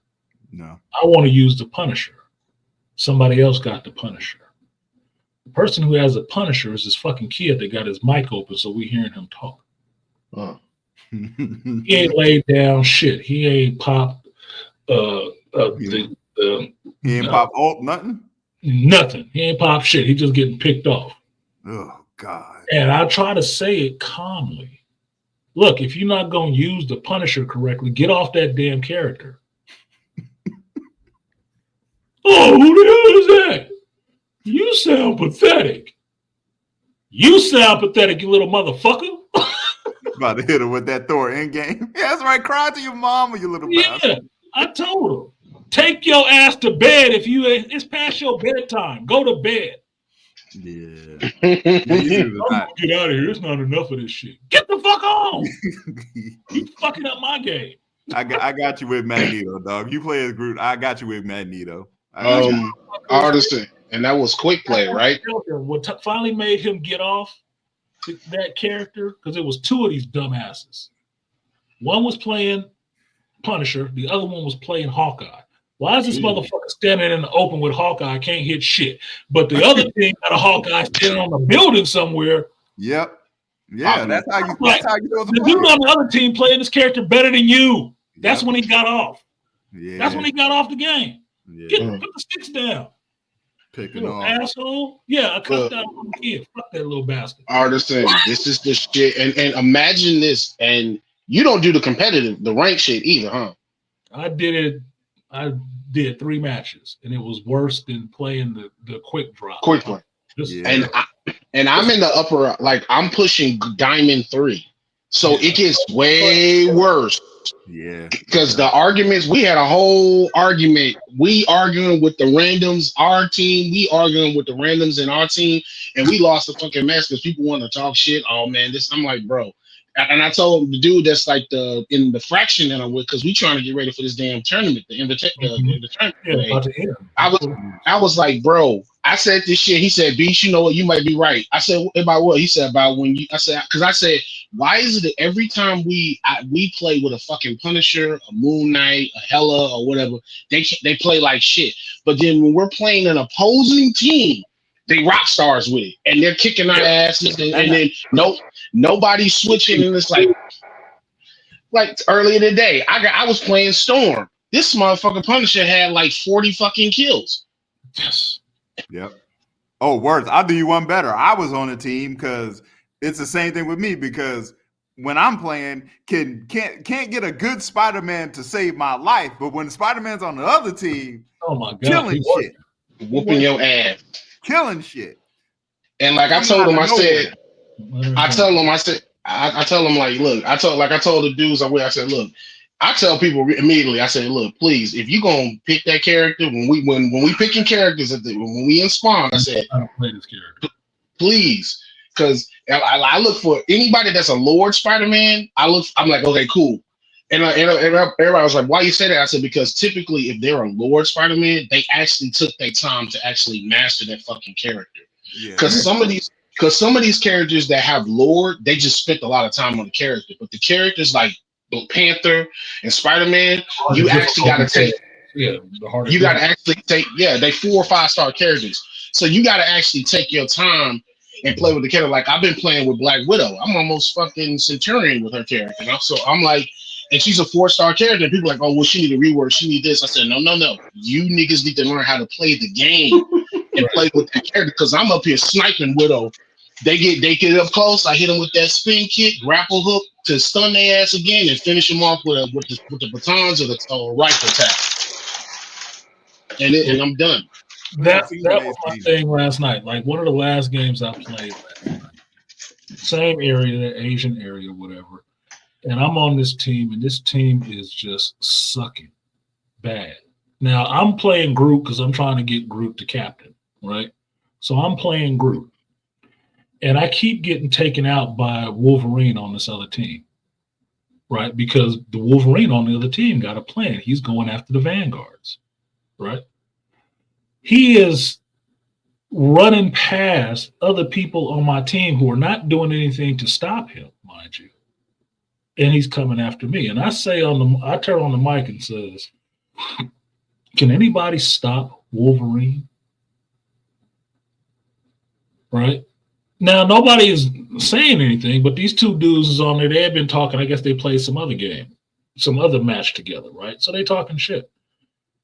And I was like, do you think you can, do your job? I said, I don't know what your problem is. I got 30 kills. I said, oh, my mistake. I thought this was a team game.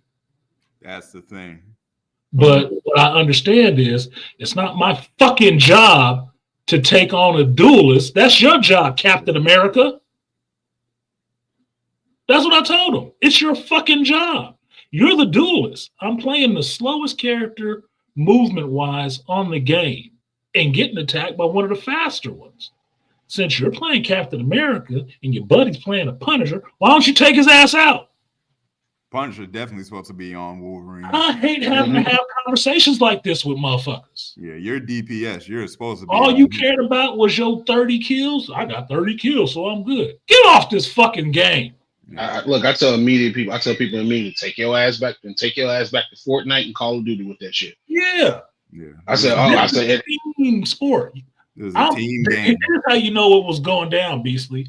I was holding these motherfuckers back from walking that damn drone for about a minute or two. I was holding them down myself, putting up barriers, keeping them cut off so they couldn't get up to the drone to walk the drone. I had them held down. Wolverine got through the blockade, took me out. They made it all the way halfway. Yep. So that's why I'm bitching. I was like, all you to talk about kills, you ain't stopping these motherfuckers from going nowhere. No. Now here we are in the last quarter, and you talking this shit about how many kills you got, and I'm pointing out the fact you ain't stopped them from going nowhere. I don't even look at the kills. I look at the final hits. I don't look at the kills until the shit is over. That's all. That's the only time I look at that shit to see who was doing what from what I saw in the game and who I need to be thumbing up. That's it. I don't give a fuck about how many kills it is. I'm not looking for just the MVP. I'm looking to win this goddamn game. And that's where they get themselves tripped the fuck up. It's all about the individual accomplishment when you're playing on a whole fucking team of people. And this game is heavily emphasized on team. Like you are not doing it without a healer. You're not doing it without a healer. Everybody on the team wanted to be a duelist. Yeah, that's the worst. Everybody on the team wanted to be some character that he is. I really just sat there last night. I'm playing group. We queued up. We're waiting to start. I turn around and look at the character and look at everybody else. Black Widow, Invisible Woman, Cloak and Dagger, and somebody else. Nobody who wanted to be a frontline fighter. And all these people running and trying to hide. So it was not a surprise to me when it's captured this space that when they get pressed, all of them backing the fuck up all the way to the respawn to where we're having to fight these motherfuckers out of the respawn. You are fucking cowards.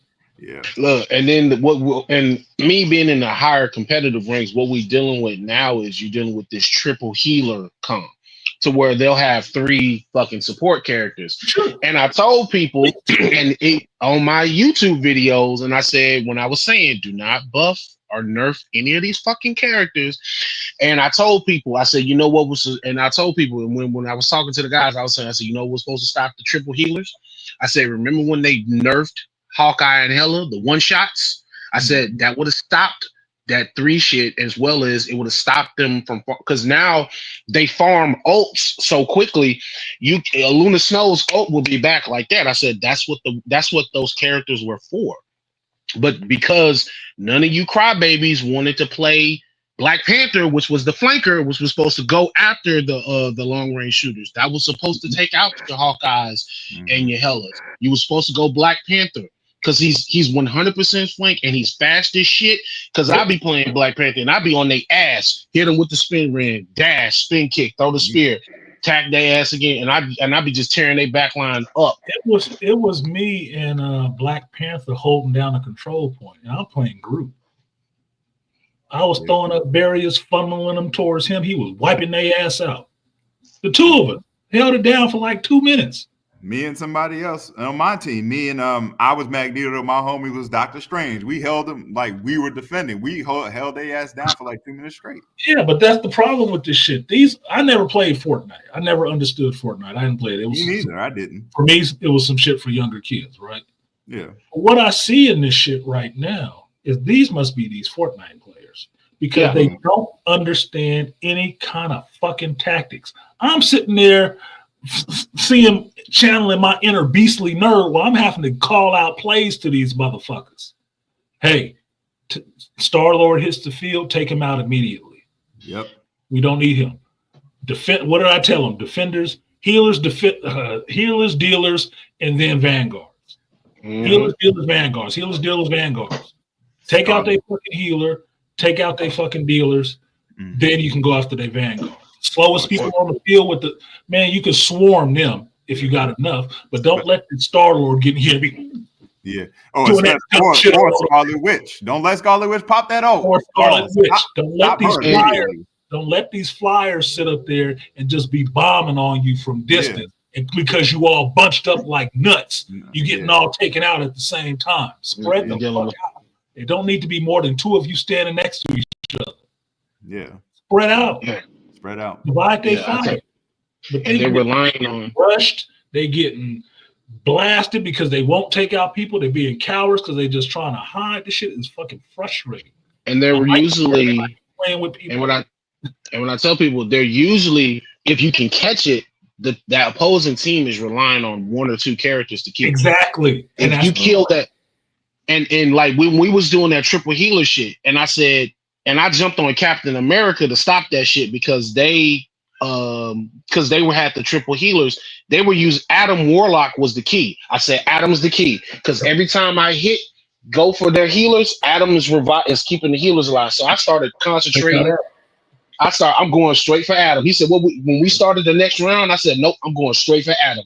I said, this is why I said, because Adam is the key in their chain. You take out Adam, they fucked up. I was playing and that's usually what I do. I read the battle when we're in there. When I hit the field and we see who they're using, right? I'm just assessing their tactics, what they're doing, right? And who they're using. And some of these other teams actually work together well. They got their dealers out there rushing out, causing a problem. Spider-Man was doing a damn good job on this opposing team I was playing because that motherfucker was lurking. Yeah. I'm running back to the battle, and all of a sudden, this motherfucker dropped down from the ceiling. Blah, blah, blah, blah. I was like, oh, shit. You didn't uppercut it like, wait a minute, I can't fly. What's going on? He's sticking on the wall waiting for me to get people out to spawn. Lurking like a spider. Dropped from the ceilings, fucked me up, and fucked the other dude up, and bounced out of there. So he's doing his job. The people, I don't know why I keep getting these motherfuckers that don't understand none of that shit. There's very few times I play with some people and we don't have to communicate because I'm not on the mic all the time. That understand, see what the other person is doing, and then they start reacting to that shit. Like having to yell at somebody is like, if you keep destroying these shields that I'm putting up, they're going to keep hitting you. I said, I had to tell him one time, does anybody understand the idea of a choke point?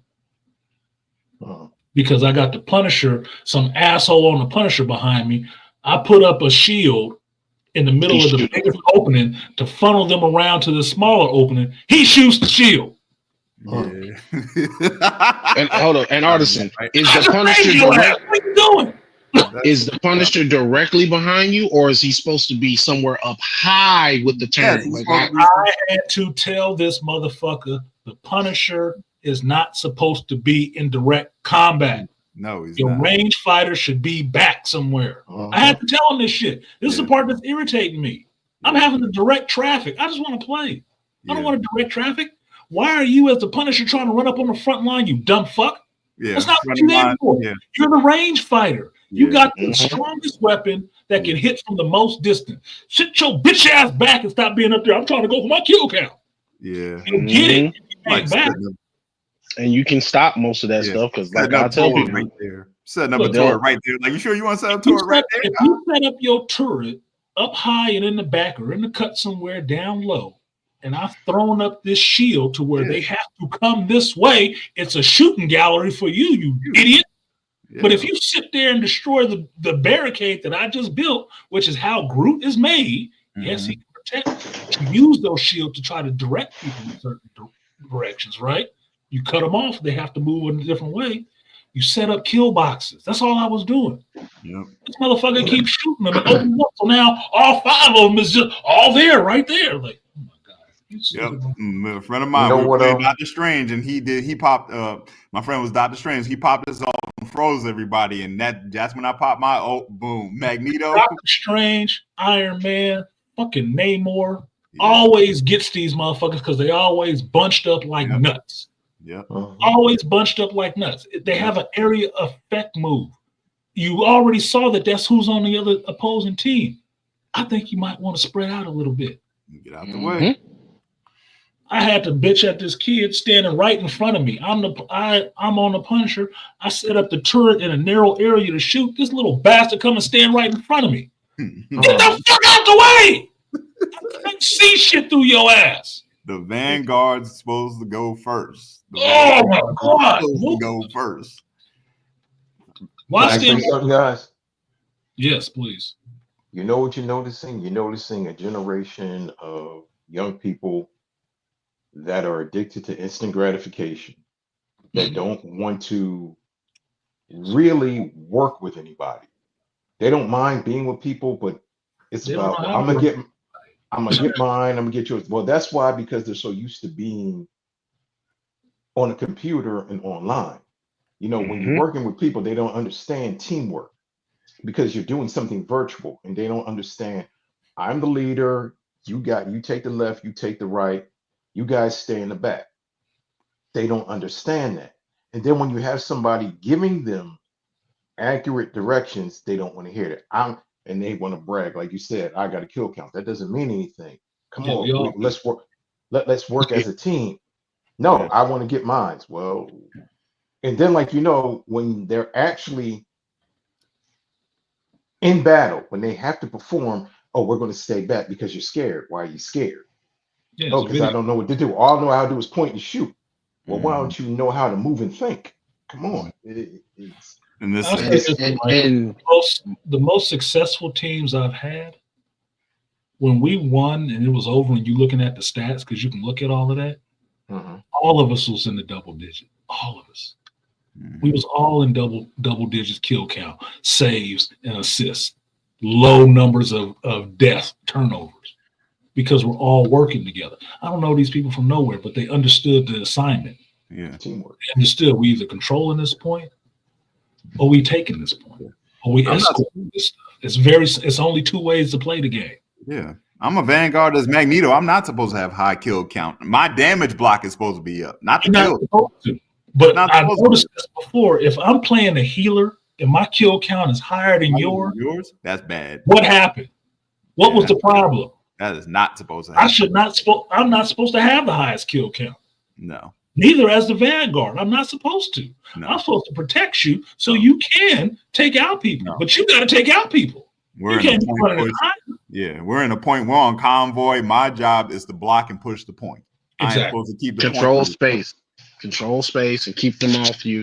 I tell you exactly what I did. We're escorting Spider-Bite. I'm playing group. What did I do? While they were in the middle of that fight, I ran out ahead of that thing as far as I could until I start hitting opposition from these dudes, right? And what did I do? Start throwing up shields to stop them. It didn't stop the convoy from coming up because I didn't put the shield right in front of the fucking drone. I didn't stop my people from advancing anywhere. It's like, oh, he put up a shield. I got to destroy this or go around. No, I ran way out in front and start blocking these people off and doing what I could to slow them down or get them some damage so when the dealers got up there, they can take them out quick. Yeah. Plus you're being timed. The whole time. As soon as I took out, the motherfuckers couldn't move an inch. Yep. Couldn't move an inch.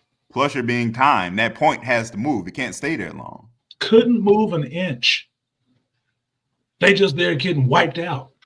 I'm like, fuck out of here. I'm cutting off healing points. I'm cutting off big area accesses. I'm doing everything to keep these motherfuckers in the fight, because one of the things I keep seeing is that the other teams are smart enough to where they'll fight to a point where they know the healing spot is, right? Mm-hmm. And they'll go to that healing spot and use it. So I start cutting off them openings. Well, you can't get to it. Fuck you. You're going to be here fighting. Yeah. And when I see them backtracking and trying to run for a healing spot, I go after them. No, you ain't leaving. Yeah. Bam, block that door. You ain't leaving. You ain't leaving here. You're getting you. You know the ults coming. You know the ults are coming. The ults about to rain down when you get in that convoy closer to their As soon as you see them gearing up for that shit, get out the way, coming. move, get under something. As soon as the Especially punishment starts yelling, I get inside of a building or something. Yeah. He never hit shit.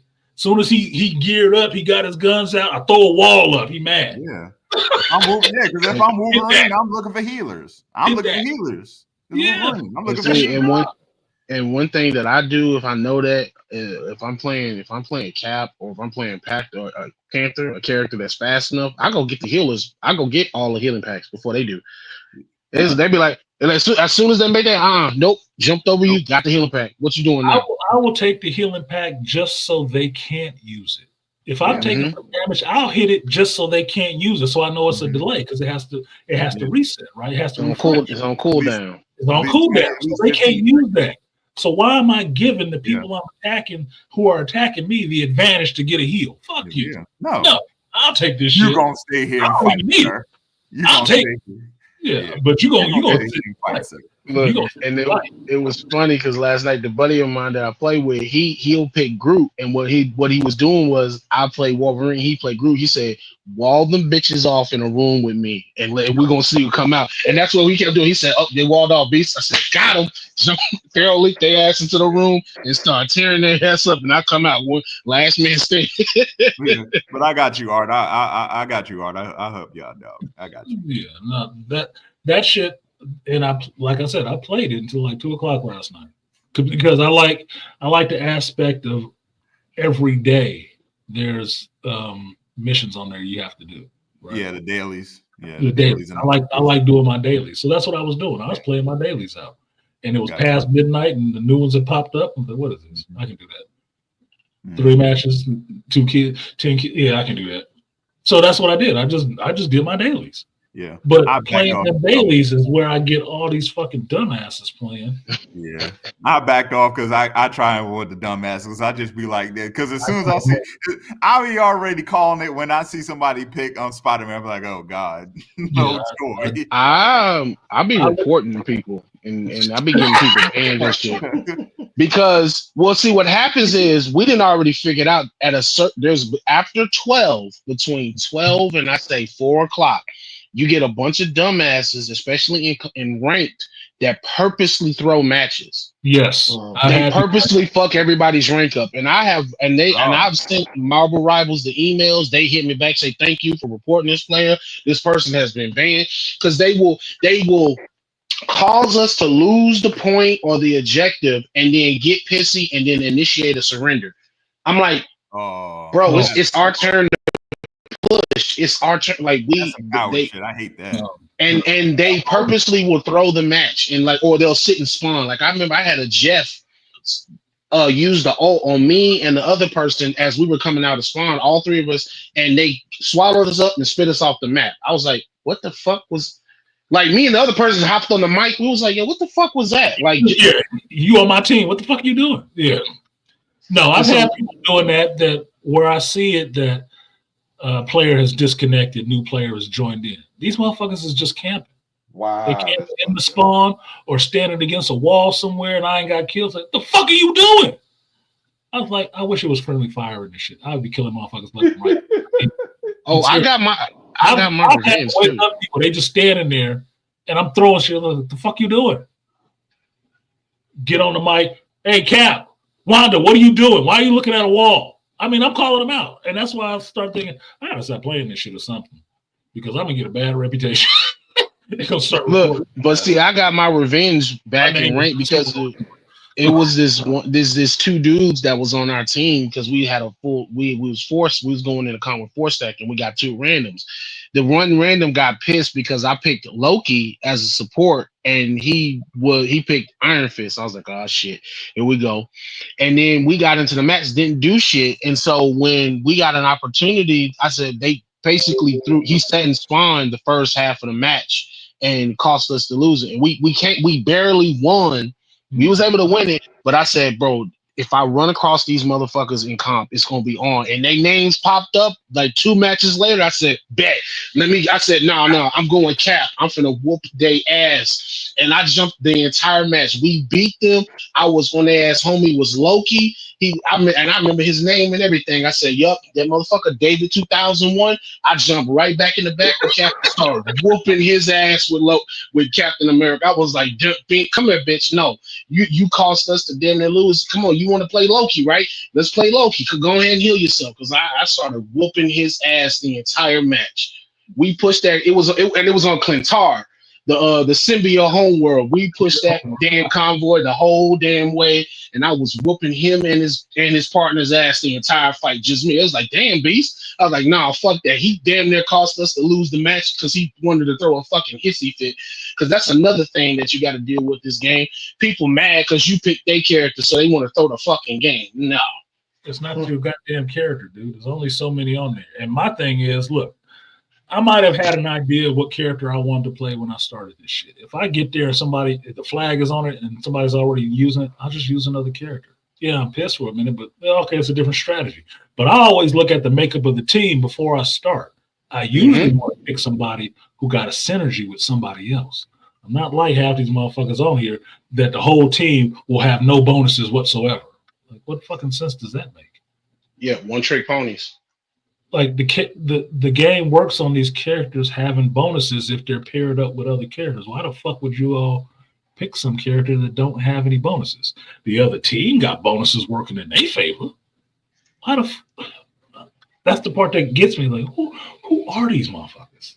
Well, and then like one thing that we talked about, he said because the dude that was buddy with, he's the team captain of the Fractal. He was like, yo, Beast, how many characters in the game? I said, 33. We got 2 more characters, 35, and we got 2 more characters coming this Friday. So which is the thing in Human Torch. So it's 35 and counting. He said, so why in the hell are they getting hung up on one damn character when you have new characters that are going to be coming in the future? And I said, yep, and the schedule is every 6 weeks. So basically every month we're getting 2 new characters. That's the drop schedule for each season. Because each season is 3 months, and so every 6 weeks we're getting 2 new characters. What makes you think you're gonna stick with that same character if new characters come out? Because I already know when the X-Men characters start dropping, all you masses, you ain't even gonna touch any of these old characters. No. But to me, that's being an old school gamer where you learn how to use everybody. Like I said, I used Groot last night for the last half of the night. I was using Luna. I used Namor for the first time, and I was doing well with Namor. I was doing really well with Namor. That was the first time using it. I was like, man, I can really rock with this character. This might be one of my ones, right? Punisher was the one I kept falling back to when they pissed me off, when I knew this was what was needed on the team right now. They're not making a push, and nobody is making that push. Okay, I'm gonna use this character, get us to push, back these motherfuckers up a little bit, and then go back to the character I was using. That's all I was doing, back and forth. So it's just providing what is needed on the goddamn team at the time. And if I see the team is not having enough fighters who are actually trying to make the push, then I feel bad that I have to revert back to using the Punisher. I'll take the point. Down and back these motherfuckers up, so we can actually win something, or jump on the mic and telling people, don't run around that goddamn corner. No, let them come to us. Fall back. Don't push too deep. Fall back. Attack this spot. Don't destroy my barriers, dumb fuck. I can't. I'll take Vanguard because I'm like, Jesus Christ. That's why I got no problem. I got no problem with taking Vanguard because Vanguard, I'm pushing the point. Yeah. I've done good with Magneto, Groot, Namor, and I play Doctor Strange like once or twice. I've done good with the Vanguard characters. I'm but so I jealous. do better with the healer characters. Yeah. A healer dealer I can do really well with. I'm Dealer, so jealous of Strange though.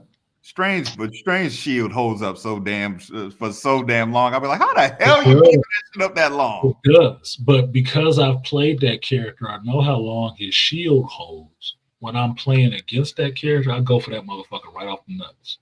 Yeah. Right away, I go for him, and I'm not throwing everything into the front of his damn shield. I'm trying to flank his ass or shoot his ass from the back. Yep.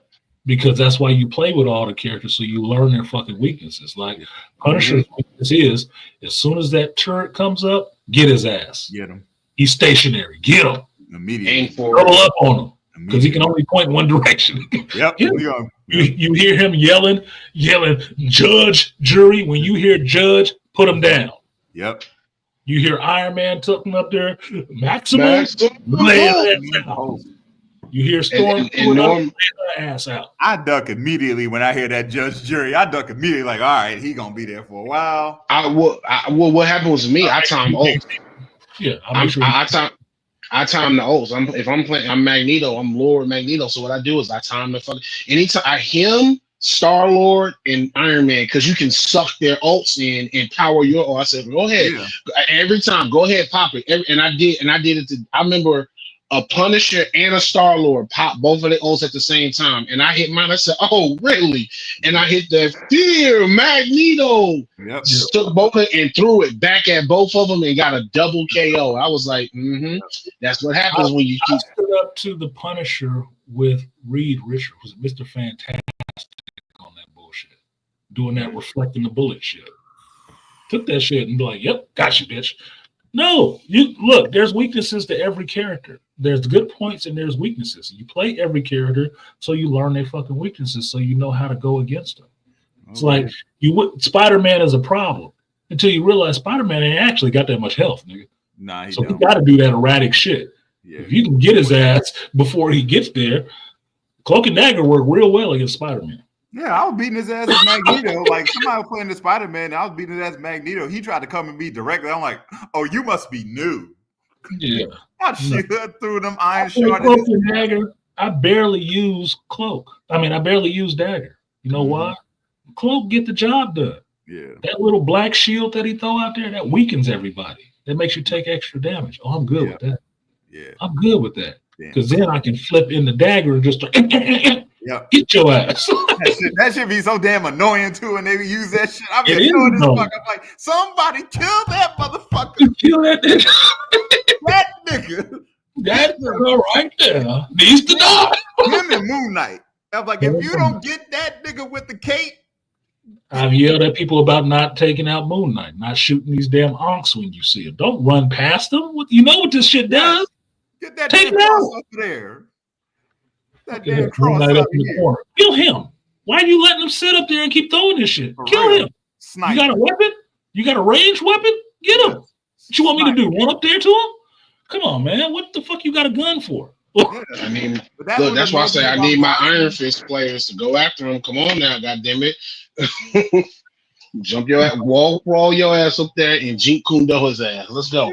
Like, if you're playing this Punisher, we should not be having this problem. Like, no one should be sniping me, Punisher. Exactly. If you're on the Punisher, there shouldn't be no snipers. There ain't no snipers. Wolverine, especially Wolverine. You short? Get your short ass up there and go get him. Yeah, there are no snipers. Snipers and flyers are the first ones on my kill list when I play Punisher, especially if I pop the turret. If I pop a turret, they going down immediately. Yeah. Then the first target, the primary targets, flyers and snipers, they going down. Yeah. Everybody else, I can knock them up, but these flyers going away. I'll hop on that mic and say real quick. I say, why is it that I have a Punisher and a Scarlet Witch on my team, and I'm dealing with a fucking Storm and an Iron Man at the same damn time? Exactly. Yeah. Scarlet Witch has auto lock. Can nobody take out Storm? No, that's what I'm saying. Please. Does nobody have the ability to take out Iron Man? I'm serious. I've asked this questions while I'm playing. Can you not take out Storm? And I'll call out people now who's on my team. Punisher, can you take out Iron Man? Think you can Think you can How handle you think that? I feel as how you think I feel as Magneto? Because I'd be sitting there like, why am I shooting at Iron Man and Storm? You know I can't go up there. Exactly. Why am I shooting at him? They had me as Groot going after Iron Man. What sense does that make? What sense does that make? None. They're done. I had a Black Widow on my team. Lord. And they, oh my god. Yeah, man, that game. Yeah, I'm sorry, Art. I didn't mean to get you riled up with that game, but I've been meaning to get a game with you though. Yeah, it's fine. You catch me on there. I didn't stream none of that shit last night because I was cussing way too much. And that's what it is. I like the game. Make no mistake about it. As much as I really like the game. The game is fun to play. It's not fun to play with other people. Unless you got your own squad, your own friends. Yeah, that's when it's the funnest. When it's them randos, oh my god, bro, you need your medication. Yeah, that shit hurt. That shit hurt. And they said so. I remember Art. I was meaning to tell you about a damn conversation I had with a fucking random when I was in Quick Play the other day. Because my name Beastly Nerd, like you already broke down my name Beastly Nerd. It's a play on brain and brawn. Well, this idiot gonna say you can't be a beast and a nerd. You gotta pick one. I told the mic and I said, yes, the fuck you can. He said, no, you can't. You gotta actually pick. I said, well, it shows how little you know. Oh God, it shows how dumb your ass is. So you pick not brains, apparently. Clearly, you. Oh, we know what you're picking. Yeah, no. I was like, yeah, I'm just not gonna protect you this entire fight. I'm just let your ass get whooped. You got Thing and Johnny come drop next week. Yeah, that's gonna be a pain in the ass. Yeah, it is. I'm interested in playing as Johnny though. I already know I'm gonna be talking. Interested in playing the Thing. I want to see what his moves are. I do want to see how Thing anti-displacement, so you're not gonna be able to move. I want to see what his ability is. What his ability is. He had to be a Vanguard. I just want to see if he plays a group. Yeah, I want to see how that works. Because if he is good, I'll play as him. Because I do like Vanguard. I do like. You already know Johnny gonna be flying all over the fucking place. Yeah. And I can see myself. I just plan on killing a lot of Johnnies. That's just what I'm thinking in my head. It's like I'm just gonna be killing a lot of Johnny Storms. I'm gonna work on, but I'm gonna work on. I'm not getting better. Yeah. I'm gonna get better. I just want to see how he plays. Yeah, we got a new. It's supposed to be also a new map, so another part of the New York map. It's domination though. It's Central Park, and I said, oh, okay, so that's gonna be if you follow the story, that's what Blade is in Central Park underneath Dracula's castle. Yeah, so I'm guessing that's gonna be the mission. One team got to basically free Blade, the other one got to stop the other team. I was like, okay. Get there. I don't give a fuck. I mean, I'm figuring out the rest of these maps, the best positions, and all the rest of that stuff. I did really good in that last time I was playing in Asgard, where they was doing the convoy, and I blocked their ass up on 2 areas, and they only came out the top area. So they had to jump down, but they wouldn't jump down. So we just getting their ass, and then I put a barrier up there so they couldn't jump down. I got a good streak. I got actually a good streak on that. I got a good streak on that Asgard when it's domination. I got a good streak on there. I actually like that board when they're on domination Asgard. Yeah.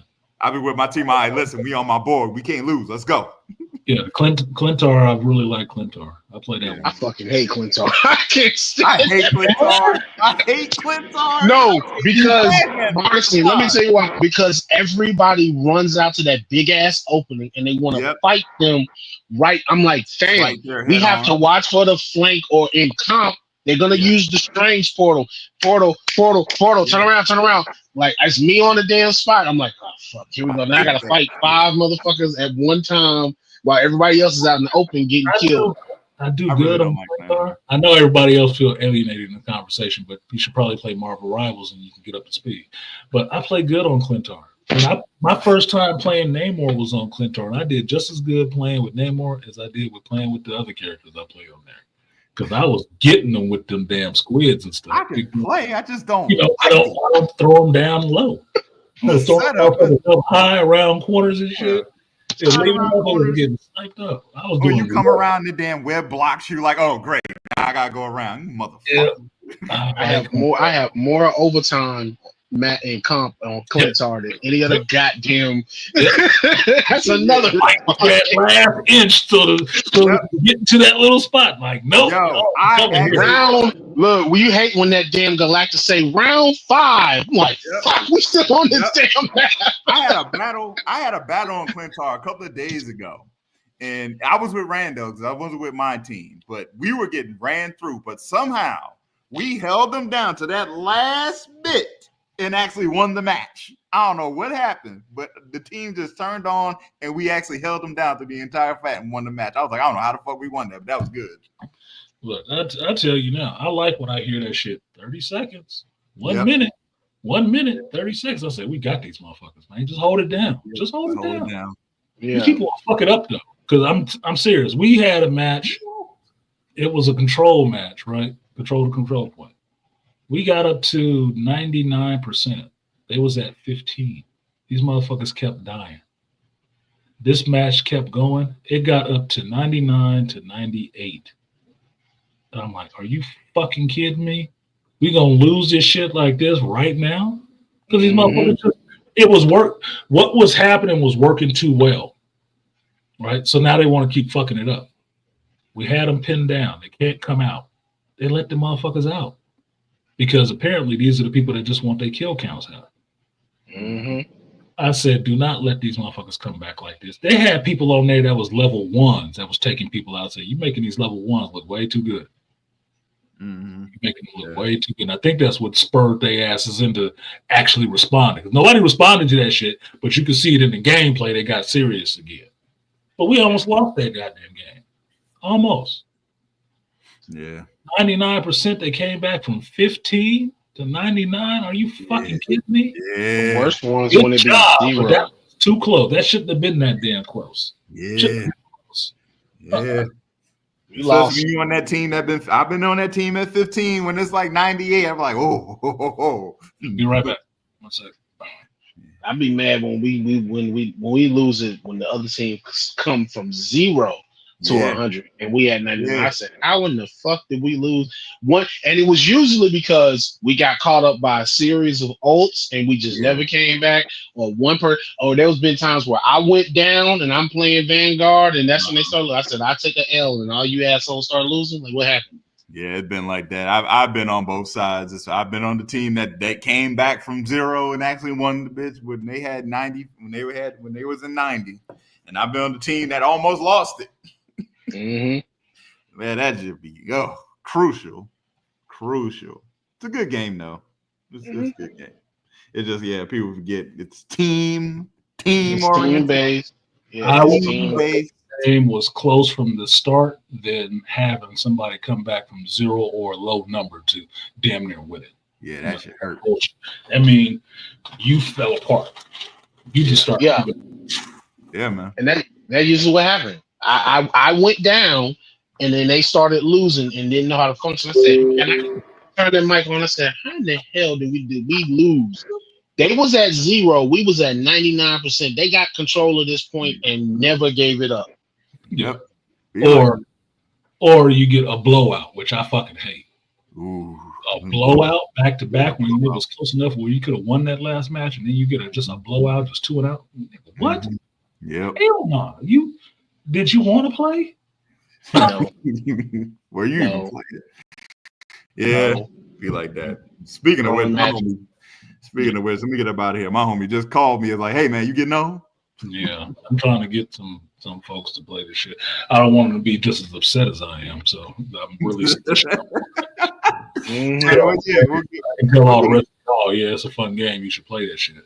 But you notice I ain't said come look for me. No, because I get pissed off on that. Yeah, I know. I got a headache right now from thinking about that shit. It's not in the division where people actually are on the mic. We talk most of the time we playing, but we play good. We playing good, yeah. We playing good with each other and shit like that. Like, oh my god, I'm missing this. Yeah, this game will give you an aneurysm. It really will. Look, if it's not the gameplay that pissed you off, it's the knowledge or the lack of knowledge about the Marvel characters, and people say some dumbass shit and like that is not how that character is or function. No. Do you read the fucking comics? Well, you are just to watch. Read the screen to see what the name of the character is. Yes. You are a healer. Why are you attacking so much? Right. But that's like my son has said from playing that shit. You get pissed off because people don't know how to play their roles. They don't. Yeah, they They do don't. not play their roles. If your job is to be a dealer and dealing damage, your ass is supposed to be out there front dealing damage, not hiding in the back, not running back to the respawn because somebody pressed you. If your job is to be the healer, then fucking heal. Let me fight and you do the healing part. And as long as you keeping me up, I'm gonna keep laying these motherfuckers down. It's okay to flank people. And it's okay to flank people. Mm-hmm. You don't have to be right there in direct combat, but everybody want to run up on the front line. Everybody ain't supposed to be on the front line. That's why characters are broken up the way they are. Yes, I'm Magneto. I'm a big, tall dude in a purple suit. I can't hide nowhere. I can't hide nowhere. Need you to get over there. You move slow and make shields. Yes. I make you pay for it, though. Do you understand how it works? Yeah. If I'm playing Hulk or Thor and I'm pushing this bitch, look, I'm using this hammer to fling their ass back. I need y'all to come. I remember I created like a bunch of space where I pushed the enemy team back all the way on the Yggdrasil map with the convoy, all the way to the second point. And I turned around and looked. I said, where the hell is the rest of the team at? I said, I didn't push way past the car with Thor. I said, oh shit, I'm by myself and they didn't figure this out. So let me start swinging this damn hammer. I've looked around and seen that I was there fighting 4 people by myself. Like, where's the goddamn team? I'm not the one supposed to be here doing this shit. I'll be noticing that I'll be noticing that when I'm by myself, my shield's going down a lot faster. I'm like, oh, am I alone? Oh yeah, am I alone? Hello. I'll be with the Hulk and that gamma bubble pop. I'll be like, am I by myself? Like, what the fuck? Like, I can only put some radiation lockdowns on people. And I said, now I don't have Monster Hulk on me right now. Yeah. Where the hell is my team at? I'll be salivating when you go back to Banner. I'm like, take your ass back to Banner so I can I'll be waiting on that shit. I will attack a Hulk. And as soon as I see him reverting back to Banner, like, yeah. Got his ass now. Got him. I'll be swerving. I will swerve behind him like, oh no, ain't no backing out either. No, I did this last night playing group, right? I'm fighting a Hulk. He starts reverting back to Banner. Yeah. I threw that shield wall up behind his ass. He turned back to Banner. Spore bomb, bitch. Bomb. Yeah. Nah, I did. I was doing that one time. I was playing this Wolverine, and me and my homie were double teaming him. He reverted back. I hit him with that leap. Come here. Yeah. No, I was doing one dirty a couple of days ago where I had Widow. And we was on the domination and in the Asgard domination match, and he kept trying to rush me. And I didn't get that many kills, but the kills I got was on that damn Hulk. And I'm nice with Widow, and so I'm going headshot. As soon as I hit him 3 times in the head, he go back to Banner, and I just have the scope on him, wait for him, and everybody else is just circling him. I said, wait, don't. And then as soon as he go back to Banner, bing, headshot. And then he got mad. I said, look, I typed in the chat, I'm sorry, Hulk. And look, he went Widow, and he started trying to shoot me. I said, oh no, bing. I'm gonna get up out of here, y'all. Y'all be safe. But all right, I'll catch you online sometime. All right. All right, Lai. Appreciate you. Man. Peace out. I'm gonna shut it down now. It's 5 hours in. My head is hurting. So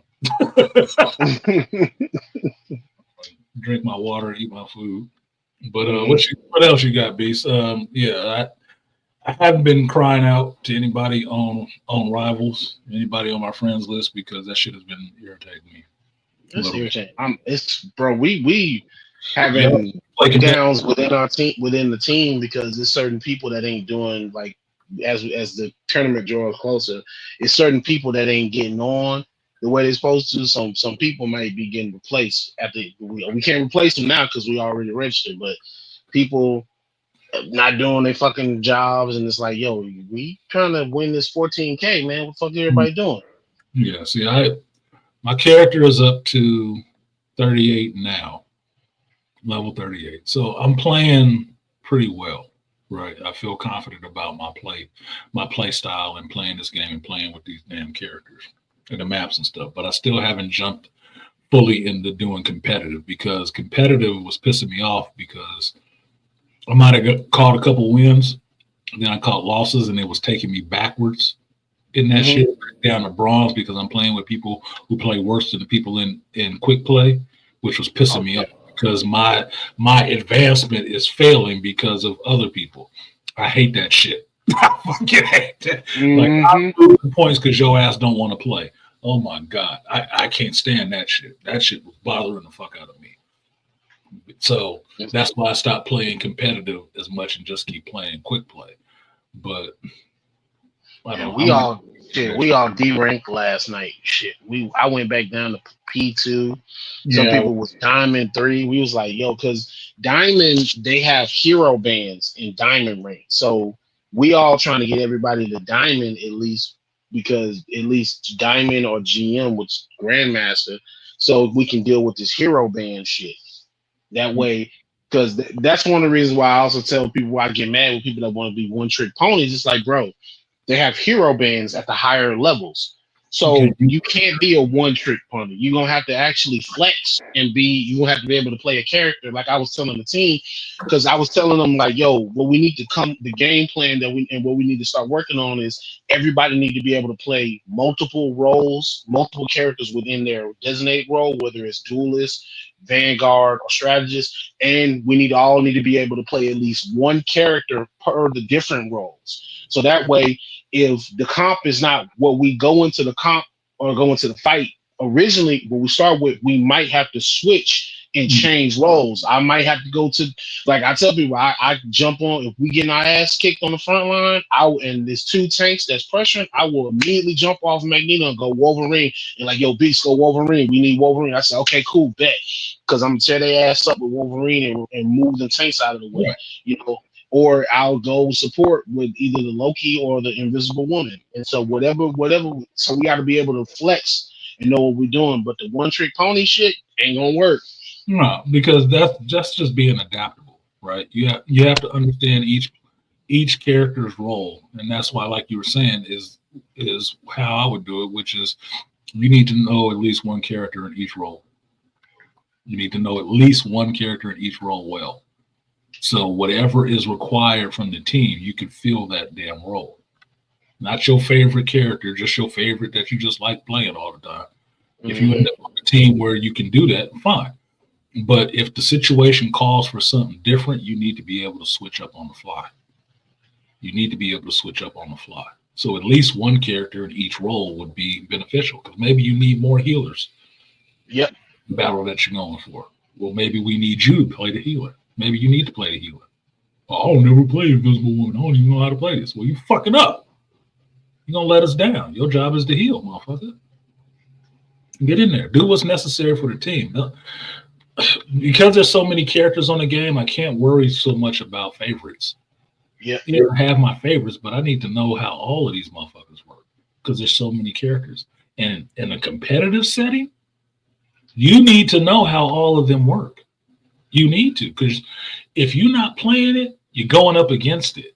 So you better know Mhm. how it works. Know that this motherfucker got a cooldown for three. He got 3 seconds of this. And that three. Let me count: 1 Mississippi, 2 Mississippi, 3 Mississippi on your ass. Right? You need Yeah, to know you that kind of shit. count them ults. Like when they fire, how long, much time Yeah. they got before they fire the next ult. And watch for, like, typically we know when you hear a strange portal pop in on top of us or behind us, we already know. I said up in this lat and it's down to the wire. I said more than likely he got ult.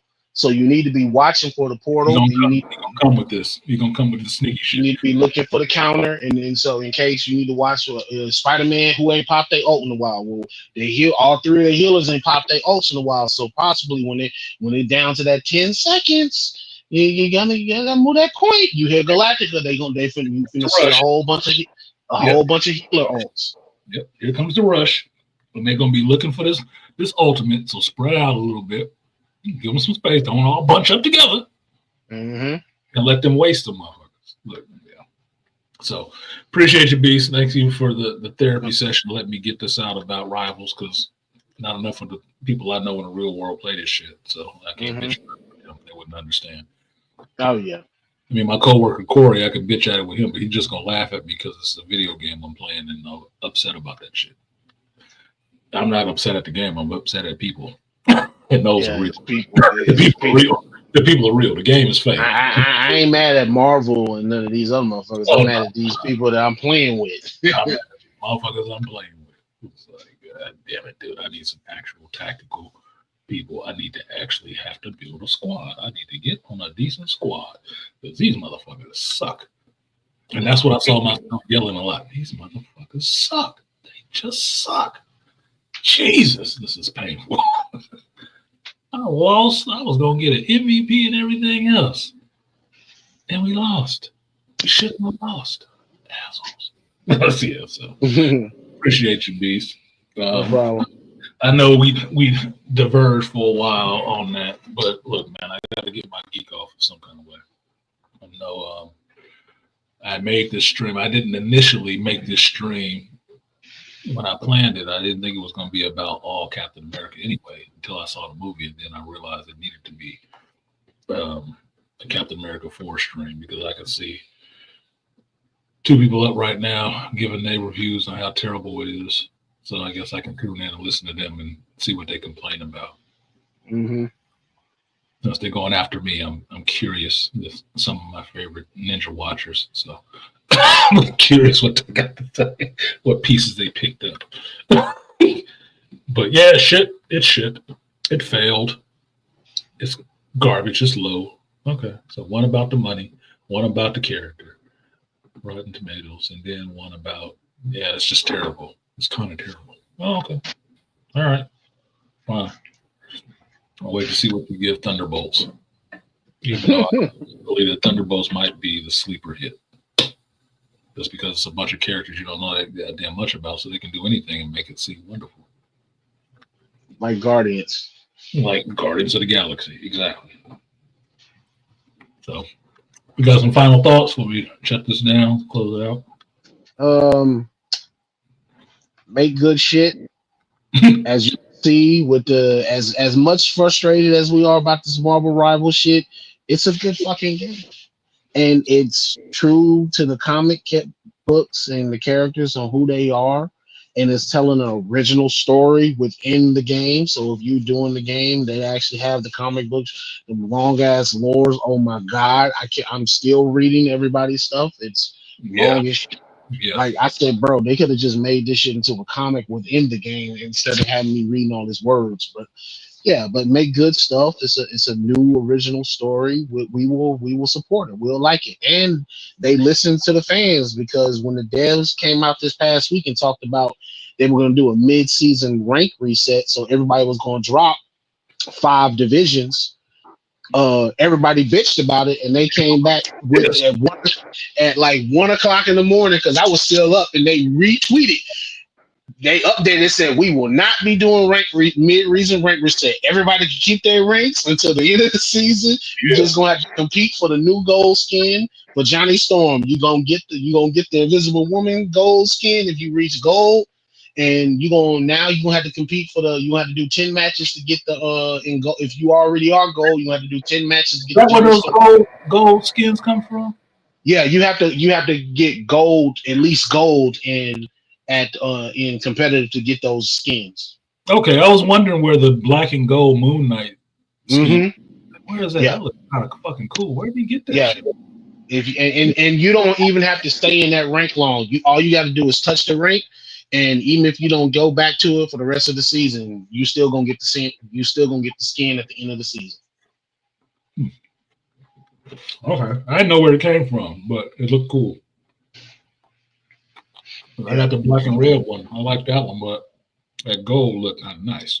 That black and gold looked nice. Yeah, I got that one, and so I'm past gold, so I'm gonna get the Invisible Woman, and so the newest one they're gonna have. But immediately, I remember I was up 1 o'clock in the morning. They retweeted at 1 o'clock. They was like, "We will not be resetting the ranks."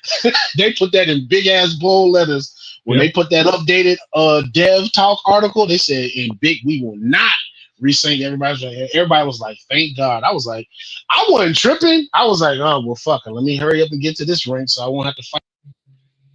Yeah, I wasn't even playing the shit, but I saw the email in the little mailbox talking about that shit. I said, "Oh, they bitched a lot."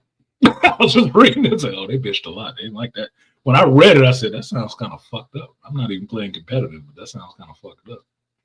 And sure enough, that shit came back immediately. Like, "Yep, we're not doing that." I was like, "Oh, they bitched loud enough." Okay, so they listen. I don't want people walking away from the game like, "Fuck this, man. I ain't playing it no more." We listen to what they say, listen to the voice of the community or whatever. It's like, oh yeah, the motherfuckers hit you up. They hit you up with the hate. Yeah, like, hell. But they listening to the fans. And that's all that matters is just listen to the fans at times, because sometimes the fans don't know what the fuck they be talking about. But for the most part, the people playing your game, the people playing that competitive and dropping this money on skins and stuff like that. Yeah, you might want to listen to them. Yeah, I'm just saying that don't buy no skins, because you can look at their accounts and see they don't buy none of that shit. They just play it. Maybe they don't have as much of a valid complaint. But the people who spend their time playing competitive against this shit and actually pump money into it, those are your fans. You might want to listen to what they have to say. Mm-hmm. Just saying. That's just how it works. Just how it works. People who pay may get some leeway. And listening to them ain't hurting you that much, because people are still playing this shit. It's still a good game. It's still a popular game. Now I know where to get the gold skin from. Now I got to play competitive. I just don't want to be yelling that much and cussing that often, because, like I said, I might have to change my name again or something. I don't know. Look, if you get lucky, you'll run into somebody. You'll run into some guys who got Smurf accounts. Basically, those are people who are super high up in the game, and they'll create an alternative account just so that they can play again at the lower ranks, just to see. Because I ran into a guy who was GM1. He was like, "Man, I created this account just so I could see this down here," and because he was giving me some advice about what doesn't work. He said, "Look, man," because I told him I do cap. He said, "Well," he said, "cap don't really work at the higher things because they prepare for it." He said they see it coming, they gonna stop you from flanking them. So you're gonna have to probably. He said Magneto is cool. He said, but he was like, but yeah, he said, but a lot of times, and somebody threw the match for us. It was one of the matches where somebody threw the match and initiated the surrender. He said, yeah, you gotta understand, it's just people that just want to bullshit, fuck this game up for everybody. Yeah. So if you're lucky, you'll meet them and they'll help you out and give you some advice and you'll win some matches together. That's what I've done in the quick play. It's just because in the quick play format, for you guys that don't know, it's always random. Every match is random, so you have to actually pay attention to the match as it's going on, and the people who are on your side or the people you're playing against, and what they're doing, how they play. And then that's why I look at the stats afterwards to see who they are, how long they've been playing, what's how they play the game and stuff like that. Then you start trying to figure out people that you might be able to make some kind of alliance and some friendship with, to see, hey man, I just like playing this shit. Because I don't play competitive, so I don't know all these competitive players. But that's when the way I'm doing it is where you start remembering names.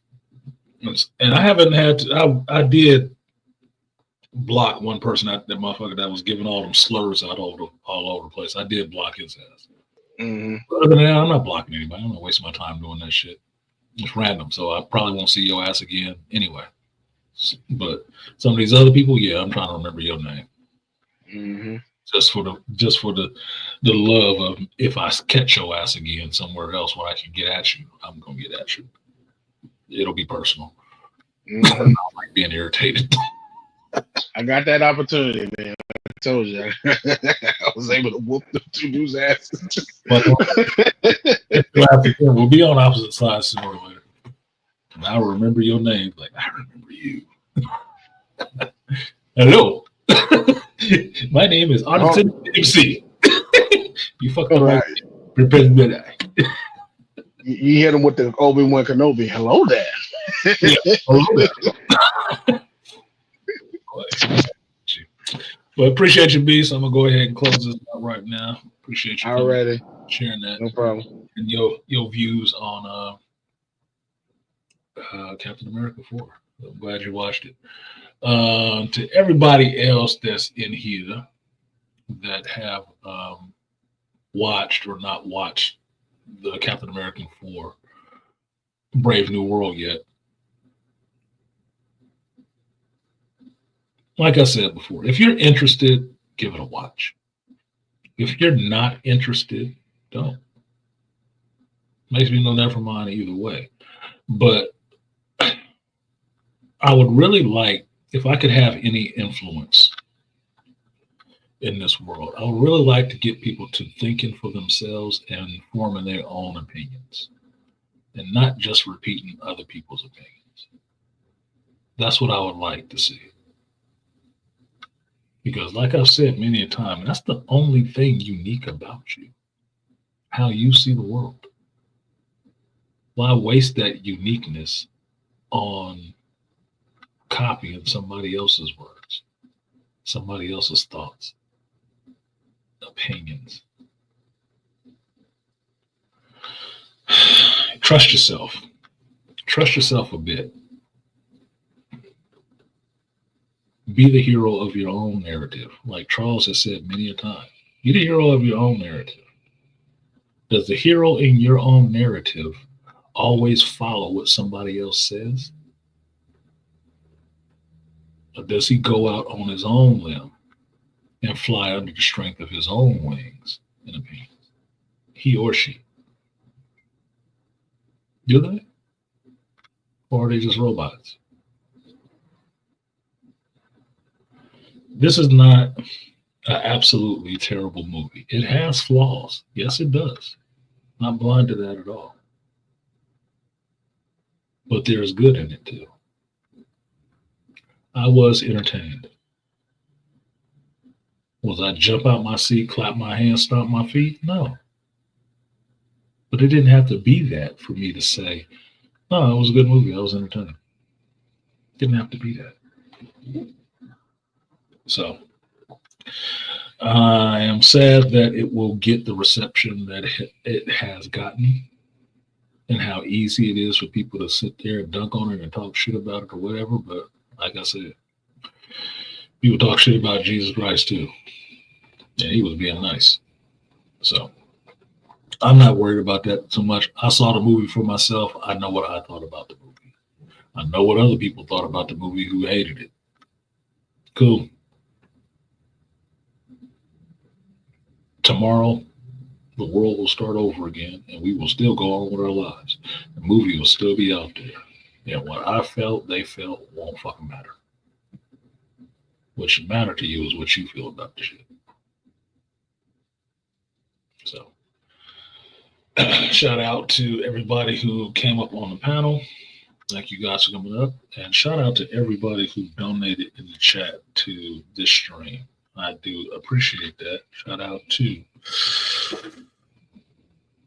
UIP Studio, Trail Bentley, BGS Ibmore, Jack, Nigel, Swift, Joe Herb, Aquateki, Lyon, and Toya for supporting the stream. I didn't read their messages. I should do that. Let me do that because I don't want to leave those folks out. Go back in time.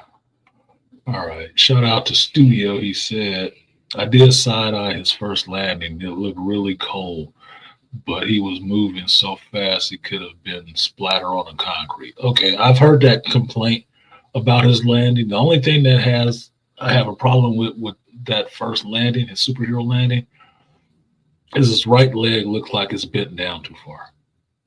It looked like he would have broke his leg. Now, the reason I don't say that he was going too fast is because of how he landed with his wings. His wings were out sideways. If you know anything about birds and aerodynamics, he's catching air the whole time he's doing that, slowing his fall to a point where he could land without breaking his damn legs. Now, if you want to complain about that shit, fine. But that's the way his wings were when he landed. That's why they touched the ground when he landed and then closed up. If they were sitting this way, well, yeah, he would have killed himself.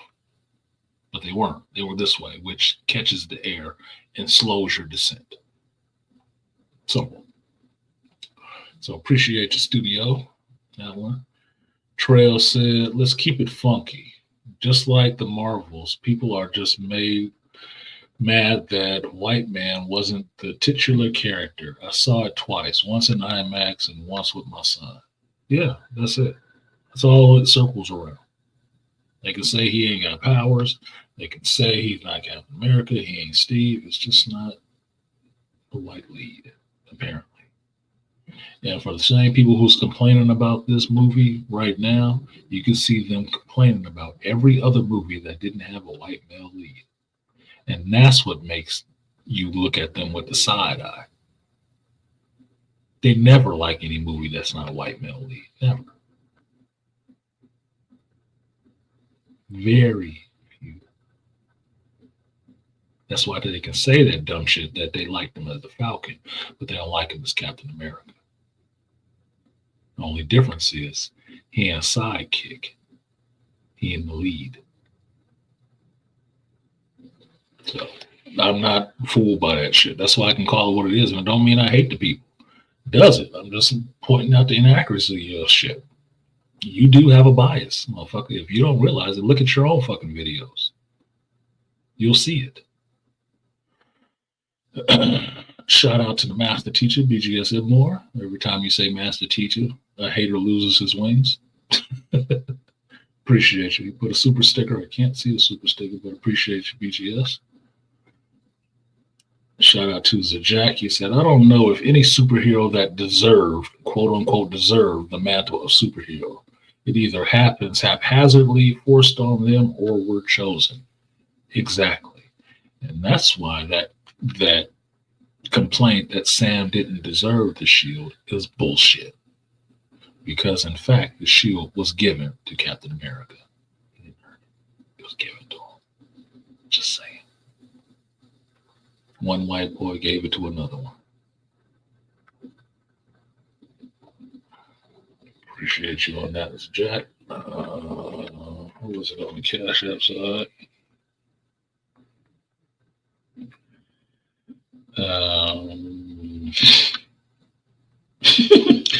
Shout out to Toya. She said for the hysterical bitch babble. Yeah, bitch babble. That's a Grinch. That's a Grinchism. That's a Grinchism. So yeah, it was hysterical bitch babble. Appreciate your trust. And Lion, no message. Yeah, no message from Lion. No message from Aqua Techie. I still ain't put the new one up here yet, Aqua Techie. But you know as you get that Aqua. Shout out to Joe Herb, he said, for the movie money. I didn't see if Herb, if you was still listening, if you actually saw the movie or not. I was curious to see if you or JT had actually seen the movie already. I'm curious. Hit me up and let me know what you thought of it. And shout out to Swift, he said, for the Geek Sunday tribute. Appreciate you, Swift. One of the faithful. So, appreciate you guys coming through. We had a good turnout for this one. I do appreciate that. Oh, Dr. T was in here and that support. Oh, there's Nigel. My bad. I missed Nigel. Shout out to Nigel. He said, for the out of sight, out of mind feeds. Appreciate you, Nigel. Well, Dr. T did donate, but I don't see it in here under the star comments. He must be too far back. So shout out to Dr. T Hassan as well. Yeah, that's what I've had to say on that. So appreciate you guys coming through, supporting the stream, hearing what I have to say. I think I talked enough without spoiling the movie for anybody if they still wanted to see it. I may go back and do a traditional review of the movie, and that's just to make sure it's out there and said, but I think this will suffice. I ingested way too much negativity yesterday listening to all these reviews about this movie that I actually saw. I didn't appreciate that, and it had to come out somewhere.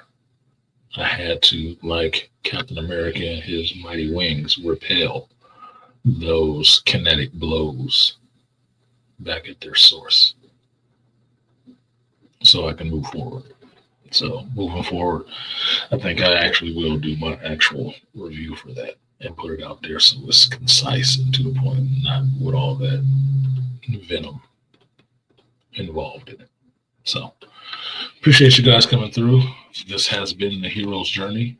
I do this every Sunday from 11 a.m. until I feel like stopping. Sure to like, share, subscribe, leave your comments down below the video if you choose. I do read those and do respond to them, and not in a pissy way, but I do respond. This was the 51st of 52 show, so next week will be the 52nd show, which will make 1 year, another year of this channel. It's not the first year, it's just another year of this channel. And after that, I will reset the clock. So thank you guys for coming through. Appreciate you. And I don't have any music. Yeah, I do. I do got some music. I will see you guys. Excuse me. I'll see you guys next time. Peace.